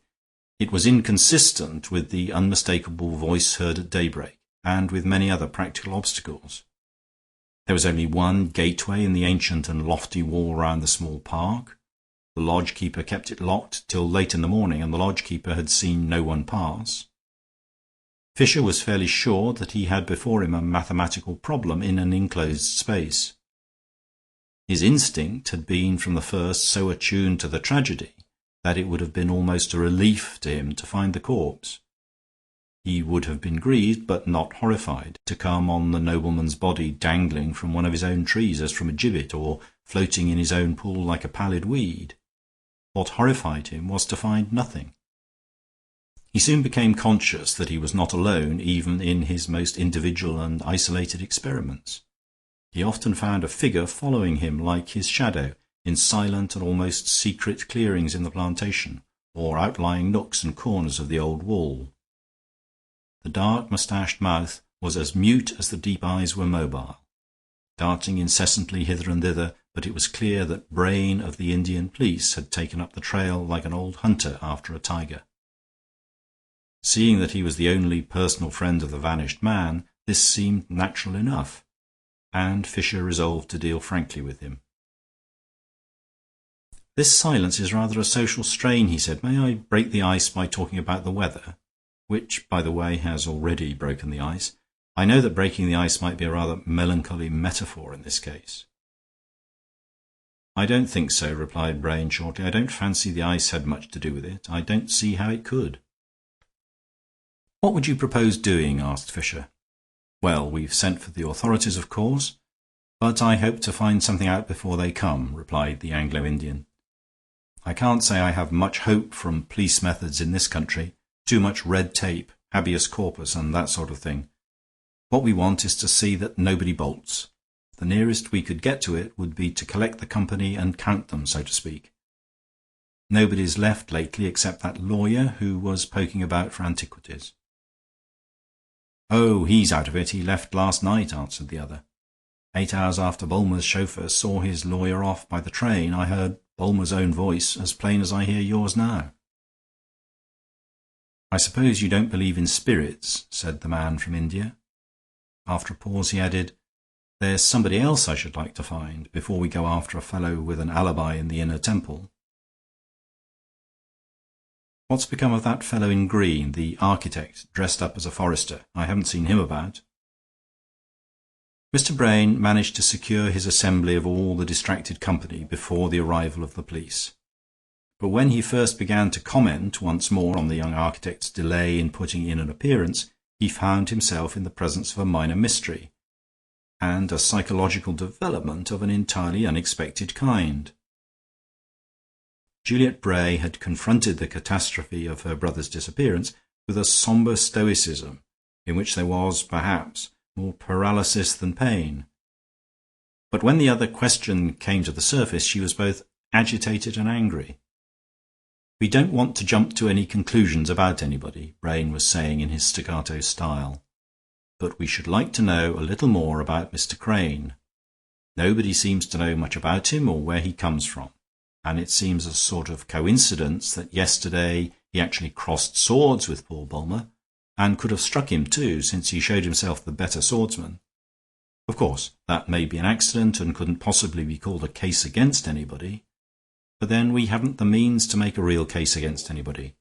Till the police come, we are only a pack of very amateur sleuth-hounds." "And I think you're a pack of snobs," said Juliet. "Because Mr. Crane is a genius who's made his own way, you try to suggest he's a murderer without daring to say so. Because he wore a toy sword and happened to know how to use it, you want us to believe he used it like a bloodthirsty maniac for no reason in the world. And because he could have hit my brother and didn't, you deduce that he did. That's the sort of way you argue. And as for his having disappeared, you're wrong in that as you are in everything else, for here he comes." And indeed the green figure of the fictitious Robin Hood slowly detached itself from the grey background of the trees and came toward them as she spoke. He approached the group slowly but with composure.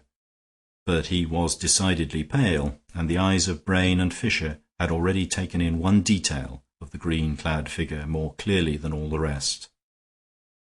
The horn still swung from his baldric, but the sword was gone. Rather to the surprise of the company, Brain did not follow up the question thus suggested, but, while retaining an air of leading the inquiry, had also an appearance of changing the subject. "Now we're all assembled," he observed quietly, "there is a question I want to ask to begin with. Did anybody here actually see Lord Bulmer this morning?" Leonard Crane turned his pale face round the circle of faces till he came to Juliet's. Then he compressed his lips a little and said, "Yes, I saw him." "Was he alive and well?" asked Brain quickly. "How was he dressed?"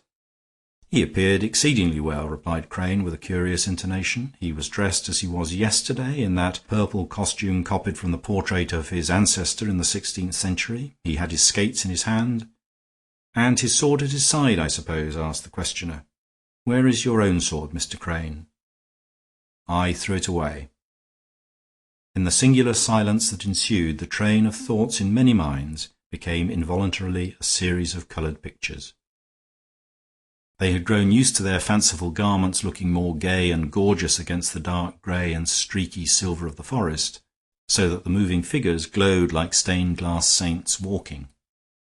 The effect had been more fitting because so many of them had idly parodied pontifical or monastic dress, but the most arresting attitude that remained in their memories had been anything but merely monastic, that of the moment when the figure in bright green and the other in vivid violet had for a moment made a silver cross of their crossing swords.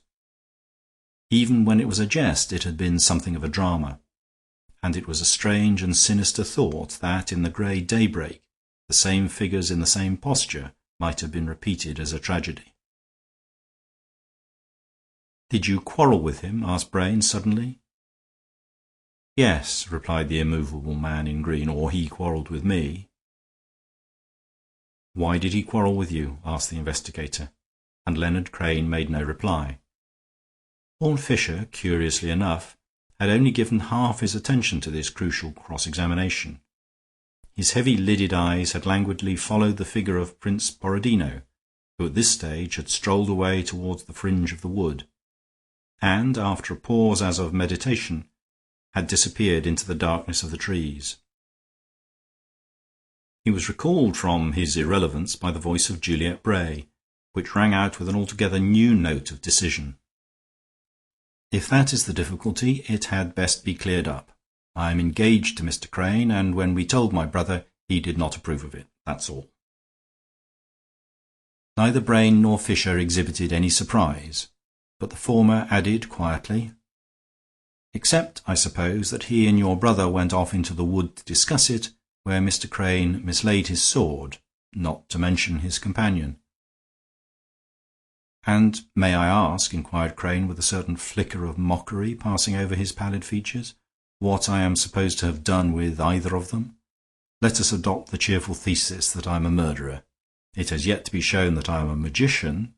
If I ran your unfortunate friend through the body, what did I do with the body? Did I have it carried away by 7 flying dragons, or was it merely a trifling matter of turning it into a milk-white hind?"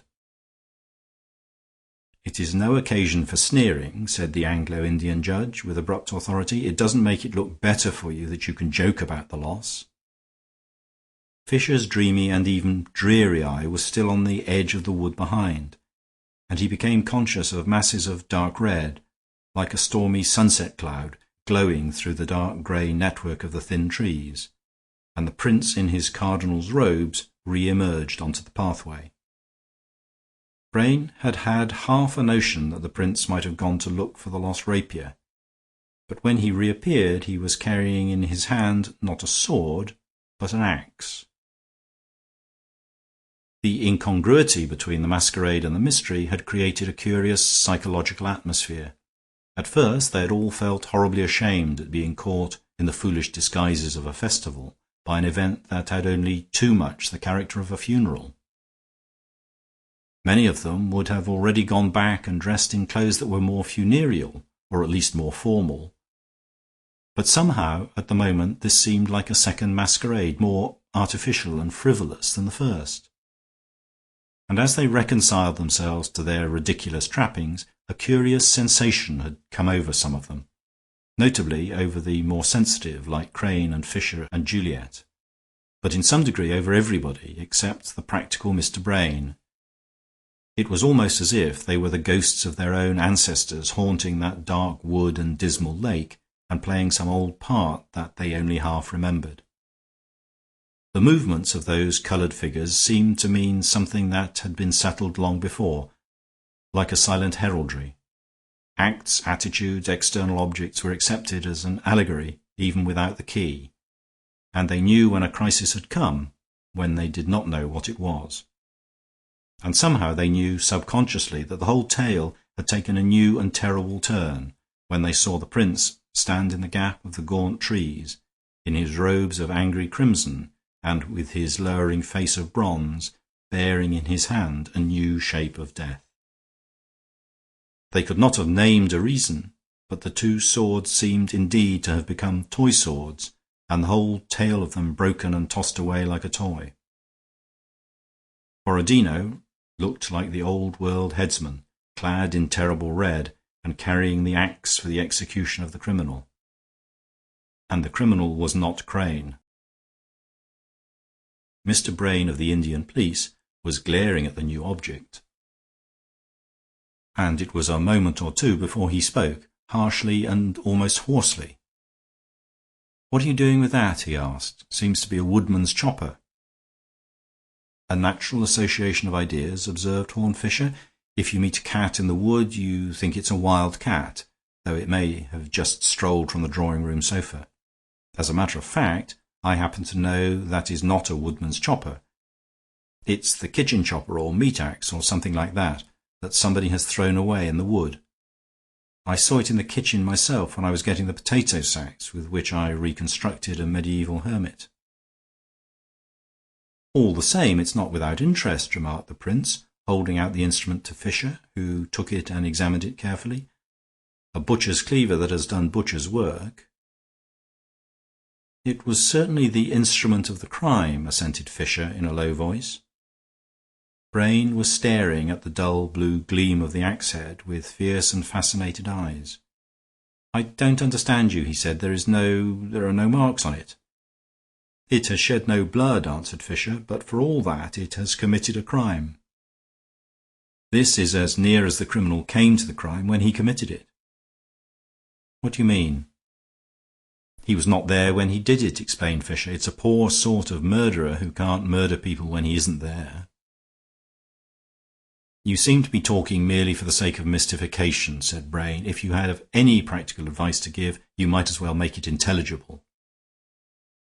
"The only practical advice I can suggest," said Fisher thoughtfully, is a little research into local topography and nomenclature. They say there used to be a Mr. Prior who had a farm in this neighbourhood. I think some details about the domestic life of the late Mr. Prior would throw a light on this terrible business." "And you have nothing more immediate than your topography to offer," said Brain with a sneer, "to help me avenge my friend."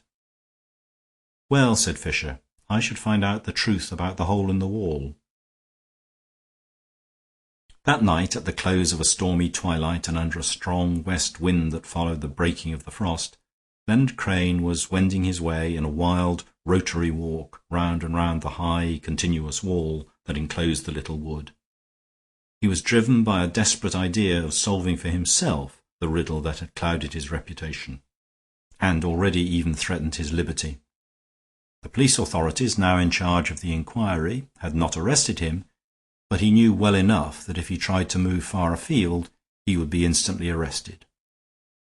Horne Fisher's fragmentary hints, though he had refused to expand them as yet, had stirred the artistic temperament of the architect to a sort of wild analysis, and he was resolved to read the hieroglyph upside down and every way until it made sense. If it was something connected with a hole in the wall, he would find the hole in the wall, but as a matter of fact he was unable to find the faintest crack in the wall. His professional knowledge told him that the masonry was all of one workmanship and one date, and except for the regular entrance, which threw no light on the mystery, he found nothing suggesting any sort of hiding place or means of escape. Walking a narrow path between the winding wall and the wild eastward bend and sweep of the grey and feathery trees, seeing shifting gleams of a lost sunset winking almost like lightning as the clouds of tempest scudded across the sky, and mingling with the first faint blue light from a slowly strengthened moon behind him, he began to feel his head going round as his heels were going round and round the blind recurrent barrier. He had thoughts on the border of thought, fancies about a fourth dimension which was itself a hole to hide anything, of seeing everything from a new angle out of a new window in the senses, or of some mystical light and transparency, like the new rays of chemistry, in which he could see Bulmer's body, horrible and glaring, floating in a lurid halo over the woods and the wall. He was haunted also with the hint, which somehow seemed to be equally horrifying, that it all had something to do with Mr. Prior. There seemed even to be something creepy in the fact that he was always respectfully referred to as Mr. Prior, and that it was in the domestic life of the dead farmer that he had been bidden to seek the seed of these dreadful things. As a matter of fact, he had found that no local inquiries had revealed anything at all about the Prior family. The moonlight had broadened and brightened, the wind had driven off the clouds and itself died fitfully away when he came round again to the artificial lake in front of the house. For some reason it looked a very artificial lake. Indeed, the whole scene was like a classical landscape with a touch of Watteau. The Palladian facade of the house pale in the moon, and the same silver touching the very pagan and naked marble nymph in the middle of the pond. Rather to his surprise, he found another figure there beside the statue, sitting almost equally motionless, and the same silver pencil traced the wrinkled brow and patient face of Horne Fisher, still dressed as a hermit and apparently practicing something of the solitude of a hermit. Nevertheless, he looked up at Leonard Crane and smiled, almost as if he had expected him. "Look here," said Crane, planting himself in front of him. "Can you tell me anything about this business?" "I shall soon have to tell everybody everything about it," replied Fisher, "but I've no objection to telling you something first. But to begin with, will you tell me something? What really happened when you met Bulmer this morning? You did throw away your sword, but you didn't kill him." "I didn't kill him because I threw away my sword," said the other. "I did it on purpose, or I'm not sure what might have happened." After a pause he went on quietly. "The late Lord Bulmer was a very breezy gentleman, extremely breezy. He was very genial with his inferiors, and would have his lawyer and his architect staying in his house for all sorts of holidays and amusements. But there was another side to him, which they found out when they tried to be his equals. When I told him that his sister and I were engaged, something happened which I simply can't and won't describe. It seemed to me like some monstrous upheaval of madness. But I suppose the truth is painfully simple. There is such a thing as the coarseness of a gentleman, and it is the most horrible thing in humanity." "I know," said Fisher. "The Renaissance nobles of the Tudor time were like that." "It is odd that you should say that," Crane went on, "for while we were talking there came on me a curious feeling that we were repeating some scene of the past, and that I was really some outlaw, found in the woods like Robin Hood, and that he had really stepped in all his plumes and purple out of the picture frame of the ancestral portrait. Anyhow, he was the man in possession, and he neither feared God nor regarded man. I defied him, of course, and walked away. I might really have killed him if I had not walked away." "Yes," said Fisher, nodding. "His ancestor was in possession, and he was in possession. And this is the end of the story. It all fits in." "Fits in with what?" cried his companion with sudden impatience. "I can't make head or tail of it. You tell me to look for the secret in the hole in the wall, but I can't find any hole in the wall." "There isn't any," said Fisher. "That's the secret." After reflecting a moment, he added, "unless you call it a hole in the wall of the world. Look here, I'll tell you if you like, but I'm afraid it involves an introduction. You've got to understand one of the tricks of the modern mind, a tendency that most people obey without noticing it. In the village or suburb outside there's an inn with the sign of St. George and the Dragon. Now, suppose I went about telling everybody that this was only a corruption of King George and the Dragoon. Scores of people would believe it, without any inquiry, from a vague feeling that it's probable because it's prosaic. It turns something romantic and legendary into something recent and ordinary. And that somehow makes it sound rational, though it's unsupported by reason. Of course, some people would have the sense to remember having seen St. George in old Italian pictures and French romances, but a good many wouldn't think about it at all. They would just swallow the skepticism because it was skepticism. Modern intelligence won't accept anything on authority, but it will accept anything without authority. That's exactly what has happened here. When some critic or other chose to say that Prior's Park was not a priory, but was named after some quite modern man named Prior, nobody really tested the theory at all.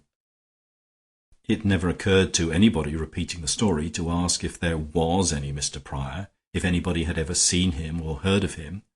As a matter of fact, it was a priory and shared the fate of most priories. That is, the Tudor gentleman with the plumes simply stole it by brute force and turned it into his own private house.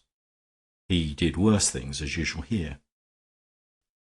But the point here is that this is how the trick works, and the trick works in the same way in the other parts of the tale. The name of this district is printed hole in wall in all the best maps produced by the scholars, and they allude lightly, not without a smile, to the fact that it was pronounced Holywell by the most ignorant and old-fashioned of the poor. But it is spelled wrong and pronounced right. "Do you mean to say," asked Crane quickly, "that there really was a well?" "There is a well," said Fisher, "and the truth lies at the bottom of it." As he spoke, he stretched out his hand and pointed toward the sheet of water in front of him. "The well is under the water somewhere," he said, "and this is not the first tragedy connected with it. The founder of this house did something which his fellow ruffians very seldom did, something that had to be hushed up even in the anarchy of the pillage of the monasteries. The well was connected with the miracles of some saint, and the last prior that guarded it was something like a saint himself. Certainly he was something very like a martyr. He defied the new owner and dared him to pollute the place, till the noble, in a fury, stabbed him and flung his body into the well, whither, after 400 years, it has been followed by an heir of the usurper, clad in the same purple and walking the world with the same pride." "But how did it happen," demanded Crane, "that for the first time Bulmer fell in at that particular spot?" "Because the ice was only loosened at that particular spot by the only man who knew it," answered Horne Fisher. "It was cracked deliberately with the kitchen chopper at that special place, and I myself heard the hammering and did not understand it. The place had been covered with an artificial lake, if only because the whole truth had to be covered with an artificial legend. But don't you see that it is exactly what those pagan nobles would have done, to desecrate it with a sort of heathen goddess, as the Roman emperor built a temple to Venus on the Holy Sepulchre? But the truth could still be traced out by any scholarly man determined to trace it, and this man was determined to trace it. "What man?" asked the other, with a shadow of the answer in his mind. "The only man who has an alibi," replied Fisher. "James Haddo, the antiquarian lawyer. Left the night before the fatality, but he left that black star of death on the ice. He left abruptly, having previously proposed to stay, probably, I think, after an ugly scene with Bulmer at their legal interview. As you know yourself, Bulmer could make a man feel pretty murderous, and I rather fancy the lawyer had himself irregularities to confess, and was in danger of exposure by his client. But it's my reading of human nature that a man will cheat in his trade, but not in his hobby. Haddo may have been a dishonest lawyer, but he couldn't help being an honest antiquary. When he got on the track of the truth about the Holy Well, he had to follow it up. He was not to be bamboozled with newspaper anecdotes about Mr. Pryor and a hole in the wall. He found out everything, even to the exact location of the well. And he was rewarded. If being a successful assassin can be regarded as a reward. "And how did you get on the track of all this hidden history?" asked the young architect. A cloud came across the brow of Horne Fisher. "I knew only too much about it already," he said. "And after all, it's shameful for me to be speaking lightly of Paul Bulmer, who has paid his penalty. But the rest of us haven't. I dare say every cigar I smoke and every liqueur I drink comes directly or indirectly from the harrying of the holy places and the persecution of the poor. After all, it needs very little poking about in the past to find that hole in the wall, that great breach in the defences of English history. It lies just under the surface of a thin sheet of sham information and instruction, just as the black and blood-stained well lies just under the floor of shallow water and flat weeds. Oh, the ice is thin, but it bears. It is strong enough to support us when we dress up as monks and dance on it, in mockery of the dear, quaint old Middle Ages. They told me I must put on fancy dress, so I did put on fancy dress, according to my own taste and fancy. I put on the only costume I think fit for a man who has inherited the position of a gentleman, and yet has not entirely lost the feelings of one." In answer to a look of inquiry, he rose with a sweeping and downward gesture.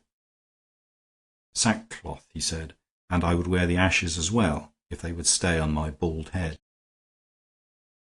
End of chapter.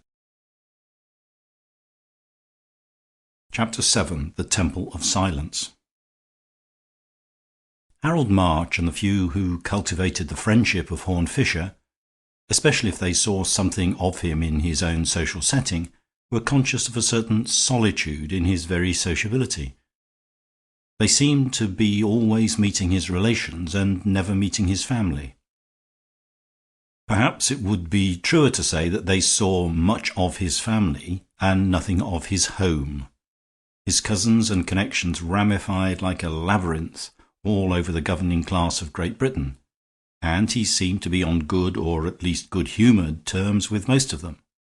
For Horne Fisher was remarkable for a curious, impersonal information and interest touching all sorts of topics, so that one could sometimes fancy that his culture, like his colourless fair moustache and pale drooping features, had the neutral nature of a chameleon.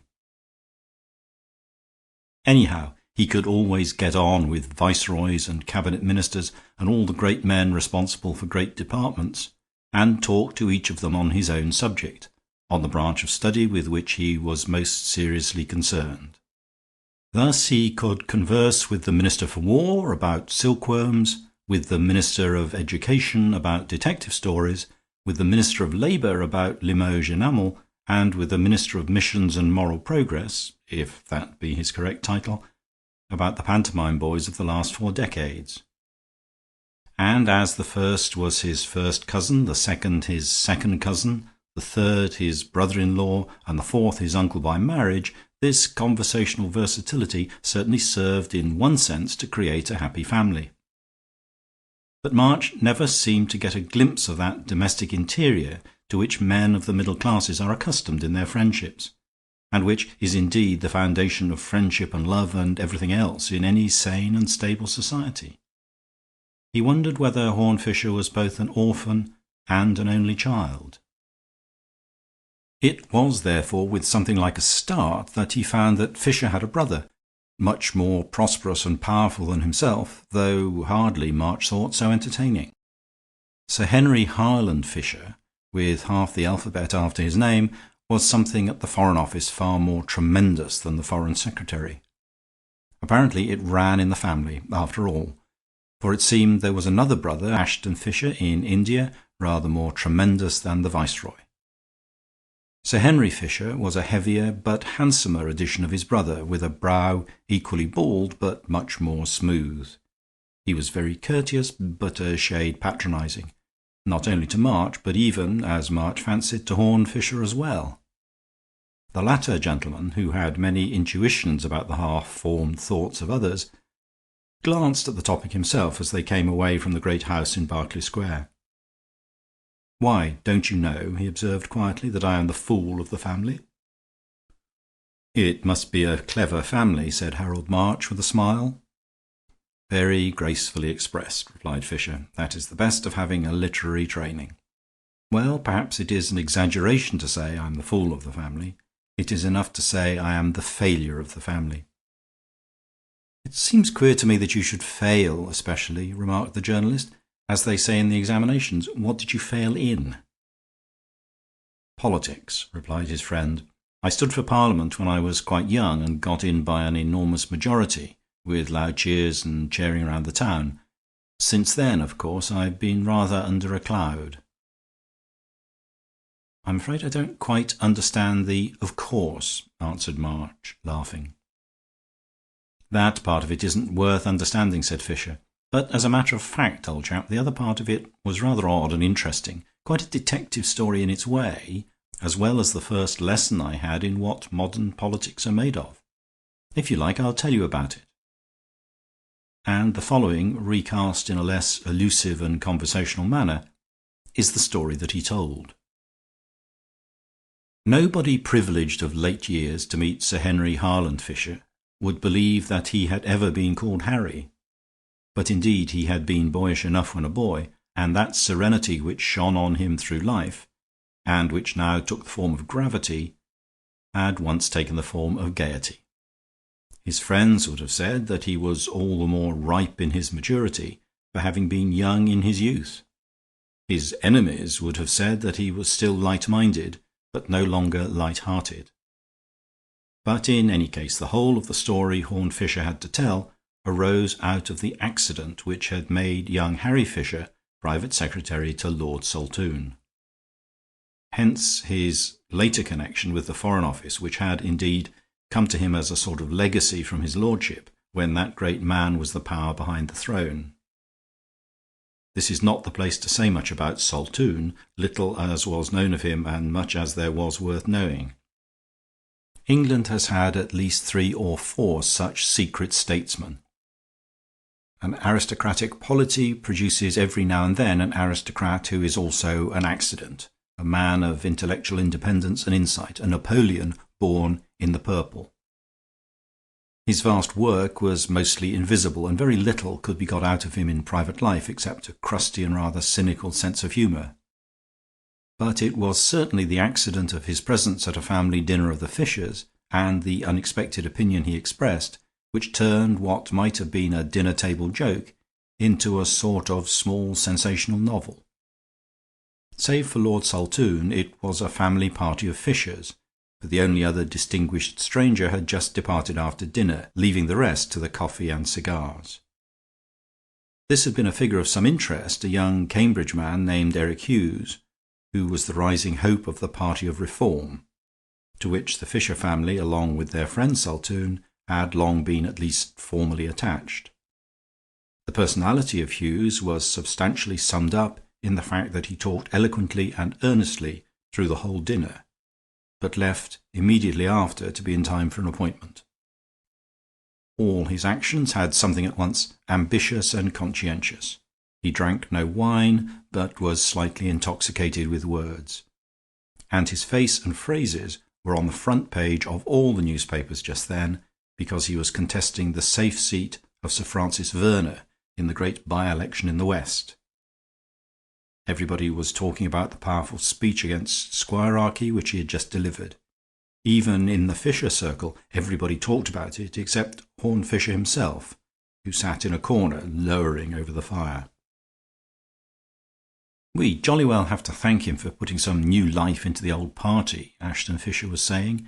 "This campaign against the old squires just hits the degree of democracy there is in this country. This act for extending county council control is practically his bill, so you may say he's in the government even before he's in the House." "One's easier than the other," said Harry carelessly. "I bet the squires are bigger pots than the county council in that county. Verner is pretty well rooted. All these rural places are what you call reactionary. Damning aristocrats won't alter it." "He damns them rather well," observed Ashton. "We never had a better meeting than the one in Barkington, which generally goes constitutional. And when he said, 'Sir Francis may boast of blue blood, let us show we have red blood,' and went on to talk about manhood and liberty, the room simply rose at him." "Speaks very well," said Lord Saltoun gruffly, making his only contribution to the conversation so far. Then the almost equally silent Horne Fisher suddenly spoke, without taking his brooding eyes off the fire. "What I can't understand," he said, "is why nobody has ever slanged for the real reason." "Hullo," remarked Harry humorously. "You beginning to take notice?" "Well, take Verner," continued Horne Fisher. "If we want to attack Verner, why not attack him? Why compliment him on being a romantic reactionary aristocrat? Who is Verner? Where does he come from? His name sounds old, but I never heard of it before, as the man said of the crucifixion. Why talk about his blue blood? His blood may be gamboge yellow with green spots, for all anybody knows. All we know is that the old squire, Hawker, somehow ran through his money, and his second wife's, I suppose, for she was rich enough, and sold the estate to a man named Verner. What did he make his money in? Oil? Army contracts?" "I don't know," said Saltoun, looking at him thoughtfully. "First thing I ever knew you didn't know," cried the exuberant Harry. "And there's more besides," went on Horne Fisher, who seemed to have suddenly found his tongue. "If we want country people to vote for us, why don't we get somebody with some notion about the country? We don't talk to people in Threadneedle Street about nothing but turnips and pigsties. Why do we talk to people in Somerset about nothing but slums and socialism? Why don't we give the squire's land to the squire's tenants instead of dragging in the county council?" 3 acres and a cow," cried Harry, emitting what the parliamentary reports call an ironical cheer. "Yes," replied his brother stubbornly. "Don't you think agricultural labourers would rather have 3 acres and a cow than 3 acres of printed forms and a committee?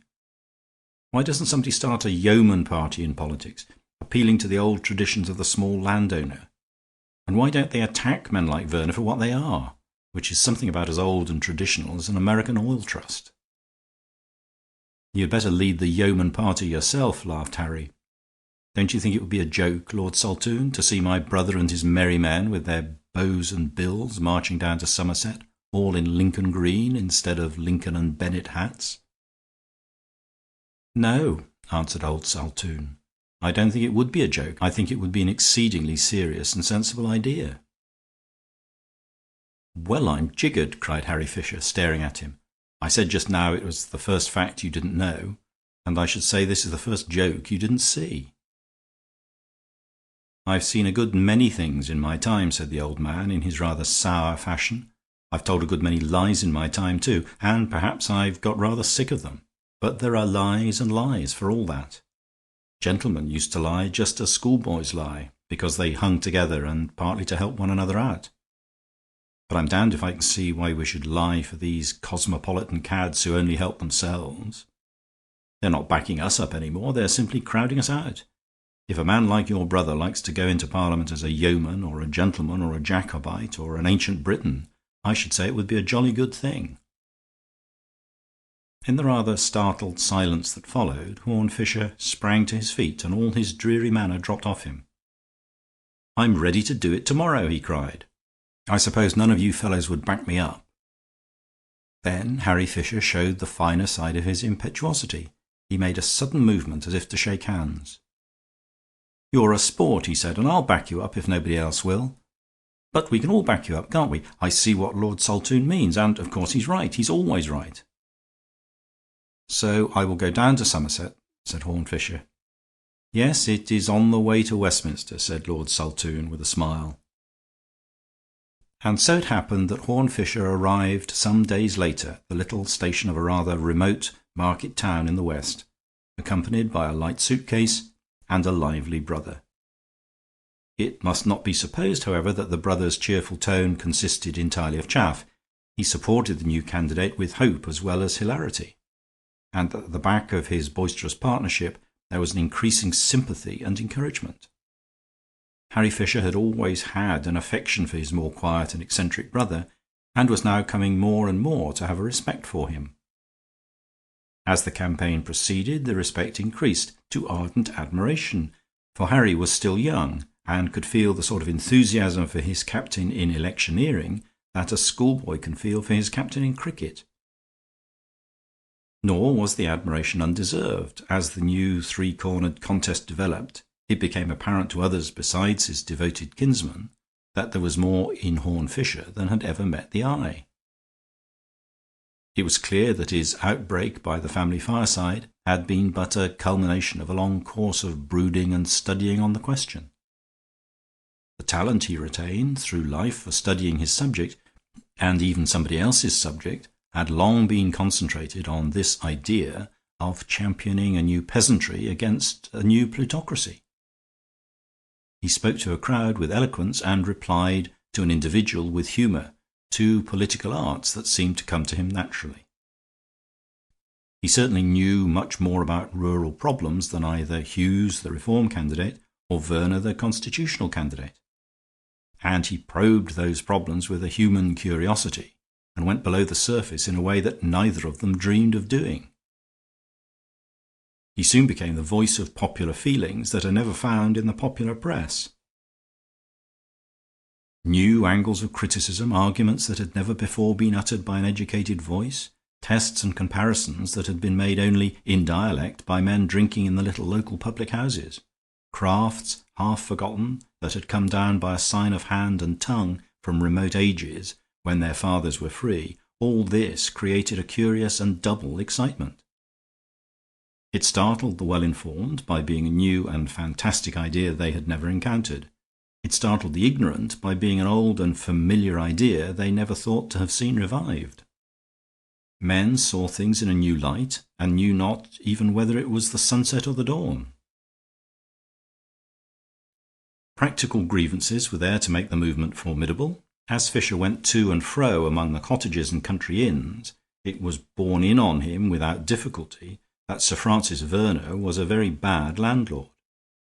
Nor was the story of his acquisition of the land any more ancient and dignified than he had supposed. The story was well known in the county, and in most respects was obvious enough. Hawker, the old squire, had been a loose, unsatisfactory sort of person, had been on bad terms with his first wife, who died, as some said, of neglect, and had then married a flashy South American Jewess with a fortune. But he must have worked his way through this fortune also with marvelous rapidity, for he had been compelled to sell the estate to Werner, and had gone to live in South America, possibly on his wife's estates. But Fisher noticed that the laxity of the old squire was far less hated than the efficiency of the new squire. Werner's history seemed to be full of smart bargains and financial flutters that left other people short of money and temper. But though he heard a great deal about Werner, there was one thing that continually eluded him, something that nobody knew, that even Saltoun had not known. He could not find out how Werner had originally made his money. "He must have kept it specially dark," said Horne Fisher to himself. "It must be something he's really ashamed of. Hang it all, what is a man ashamed of nowadays?" And as he pondered on the possibilities, they grew darker and more distorted in his mind. He thought vaguely of things remote and repulsive, strange forms of slavery or sorcery, and then of ugly things yet more unnatural but nearer home. The figure of Verner seemed to be blackened and transfigured in his imagination, and to stand against varied backgrounds and strange skies. As he strode up a village street, brooding thus, his eyes encountered a complete contrast in the face of his other rival, the Reform candidate. Eric Hughes, with his blown blonde hair and eager undergraduate face, was just getting into his motor car and saying a few final words to his agent, a sturdy, grizzled man named Gryce. Eric Hughes waved his hand in a friendly fashion, but Gryce eyed him with some hostility. Eric Hughes was a young man with genuine political enthusiasms, but he knew that political opponents are people with whom one may have to dine any day. But Mr. Gryce was a grim little local radical, a champion of the chapel, and one of those happy people whose work is also their hobby. He turned his back as the motor car drove away and walked briskly up the sunlit high street of the little town, whistling, with political papers sticking out of his pocket. Fisher looked pensively after the resolute figure for a moment, and then, as if by an impulse, began to follow it, through the busy marketplace, amid the baskets and barrows of market day, under the painted wooden sign of the Green Dragon, up a dark side entry, under an arch, and through a tangle of crooked cobble streets, the two threaded their way, the square strutting figure in front and the lean lounging figure behind him, like his shadow in the sunshine. At length they came to a brown brick house with a brass plate, on which was Mr. Gryce's name, and that individual turned and beheld his pursuer with a stare. "Could I have a word with you, sir?" asked Horne Fisher politely. The agent stared still more, but assented civilly, and led the other into an office, littered with leaflets and hung all around with highly coloured posters which linked the name of Hughes with all the higher interests of humanity. "Mr. Horne Fisher, I believe," said Mr. Gryce. "Much honoured by the call, of course. Can't pretend to congratulate you on entering the contest, I'm afraid. You won't expect that. Here we've been keeping the old flag flying for freedom and reform, and you come in and break the battle line." For Mr. Elijah Gryce abounded in military metaphors and in denunciations of militarism. He was a square-jawed, blunt-featured man with a pugnacious cock of the eyebrow. He had been pickled in the politics of that countryside from boyhood. He knew everybody's secrets, and electioneering was the romance of his life. "I suppose you think I'm devoured with ambition," said Horne Fisher in his rather listless voice, "aiming at a dictatorship and all that. Well, I think I can clear myself of the charge of mere selfish ambition. I only want certain things done. I don't want to do them. I very seldom want to do anything. And I've come here to say that I'm quite willing to retire from the contest, if you can convince me that we really want to do the same thing." The agent of the Reform Party looked at him with an odd and slightly puzzled expression, and before he could reply, Fisher went on in the same level tones. "You'd hardly believe it, but I keep a conscience concealed about me, and I am in doubt about several things. For instance, we both want to turn Verner out of Parliament, but what weapon are we to use? I've heard a lot of gossip against him, but is it right to act on mere gossip? Just as I want to be fair to you, so I want to be fair to him. If some of the things I've heard are true, he ought to be turned out of Parliament and every other club in London. But I don't want to turn him out of Parliament if they aren't true." At this point the light of battle sprang into Mr. Gryce's eyes, and he became voluble, not to say violent. He, at any rate, had no doubt that the stories were true. He could testify to his own knowledge that they were true. Verner was not only a hard landlord, but a mean landlord, a robber as well as a rack renter. Any gentleman would be justified in hounding him out.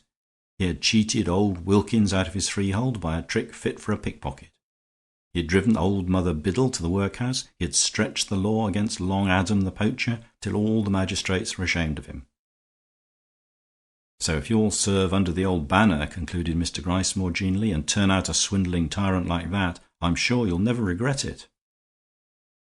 "And if that is the truth," said Horne Fisher, "are you going to tell it?" "What do you mean, tell the truth?" demanded Gryce. "I mean you are going to tell the truth as you have just told it," replied Fisher. "You are going to placard this town with the wickedness done to old Wilkins. You're going to fill the newspapers with the infamous story of Mrs. Biddle. You're going to denounce Werner from a public platform, naming him for what he did and naming the poacher he did it to. And you're going to find out by what trade this man made the money with which he bought the estate. And when you know the truth, as I said before, of course you are going to tell it. Upon those terms I come under the old flag, as you call it, and haul down my little pennon." The agent was eyeing him with a curious expression, surly but not entirely unsympathetic. "Well," he said slowly, "you have to do these things in a regular way, you know, or people don't understand. I've had a lot of experience, and I'm afraid what you say wouldn't do. People understand slanging squires in a general way, but those personalities aren't considered fair play. It looks like hitting below the belt." "Old Wilkins hasn't got a belt, I suppose," replied Horne Fisher. "Werner can hit him anyhow, and nobody must say a word. It is evidently very important to have a belt, but apparently you have to be rather high up in society to have one. Possibly," he added thoughtfully, "possibly the explanation of the phrase 'a belted earl,' the meaning of which has always escaped me." "I mean those personalities won't do," returned Gryce, frowning at the table. "And Mother Biddle and Long Adam the poacher are not personalities," said Fisher. "And suppose we mustn't ask how Werner made all the money that enabled him to become a personality?" Gryce was still looking at him under lowering brows, but the singular light in his eyes had brightened. At last he said, in another and much quieter voice, "Look here, sir, I like you, if you don't mind me saying so. I think you are really on the side of the people, and I'm sure you're a brave man. A lot braver than you know, perhaps. We daren't touch what you propose with a barge pole, and so far from wanting you in the old party, we'd rather you ran your own risk by yourself. But because I like you and respect your pluck, I'll do you a good turn before we part. I don't want you to waste time barking up the wrong tree. You talk about how the new squire got the money to buy, and the ruin of the old squire, and all the rest of it.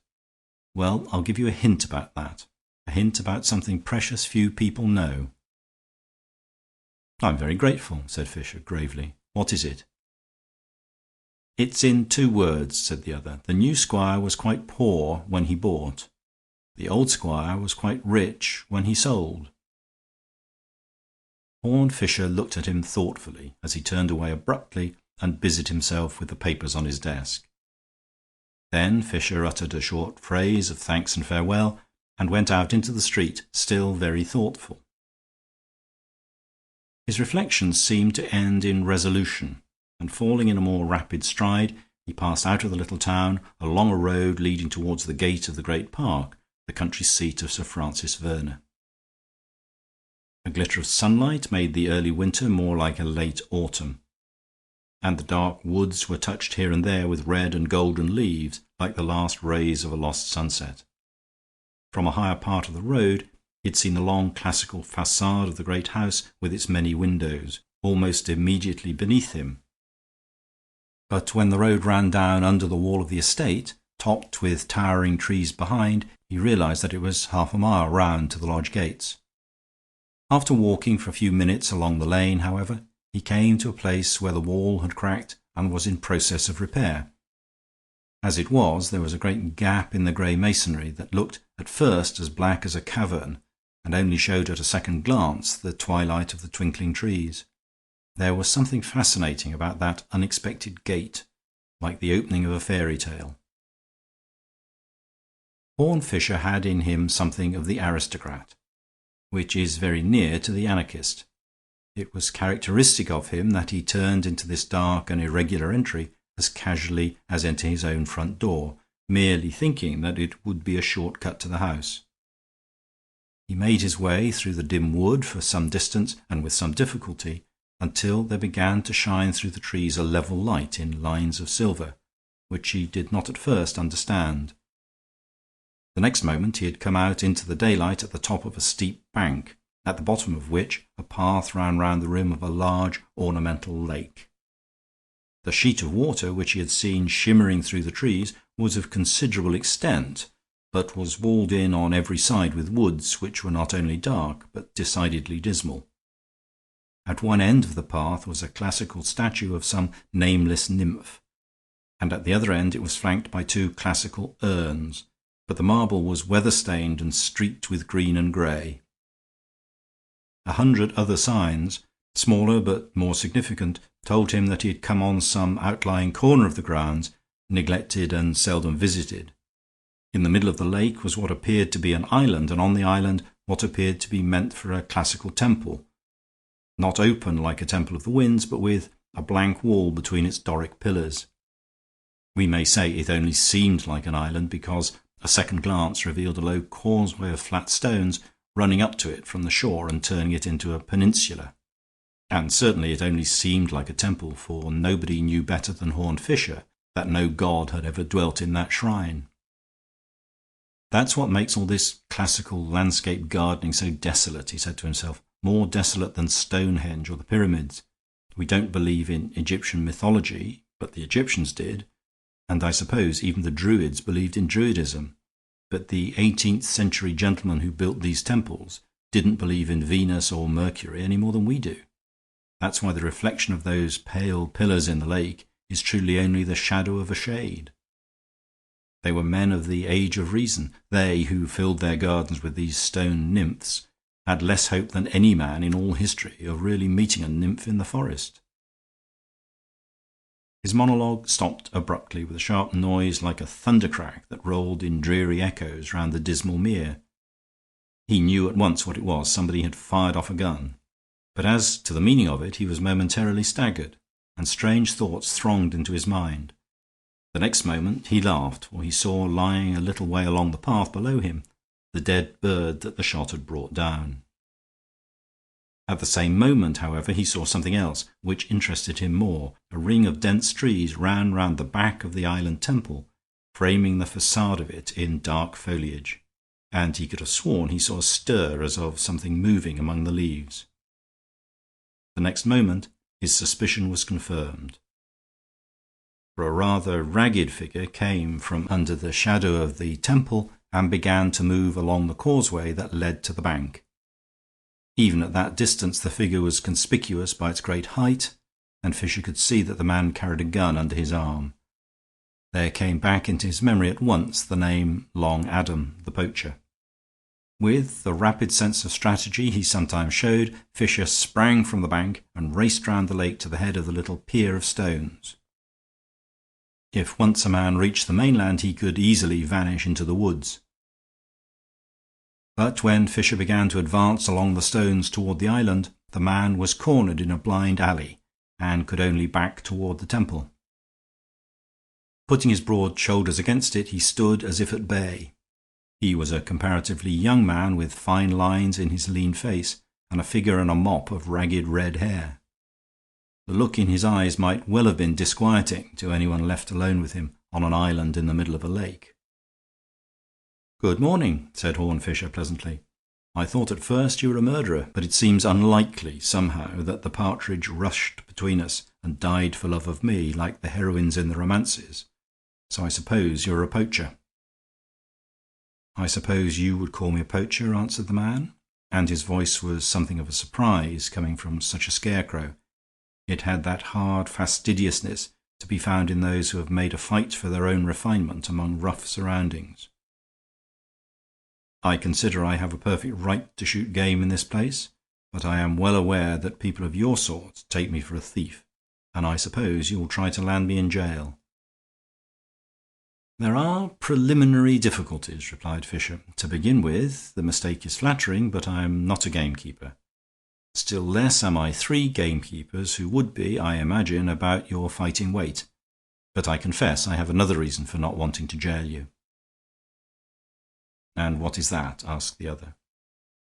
"Only that I quite agree with you," answered Fisher. "I don't exactly say you have a right to poach, but I never could see that it was as wrong as being a thief. Seems to me against the whole normal notion of property that a man should own something because it flies across his garden. He might as well own the wind or think he could write his name on a morning cloud. Besides, if we want poor people to respect property, we must give them some property to respect. You ought to have land of your own, and I'm going to give you some if I can." "Going to give me some land?" repeated Long Adam. "I apologize for addressing you as if you were a public meeting," said Fisher, "but I am an entirely new kind of public man who says the same thing in public and in private. I've said this to 100 huge meetings throughout the country, and I say it to you on this queer little island in this dismal pond. I would cut up a big estate like this into small estates for everybody, even for poachers. I would do in England as they did in Ireland. Buy the big men out, if possible, get them out anyhow. A man like you ought to have a little place of his own. I don't say you could keep pheasants, but you might keep chickens." The man stiffened suddenly, and he seemed at once to blanch and flame at the promise as if it were a threat. "Chickens?" he repeated, with a passion of contempt. "Why do you object?" asked the placid candidate. "Because keeping hens is rather a mild amusement for a poacher? What about poaching eggs?" "Because I am not a poacher," cried Adam in a rending voice that rang round the hollow shrines and urns like the echoes of his gun. "Because the partridge lying dead over there is my partridge. Because the land you are standing on is my land. Because my own land was only taken from me by a crime, and a worse crime than poaching. This has been a single estate for hundreds and hundreds of years, and if you or any meddlesome mountebank comes here and talks of cutting it up like a cake, if ever I hear a word more of you and your levelling lies—" "You seem to be a rather turbulent public," observed Horne Fisher. "But do go on. What will happen if I try to divide this estate decently among decent people?" The poacher had recovered a grim composure as he replied, "There will be no partridge to rush in between." With that he turned his back, evidently resolved to say no more, and walked past the temple to the extreme end of the islet, where he stood staring into the water. Fisher followed him, but when his repeated questions evoked no answer, turned back toward the shore. In doing so he took a second and closer look at the artificial temple, and noted some curious things about it.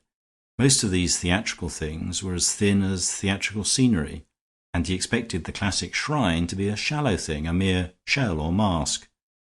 But there was some substantial bulk of it behind, buried in the trees, which had a grey labyrinthian look, like serpents of stone, and lifted a load of leafy towers to the sky.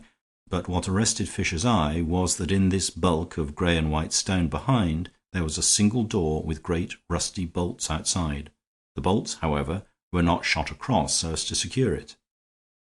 Then he walked round the small building and found no other opening except one small grating like a ventilator, high up in the wall. He retraced his steps thoughtfully along the causeway to the banks of the lake, and sat down on the stone steps between the two sculptured funeral urns. Then he lit a cigarette and smoked it in ruminant manner. Eventually he took out a notebook and wrote down various phrases, numbering and renumbering them till they stood in the following order. 1. Squire Hawker disliked his first wife. 2. He married his second wife for her money. 3. Long Adam says the estate is really his. 4. Long Adam hangs round the island temple, which looks like a prison. 5. Squire Hawker was not poor when he gave up the estate. 6. Verner was poor when he got the estate. He gazed at these notes with a gravity which gradually turned to a hard smile, threw away his cigarette, and resumed his search for a short cut to the great house. He soon picked up the path, which, winding among clipped hedges and flower beds, brought him in front of its long Palladian facade. It had the usual appearance of being not a private house, but a sort of public building sent into exile in the provinces. He first found himself in the presence of the butler, who really looked much older than the building, for the architecture was dated as Georgian, but the man's face, under a high, unnatural brown wig, was wrinkled with what might have been centuries. Only his prominent eyes were alive and alert, as if with protest. Fisher glanced at him and then stopped and said, "Excuse me, weren't you with the late Squire, Mr. Hawker?" "Yes, sir," said the man gravely. "Usher is my name. What can I do for you?" "Only take me into Sir Francis Verner," replied the visitor. Sir Francis Verner was sitting in an easy chair beside a small table in a large room hung with tapestries. On the table were a small flask and glass with the green glimmer of a liqueur and a cup of black coffee. He was clad in a quiet grey suit with a moderately harmonious purple tie. But Fisher saw something about the turn of his fair moustache and the lie of his flat hair. It suddenly revealed that his name was Franz Verner. "You're Mr. Horne Fisher," he said. "Won't you sit down?" "No, thank you," replied Fisher. "I fear this is not a friendly occasion, and I shall remain standing. Possibly you know that I am already standing for Parliament, in fact." "I am aware we're political opponents," replied Verner, raising his eyebrows. "But I think it would be better if we fought in a sporting spirit, in a spirit of English fair play." "Much better," assented Fisher. "It would be much better if you were English, and very much better if you had ever played fair. But what I've come to say can be said very shortly. I don't quite know how we stand with the law about that old hawker story, but my chief object is to prevent England being entirely ruled by people like you. So whatever the law would say, I will say no more if you will retire from the election at once." "You are evidently a lunatic," said Verner. "My psychology may be a little abnormal," replied Horne Fisher in a rather hazy manner. "I am subject to dreams, especially daydreams. Sometimes what is happening to me grows vivid in a curious double way, as if it had happened before. Have you ever had that mystical feeling that things have happened before?" "I hope you're a harmless lunatic," said Verner. But Fisher was still staring in an absent fashion at the golden gigantic figures and traceries of brown and red in the tapestries on the walls. Then he looked again at Verner and resumed. "I have a feeling that this interview has happened before, here in this tapestried room, and we are two ghosts revisiting a haunted chamber. But it was Squire Hawker who sat where you sit, and it was you who stood where I stand." He paused a moment and then added with simplicity, "I suppose I am a blackmailer too." "If you are," said Sir Francis, "I promise you shall go to jail." But his face had a shade on it that looked like the reflection of the green wine gleaming on the table. Horne Fisher regarded him steadily and answered quietly enough, "Blackmailers do not always go to jail. Sometimes they go to Parliament.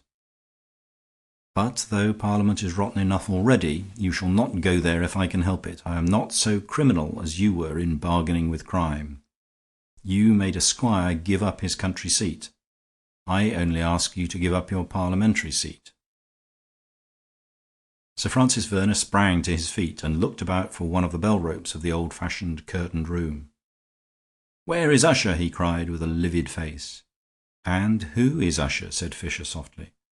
"I wonder how much Usher knows of the truth." Verner's hand fell from the bell rope, and, after standing for a moment with rolling eyes, he strode abruptly from the room. Fisher went out by the other door, by which he had entered, and, seeing no sign of Usher, let himself out and betook himself again toward the town. That night he put an electric torch in his pocket and set out alone in the darkness to add the last links to his argument. There was much that he did not know yet, but he thought he knew where he could find the knowledge.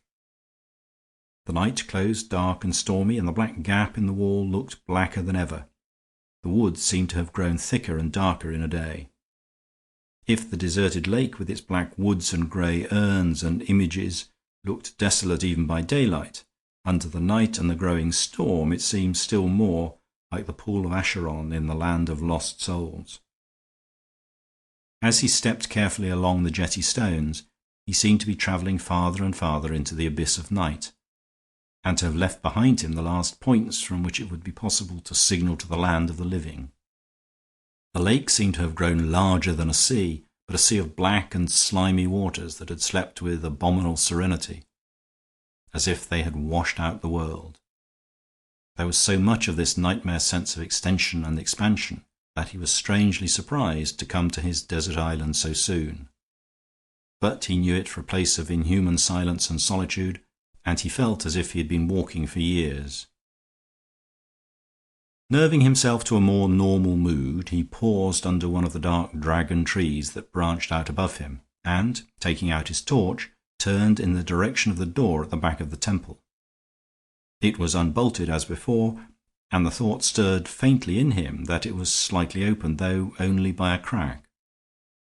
The more he thought of it, however, the more certain he grew that this was but one of the common illusions of light coming from a different angle. He studied in a more scientific spirit the details of the door, with its rusty bolts and hinges, when he became conscious of something very near him, indeed nearly above his head. Something was dangling from the tree that was not a broken branch. For some seconds he stood as still as a stone, and as cold. What he saw above him were the legs of a man hanging, presumably a dead man hanged. But the next moment he knew better. The man was literally alive and kicking, and an instant after he had dropped to the ground and turned on the intruder. Simultaneously 3 or 4 other trees seemed to come to life in the same fashion. 5 or 6 other figures had fallen on their feet from these unnatural nests.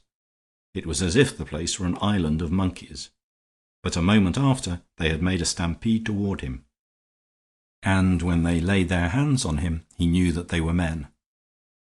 With the electric torch in his hand he struck the foremost of them so furiously in the face that the man stumbled and rolled over on the slimy grass. But the torch was broken and extinguished, leaving everything in a denser obscurity. He flung another man against the temple wall so that he slid to the ground, but a third and fourth carried Fisher off his feet and began to bear him, struggling, toward the doorway. Even in the bewilderment of the battle he was conscious that the door was standing open. Someone was summoning the roughs from inside. The moment they were within, they hurled him upon a sort of bench or bed with violence but no damage, for the settee, or whatever it was, seemed to be comfortably cushioned for his reception. Their violence had in it a great element of haste, and before he could rise they had all rushed from the door to escape. Whatever bandits they were that infested this desert island, they were obviously uneasy about their job and very anxious to be quit of it. He had the flying fancy that regular criminals would hardly be in such a panic. The next moment the great door crashed to, and he could hear the bolts shriek as they shot into place, and the feet of the retreating men scampering and stumbling along the causeway. But, rapidly as it had happened, it did not happen before Fisher had done something that he wanted to do. Unable to rise from his sprawling attitude in that flash of time, he had shot out one of his long legs and hooked it round the ankle of the last man disappearing through the door. The man swayed and toppled over inside the prison chamber, and the door closed between him and his fleeing companions. Clearly they were in too much haste to realize that they had left one of their company behind. The man sprang to his feet again and hammered and kicked furiously at the door. Fisher's sense of humor began to recover from the struggle, and he sat up on his sofa with something of his native nonchalance. But as he listened to the captive captor beating on the door of the prison, a new and curious reflection came to him. The natural course for a man thus wishing to attract his friend's attention would be to call out, to shout as well as kick. This man was making as much noise as he could with his feet and hands, but not a sound came from his throat. Why couldn't he speak? At first he thought the man might be gagged, which was manifestly absurd. Then his fancy fell back on the ugly idea that the man was dumb. He hardly knew why it was so ugly an idea, but it affected his imagination in a dark and disproportionate fashion. There seemed to be something creepy about the idea of being left in a dark room with a deaf mute. It was almost as if such a defect were a deformity. It was almost as if it went with other and worse deformities. It was as if the shape he could not trace in the darkness were some shape that could not see the sun. Then he had a flash of sanity and also of insight. The explanation was very simple, but rather interesting. Obviously the man did not use his voice because he did not wish his voice to be recognized. He hoped to escape from that dark place before Fisher found out who he was. And who was he? One thing at least was clear. He was one or other of the 4 or 5 men with whom Fisher had already talked in these parts. and in the development of that strange story. "Now I wonder who you are," he said aloud with all his old lazy urbanity. "I suppose it's no use trying to throttle you in order to find out. It would be displeasing to pass the night with a corpse. Besides, I might be the corpse. I've got no matches, and I've smashed my torch, so I can only speculate. Who could you be now? Let us think." The man thus genially addressed had desisted from drumming on the door and retreated sullenly into a corner as Fisher continued to address him in a flowing monologue. "Probably you're the poacher who says he isn't a poacher. He says he's a landed proprietor, but he will permit me to inform him that, whatever he is, he's a fool. What hope can there ever be of a free peasantry in England if the peasants themselves are such snobs as to want to be gentlemen? How can we make a democracy with no democrats? As it is, you want to be a landlord, and so you consent to be a criminal. And in that, you know, you are rather like somebody else. And now I think of it, perhaps you are somebody else." There was a silence broken by breathing from the corner and the murmur of the rising storm that came in through the small grating above the man's head. Horne Fisher continued. "Are you only a servant, perhaps, that rather sinister old servant who was butler to Hawker and Werner? If so, you are certainly the only link between the two periods. But if so, why do you degrade yourself to serve this dirty foreigner, when you at least saw the last of a genuine national gentry? People like you are generally at least patriotic. Doesn't England mean anything to you, Mr. Usher? All of which eloquence is possibly wasted, as perhaps you're not Mr. Usher. More likely you're Werner himself. And it's no good wasting eloquence to make you ashamed of yourself, nor is it any good to curse you for corrupting England, nor are you the right person to curse. It is the English who deserve to be cursed and are cursed, because they allowed such vermin to crawl into the high places of their heroes and their kings.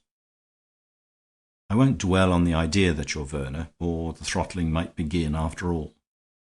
Is there anyone else you could be? Surely you're not some servant of the other rival organization.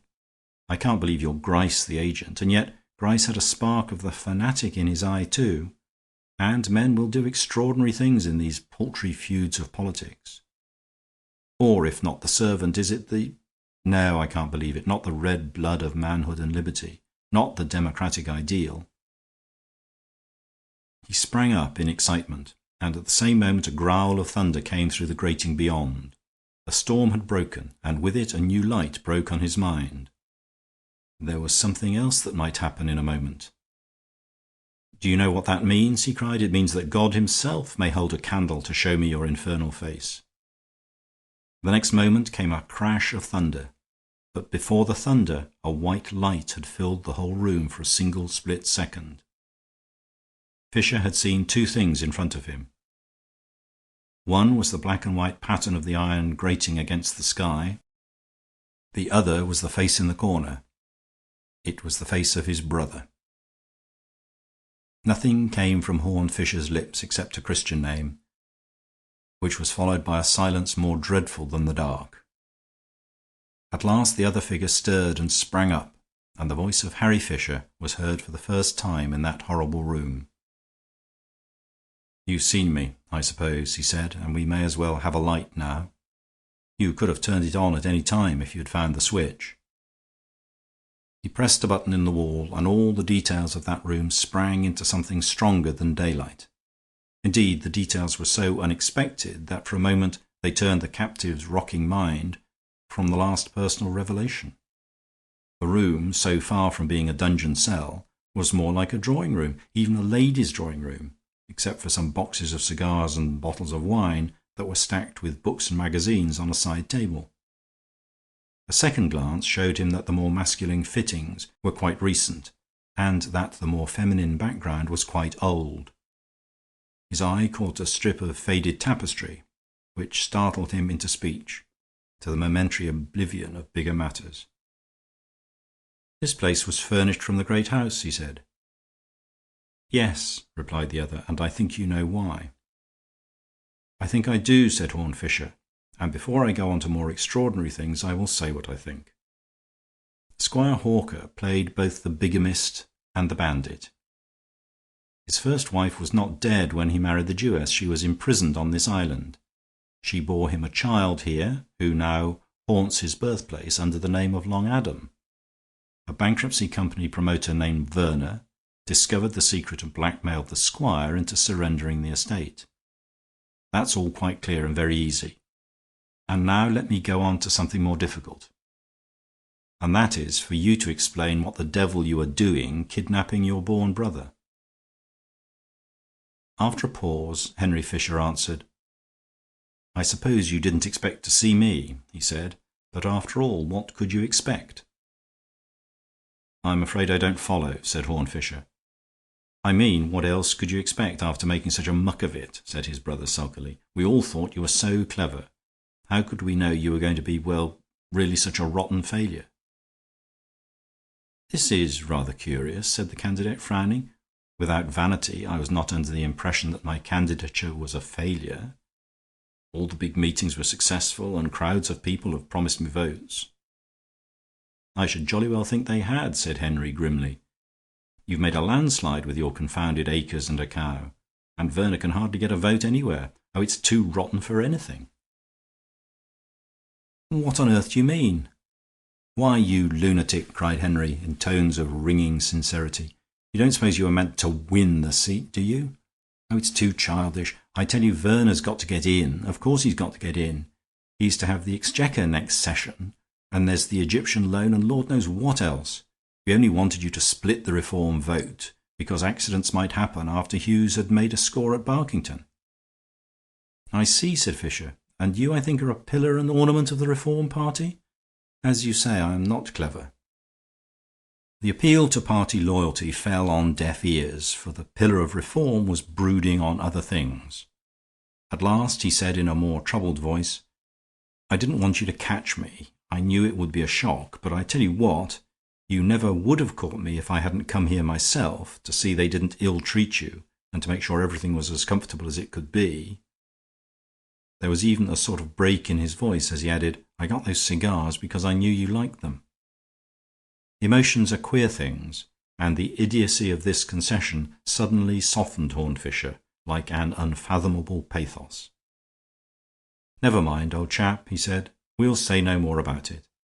I'll admit that you're really as kind-hearted and affectionate a scoundrel and hypocrite as ever sold himself to ruin his country. There, I can't say handsomer than that. Thank you for the cigars, old man. I'll have one if you don't mind." By the time that Horne Fisher had ended his telling of this story to Harold March, they had come out into one of the public parks and taken a seat on a rise of ground overlooking wide green spaces under a blue and empty sky, and there was something incongruous in the words with which the narration ended.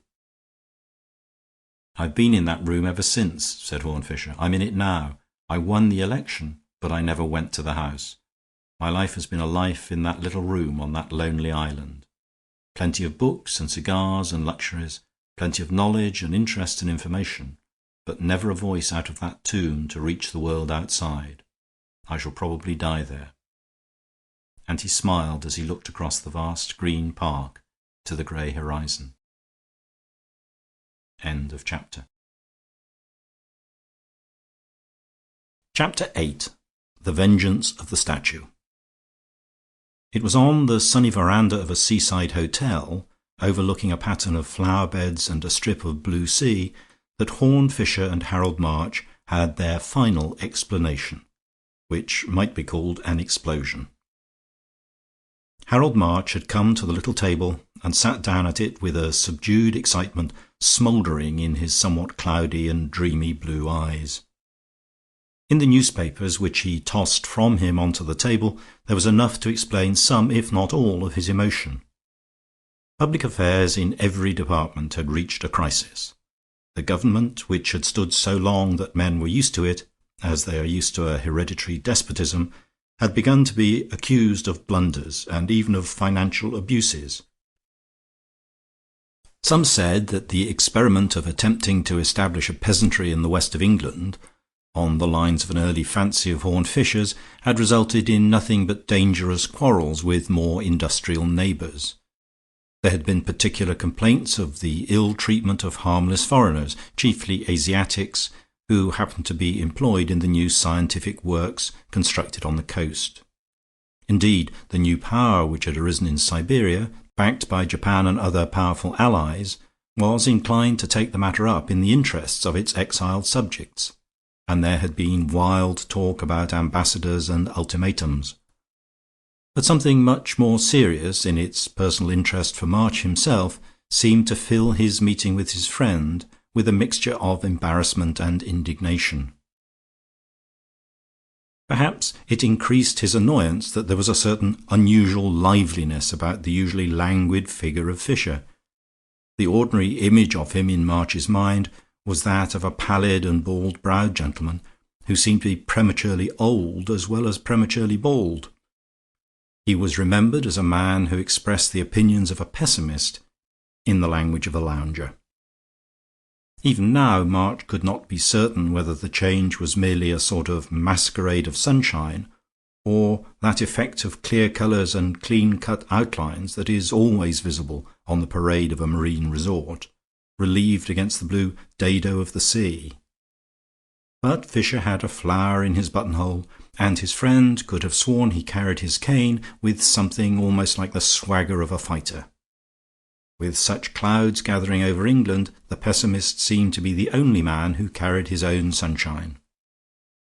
"Look here," said Harold March abruptly, "you've been no end of a friend to me, and I never was so proud of a friendship before. But there's something I must get off my chest. The more I found out, the less I understood how you could stand it, and I tell you I'm going to stand it no longer." Horne Fisher gazed across at him gravely and attentively, but rather as if he were a long way off. "You know, I always liked you," said Fisher quietly, "but I also respect you, which is not always the same thing. You may possibly guess that I like a good many people I don't respect. Perhaps it is my tragedy, perhaps it is my fault, but you are very different, and I promise you this, that I will never try to keep you as somebody to be liked at the price of your not being respected." "I know you're magnanimous," said March, after a silence, "and yet you tolerate and perpetuate everything that is mean." Then, after another silence, he added, "Do you remember when we first met, when you were fishing in that brook in the affair of the target? And do you remember you said that, after all, it might do no harm if I could blow the whole tangle of this society to hell with dynamite?" "Yes, and what of that?" asked Fisher. "Only that I'm going to blow it to hell with dynamite," said Harold March, "and I think it right to give you fair warning. For a long time I didn't believe things were as bad as you said they were, but I never felt as if I could have bottled up what you knew, supposing you really knew it.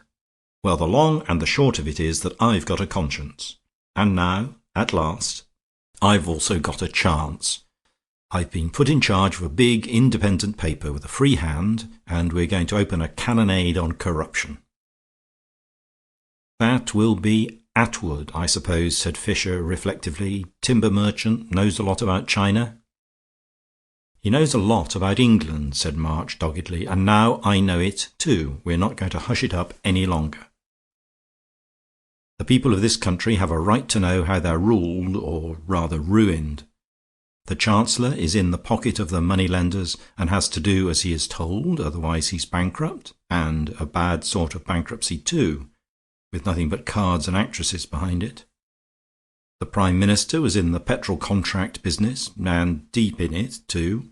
The Foreign Minister is a wreck of drink and drugs. When you say that plainly about a man who may send thousands of Englishmen to die for nothing, you're called personal. If a poor engine driver gets drunk and sends 30 or 40 people to death, nobody complains of the exposure being personal. The engine driver is not a person." "I quite agree with you," said Fisher calmly. "You're perfectly right." "If you agree with us, why the devil don't you act with us?" demanded his friend. "If you think it's right, why don't you do what's right? It's awful to think of a man of your abilities simply blocking the road to reform." "We have often talked about that," replied Fisher with the same composure. "The Prime Minister is my father's friend, the Foreign Minister married my sister, the Chancellor of the Exchequer is my first cousin.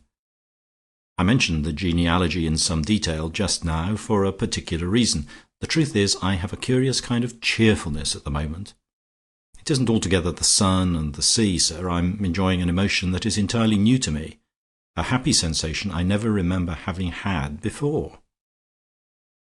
"What the devil do you mean?" "I'm feeling proud of my family," said Horne Fisher. Harold March stared at him with round blue eyes, and seemed too much mystified even to ask a question. Fisher leaned back in his chair in his lazy fashion, and smiled as he continued. "Look here, my dear fellow, let me ask a question in turn. You imply that I have always known these things about my unfortunate kinsman. So I have. Do you suppose that Attwood hasn't always known them? Do you suppose he hasn't always known you as an honest man who would say these things when he got a chance? Why does Attwood unmuzzle you like a dog at this moment, after all these years? I know why he does. I know a good many things, far too many things. And therefore, as I have the honour to remark, I am proud of my family at last." "But why?" repeated March, rather feebly.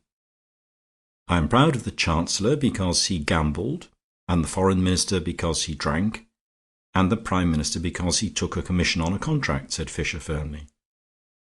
"I am proud of them because they did these things, and can be denounced for them, and know they can be denounced for them, and are standing firm for all that. I take off my hat to them because they are defying blackmail, and refusing to smash their country to save themselves. I salute them as if they were going to die on the battlefield." After a pause he continued, "And it will be a battlefield too, and not a metaphorical one. We have yielded to foreign financiers so long that now it is war or ruin. Even the people, even the country people, are beginning to suspect that they are being ruined. That is the meaning of the regrettable incidents in the newspapers." "The meaning of the outrages on Orientals?" asked March. "The meaning of the outrages on Orientals," replied Fisher, "is that the financiers have introduced Chinese labour into this country with the deliberate intention of reducing workmen and peasants to starvation. Our unhappy politicians have made concession after concession, and now they are asking concessions which amount to our ordering a massacre of our own poor. If we do not fight now, we shall never fight again. They will have put England in an economic position of starving in a week. But we are going to fight now. I shouldn't wonder if there were an ultimatum in a week and an invasion in a fortnight. All the past corruption and cowardice is hampering us, of course. The West Country is pretty stormy and doubtful, even in a military sense, and the Irish regiments there that are supposed to support us by the new treaty are pretty well in mutiny, for, of course, this infernal coolie capitalism is being pushed in Ireland too. But it's to stop now, and if the government message of reassurance gets through to them in time, they may turn up after all by the time the enemy lands. For my poor old gang is going to stand to its guns at last. Of course, it's only natural that when they have been whitewashed for half a century as paragons, their sins should come back on them at the very moment when they are behaving like men for the first time in their lives. Well, I tell you, March, I know them inside out, and I know they are behaving like heroes. Every man of them ought to have a statue, and on the pedestal words like those of the noblest ruffian of the Revolution: Que mon nom soit flétri, que la France soit libre. Good God, cried March, shall we never get to the bottom of your mines and countermines? After a silence, Fisher answered in a lower voice, looking his friend in the eyes. "Did you think there was nothing but evil at the bottom of them?" he asked gently. "Did you think I had found nothing but filth in the deep seas into which fate has thrown me? Believe me, you never know the best about men till you know the worst about them. It does not dispose of their strange human souls to know that they were exhibited to the world as impossibly impeccable waxworks, who never looked after a woman or knew the meaning of a bribe. Even in a palace life can be lived well, and even in Parliament life can be lived with occasional efforts to live it well. I tell you it is as true of these rich fools and rascals as it is true of every poor footpad and pickpocket, that only God knows how good they have tried to be. God alone knows what the conscience can survive, or how a man who has lost his honour will still try to save his soul." There was another silence, and March sat staring at the table and Fisher at the sea. Then Fisher suddenly sprang to his feet and caught up his hat and stick with all his new alertness and even pugnacity. "Look here, old fellow," he cried, "let us make a bargain. Before you open up your campaign for Atwood, come down and stay with us for 1 week to hear what we're really doing. I mean with the faithful few, formerly known as the old gang, occasionally to be described as the low lot. There are really only 5 of us that are quite fixed and organizing the national defense. And we're living like a garrison in a sort of broken-down hotel in Kent. Come and see what we're really doing and what there is to be done, and do us justice. And after that, with unalterable love and affection for you, publish and be damned." Thus it came about that in the last week before the war, when events moved most rapidly, Harold March found himself one of a sort of small house party of the people he was proposing to denounce. They were living simply enough, for people with their tastes, in an old brown brick inn faced with ivy and surrounded by rather dismal gardens. At the back of the building the garden ran up very steeply to a road along the ridge above, and a zigzag path scaled the slopes in sharp angles, turning to and fro amid evergreens so sombre that they might rather be called ever-black. Here and there up the slope were statues having all the cold monstrosity of such minor ornaments of the 18th century, and a whole row of them ran as on a terrace along the last bank at the bottom, opposite the back door. This detail fixed itself first in March's mind, merely because it figured in the first conversation he had with one of the cabinet ministers. The cabinet ministers were rather older than he had expected to find them. The Prime Minister no longer looked like a boy, though he still looked a little like a baby, but it was one of those old and venerable babies, and the baby had soft grey hair. Everything about him was soft, to his speech and his way of walking, but over and above that his chief function seemed to be sleep. People left alone with him got so used to his eyes being closed that they were almost startled when they realized in the stillness that the eyes were wide open and even watching. One thing at least would always make the old gentleman open his eyes.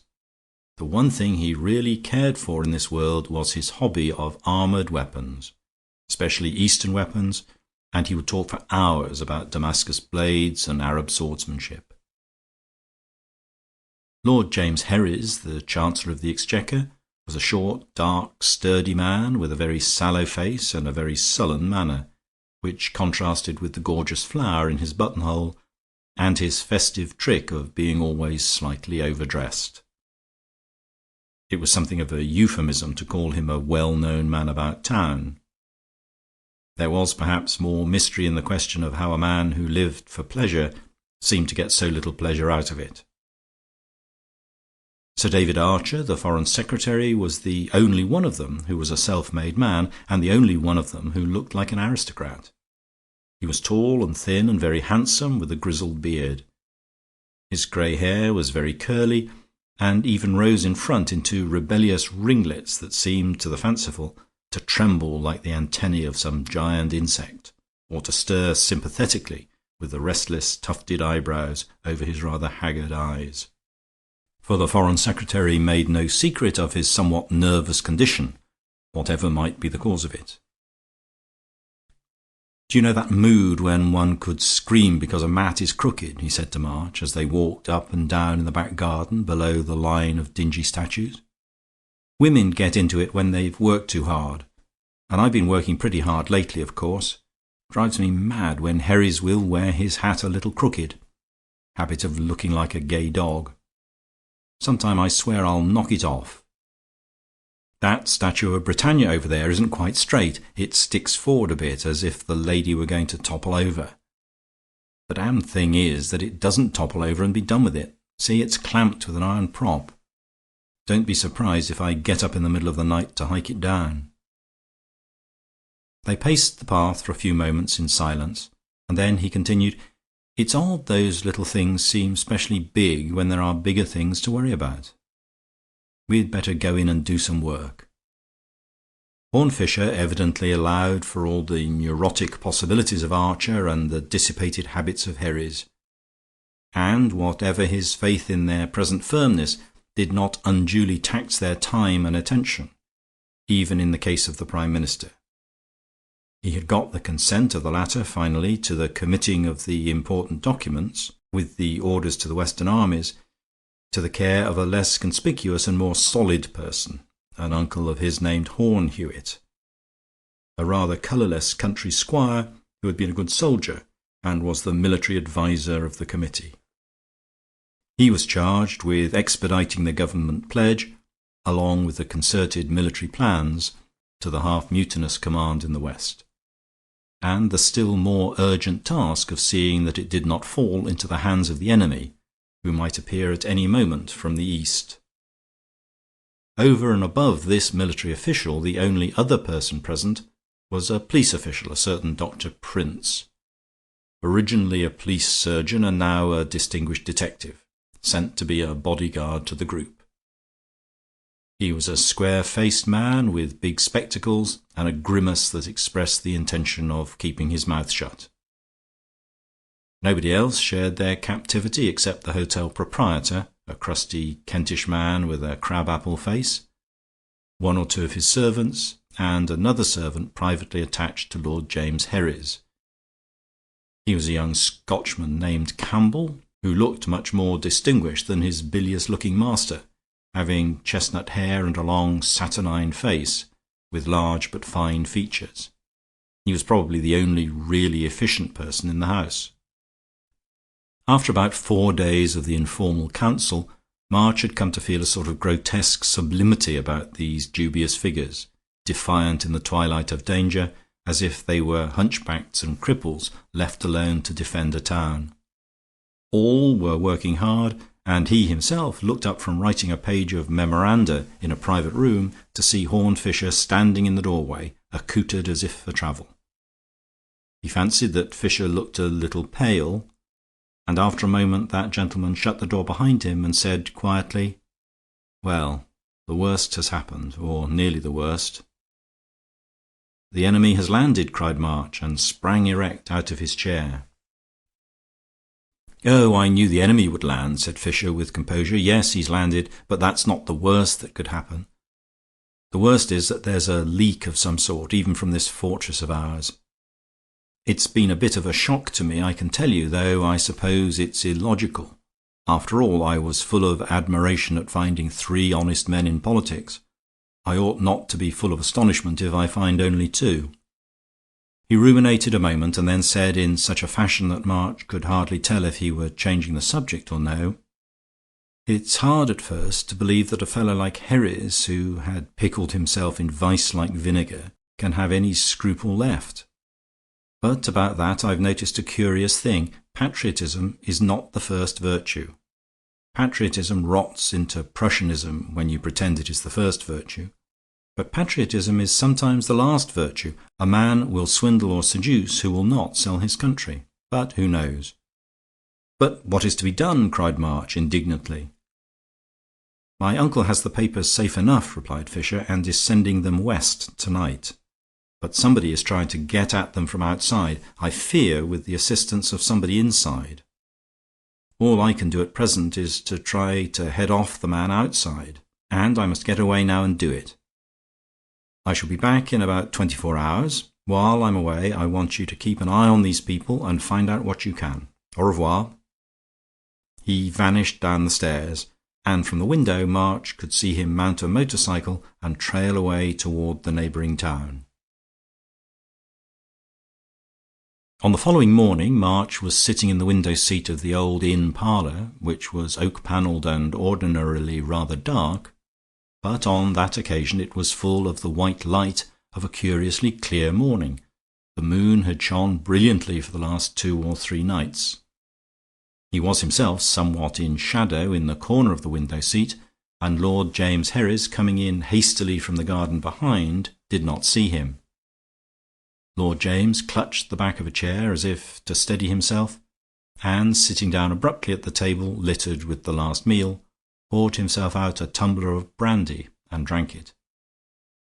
He sat with his back to March, but his yellow face appeared in a round mirror beyond, and the tinge of it was like that of some horrible malady. As March moved, he started violently and faced round. "My God!" he cried. "Have you seen what's outside?" "Outside?" repeated the other, glancing over his shoulder at the garden. "Oh, go and look for yourself," cried Herries, in a sort of fury. "Hewitt's murdered and his papers stolen, that's all." He turned his back again and sat down with a thud. His square shoulders were shaking. Harold March darted out of the doorway into the back garden with its steep slope of statues. The first thing he saw was Dr. Prince, the detective, peering through his spectacles at something on the ground. The second was the thing he was peering at. Even after the sensational news he had heard inside, the sight was something of a sensation. The monstrous stone image of Britannia was lying prone and face downward on the garden path, and there stuck out at random from underneath it, like the legs of a smashed fly, an arm clad in a white shirt-sleeve, and a leg clad in a khaki trouser, and hair of the unmistakable sandy grey that belonged to Horne Fisher's unfortunate uncle. There were pools of blood, and the limbs were quite stiff in death. "Couldn't this have been an accident?" said March, finding words at last. "Look for yourself, I say," repeated the harsh voice of Herries, who had followed him with restless movements out of the door. "The papers are gone, I tell you. The fellow tore the coat off the corpse and cut the papers out of the inner pocket. There's the coat over there on the bank, with a great slash in it." "But wait a minute," said the detective, Prince, quietly. "In that case there seems to be something of a mystery. A murderer might somehow have managed to throw the statue down on him, as he seems to have done, but I bet he couldn't easily have lifted it up again. I've tried, and I'm sure it would want 3 men at least. Yet we must suppose, on that theory, that the murderer first knocked him down as he walked past, using the statue as a stone club, then lifted it up again, took him out and deprived him of his coat, then put him back again in the posture of death, and neatly replaced the statue. I tell you it's physically impossible. And how else could he have unclothed a man covered with that stone monument? It's worse than the conjurer's trick when a man shuffles a coat off with his wrists tied." "Could he have thrown down the statue after he'd stripped the corpse?" asked March. "And why?" asked Prince sharply. "If he'd killed this man and got his papers, he'd be away like the wind. He wouldn't potter about in a garden excavating pedestals of statues. Besides, hello, who's that up there?" High on the ridge above them, drawn in dark thin lines against the sky, was a figure looking so long and lean as to be almost spidery. The dark silhouette of the head showed 2 small tufts like horns, and they could almost have sworn that the horns moved. "Archer!" shouted Herries with sudden passion, and called to him with curses to come down. The figure drew back at the first cry with an agitated movement so abrupt as almost to be called an antic. The next moment the man seemed to reconsider and collect himself, and began to come down the zigzag garden path, but with obvious reluctance, his feet falling in slower and slower rhythm. Through March's mind were throbbing the phrases that this man himself had used, about going mad in the middle of the night and wrecking the stone figure. Just so, he could fancy the maniac who had done such a thing might climb the crest of the hill in that feverish dancing fashion and look down on the wreck he had made. But the wreck he had made here was not only a wreck of stone. When the man emerged at last onto the garden path, with the full light on his face and figure, he was walking slowly indeed, but easily, and with no appearance of fear. "This is a terrible thing," he said. "I saw it from above. I was taking a stroll along the ridge." "Do you mean that you saw the murder?" demanded March. "Or the accident, I mean. Did you see the statue fall?" "No," said Archer. "I mean I saw the statue fallen." Prince seemed to be paying but little attention. His eye was riveted on an object lying on the path a yard or two from the corpse.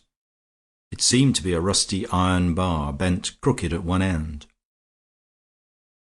"One thing I don't understand," he said, "is all this blood. The poor fellow's skull isn't smashed. Most likely his neck is broken, but blood seems to have spouted as if all his arteries were severed.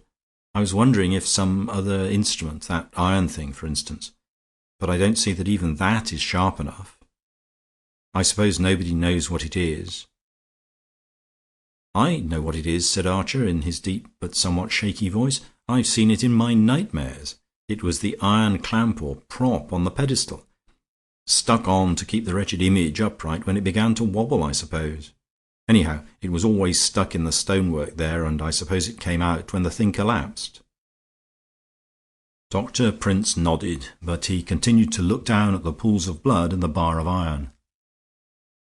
"I'm certain there's something more underneath all this," he said at last. "Perhaps something more underneath the statue. I have a huge sort of hunch that there is. We are 4 men now, and between us we can lift that great tombstone there." They all bent their strength to the business. There was a silence, save for heavy breathing, and then, after an instant of the tottering and staggering of 8 legs, the great carven column of rock was rolled away, and the body lying in its shirt and trousers was fully revealed. The spectacles of Dr. Prince seemed almost to enlarge with a restrained radiance, like great eyes, for other things were revealed also.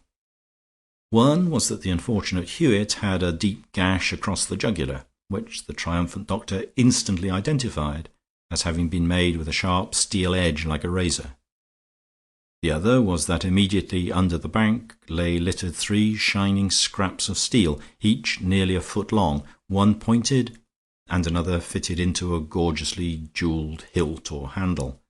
It was evidently a sort of long oriental knife, long enough to be called a sword, but with a curious wavy edge, and there was a touch or two of blood on the point. "I should have expected more blood, hardly on the point," observed Dr. Prince thoughtfully, "but this is certainly the instrument. The slash was certainly made with a weapon shaped like this, and probably the slashing of the pocket as well. I suppose the brute threw in the statue by way of giving him a public funeral." March did not answer. He was mesmerized by the strange stones that glittered on the strange sword hilt, and their possible significance was broadening upon him like a dreadful dawn. It was a curious Asiatic weapon.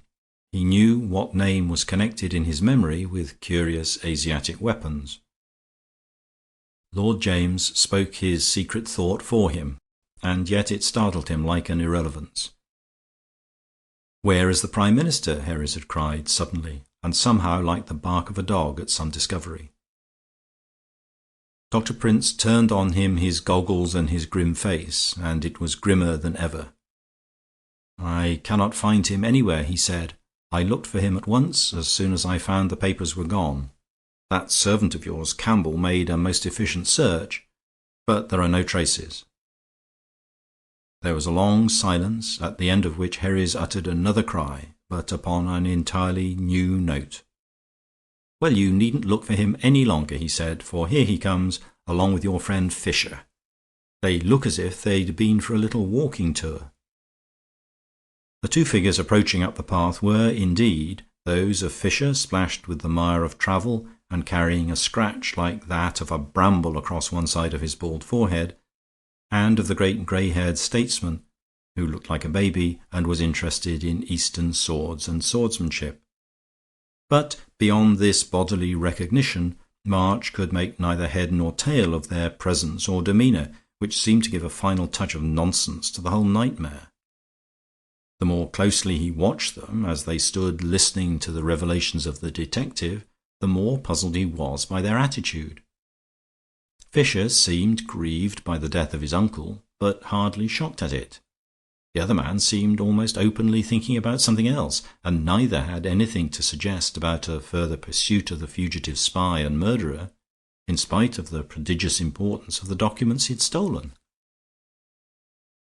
When the detective had gone off to busy himself with that department of the business, to telephone and write his report, when Herries had gone back, probably to the brandy bottle, and the Prime Minister had blandly sauntered away toward a comfortable armchair in another part of the garden, Horne Fisher spoke directly to Harold March. "My friend," he said, "I want you to come with me at once. There is no one else I can trust so much as that. The journey will take us most of the day, and the chief business cannot be done till nightfall. So we can talk things over thoroughly on the way. But I want you to be with me, for I rather think it is my hour."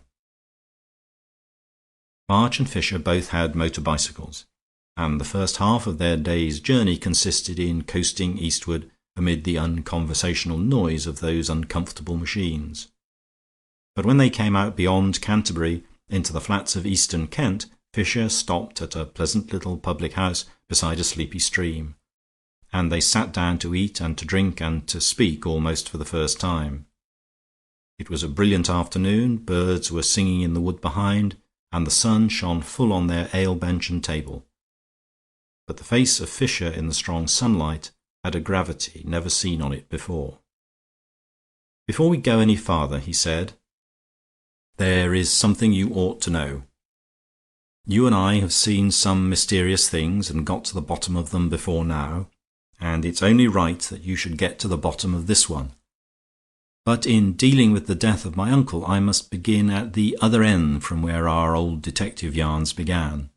I will give you the steps of deduction presently if you want to listen to them, but I did not reach the truth of this by steps of deduction. I will first of all tell you the truth itself, because I knew the truth from the first. The other cases I approached from the outside, but in this case I was inside. I myself was the very core and centre of everything." Something in the speaker's pendant eyelids and grave grey eyes suddenly shook March to his foundations, and he cried distractedly, "I don't understand," as men do when they fear that they do understand. There was no sound for a space but the happy chatter of the birds, and then Horne Fisher said calmly, "It was I who killed my uncle. If you particularly want more, it was I who stole the state papers from him." "Fisher!" cried his friend in a strangled voice. "Let me tell you the whole thing before we part," continued the other, "and let me put it, for the sake of clearness, as we used to put our old problems. Now, there are two things that are puzzling people about that problem, aren't there? The first is how the murderer managed to slip off the dead man's coat when he was already pinned to the ground with that stone incubus. The other, which is much smaller and less puzzling, is the fact of the sword that cut his throat being slightly stained at the point instead of a good deal more stained at the edge. Well, I can dispose of the first question easily. Horne Hewitt took off his coat before he was killed. I might say he took off his coat to be killed." "Do you call that an explanation?" exclaimed March. "The words seem more meaningless than the facts." "Well, let us go on to the other facts," continued Fisher equably. "The reason that particular sword is not stained at the edge with Hewitt's blood is that it was not used to kill Hewitt." "But the doctor," protested March, "declared distinctly that the wound was made by that particular sword." "I beg your pardon," replied Fisher. "He did not declare that it was made by that particular sword. He declared it was made by a sword of that particular pattern." "But it was quite a queer and exceptional pattern," argued March. "Surely it is far too fantastic a coincidence to imagine—" "It was a fantastic coincidence," reflected Horne Fisher. "It's extraordinary what coincidences do sometimes occur. By the oddest chance in the world, by one chance in a million, it so happened that another sword of exactly the same shape was in the same garden at the same time. It may be partly explained by the fact that I brought them both into the garden myself. Come, my dear fellow, surely you can see now what it means. Put those two things together. There are two duplicate swords, and he took off his coat for himself. It may assist your speculations to recall the fact that I am not exactly an assassin." "A duel!" exclaimed March, recovering himself. "Of course, I ought to have thought of that. But who was the spy who stole the papers?" "My uncle was the spy who stole the papers," replied Fisher, "or who tried to steal the papers when I stopped him, in the only way I could. The papers that should have gone west to reassure our friends and give them the plans for repelling the invasion would in a few hours have been in the hands of the invader. What could I do? To have denounced one of our friends at this moment would have been to play into the hands of your friend Atwood, and all the party of panic and slavery. Beside, it may be that a man over 40 has a subconscious desire to die as he has lived, and that I wanted, in a sense, to carry my secrets to the grave. Perhaps a hobby hardens with age, and my hobby has been silence. Perhaps I feel that I have killed my mother's brother, but I have saved my mother's name. Anyhow, I chose a time when I knew you were all asleep, and he was walking alone in the garden. I saw all the stone statues standing in the moonlight, and I myself was like one of those stone statues walking. In a voice that was not my own, I told him of his treason and demanded the papers. And when he refused, I forced him to take one of the 2 swords. The swords were among some specimens sent down here for the Prime Minister's inspection. He's a collector, you know. They were the only equal weapons I could find. To cut an ugly tale short, we fought there on the patch in front of the Britannia statue. He was a man of great strength, but I had somewhat the advantage in skill. His sword grazed my forehead almost at the moment when mine sank into the joint in his neck. He fell against the statue like Caesar against Pompey's, hanging onto the iron rail. His sword was already broken. When I saw the blood from that deadly wound, everything else went from me. I dropped my sword and ran as if to lift him up. As I bent toward him, something happened too quick for me to follow. I do not know whether the iron bar was rotted with rust and came away in his hand, or whether he rent it out of the rock with his ape-like strength. But the thing was in his hand, and with his dying energies he swung it over my head as I knelt there unarmed beside him. I looked up wildly to avoid the blow, and saw above us the great bulk of Britannia leaning outward like the figurehead of a ship. The next instant I saw it was leaning an inch or 2 more than usual, and all the skies with their outstanding stars seemed to be leaning with it. For the 3rd second it was as if the skies fell, and in the 4th I was standing in the quiet garden, looking down on that flat ruin of stone and bone which you were looking at today. He had plucked out the last prop that held up the British goddess, and she had fallen and crushed the traitor in her fall. I turned and darted for the coat which I knew to contain the package, ripped it up with my sword, and raced up the garden path to where my motor bike was waiting on the road above. I had every reason for haste, but I fled without looking back at the statue and the body. And I think the thing I fled from was the sight of that appalling allegory.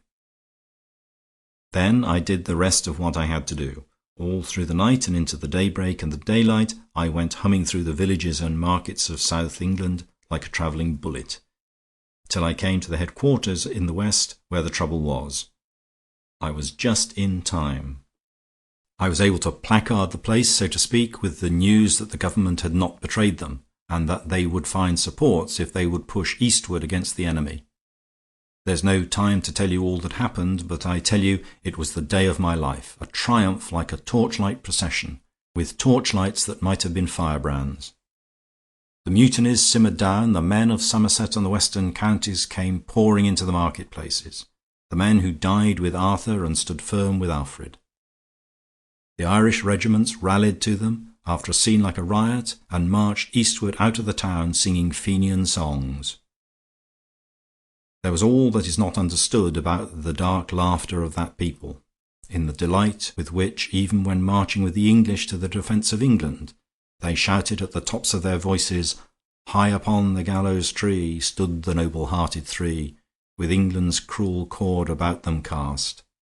However, the chorus was God Save Ireland, and we could all have sung that just then in one sense or another. But there was another side to my mission. I carried the plans of the defence, and to a great extent, luckily, the plans of the invasion also. I won't worry you with strategics, but we knew where the enemy had pushed forward the great battery that covered all his movements, and though our friends from the west could hardly arrive in time to intercept the main movement, they might get within long artillery range of the battery and shell it, if they only knew exactly where it was. They could hardly tell that unless somebody round about here sent up some sort of signal. But Somehow I rather fancy that somebody will."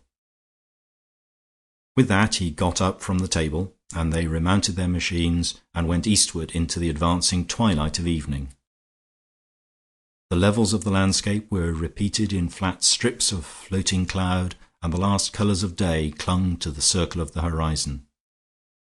Receding farther and farther behind them was the semicircle of the last hills, and it was quite suddenly that they saw afar off the dim line of the sea. It was not a strip of bright blue as they had seen it from the sunny veranda, but of a sinister and smoky violet, a tint that seemed ominous and dark. Here Horne Fisher dismounted once more. "We must walk the rest of the way," he said, "and the last bit of all I must walk alone." He bent down and began to unstrap something from his bicycle. It was something that had puzzled his companion all the way, in spite of what held him to more interesting riddles. It appeared to be several lengths of pole strapped together and wrapped up in paper. Fisher took it under his arm and began to pick his way across the turf.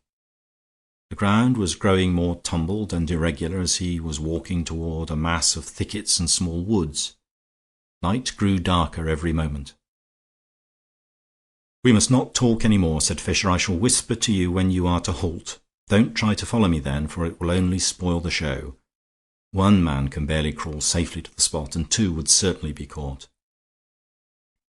"I would follow you anywhere," replied March, "but I would halt too, if that is better." "I know you would," said his friend in a low voice. "Perhaps you're the only man I ever quite trusted in this world." A few paces farther on they came to the end of a great ridge or mound looking monstrous against the dim sky, and Fisher stopped with a gesture. He caught his companion's hand and wrung it with a violent tenderness, and then darted forward into the darkness. March could faintly see his figure crawling along under the shadow of the ridge. Then he lost sight of it, and then he saw it again standing on another mound 200 yards away. Beside him stood a singular erection made apparently of two rods. He bent over it, and there was the flare of a light. All March's schoolboy memories woke in him, and he knew what it was. It was the stand of a rocket.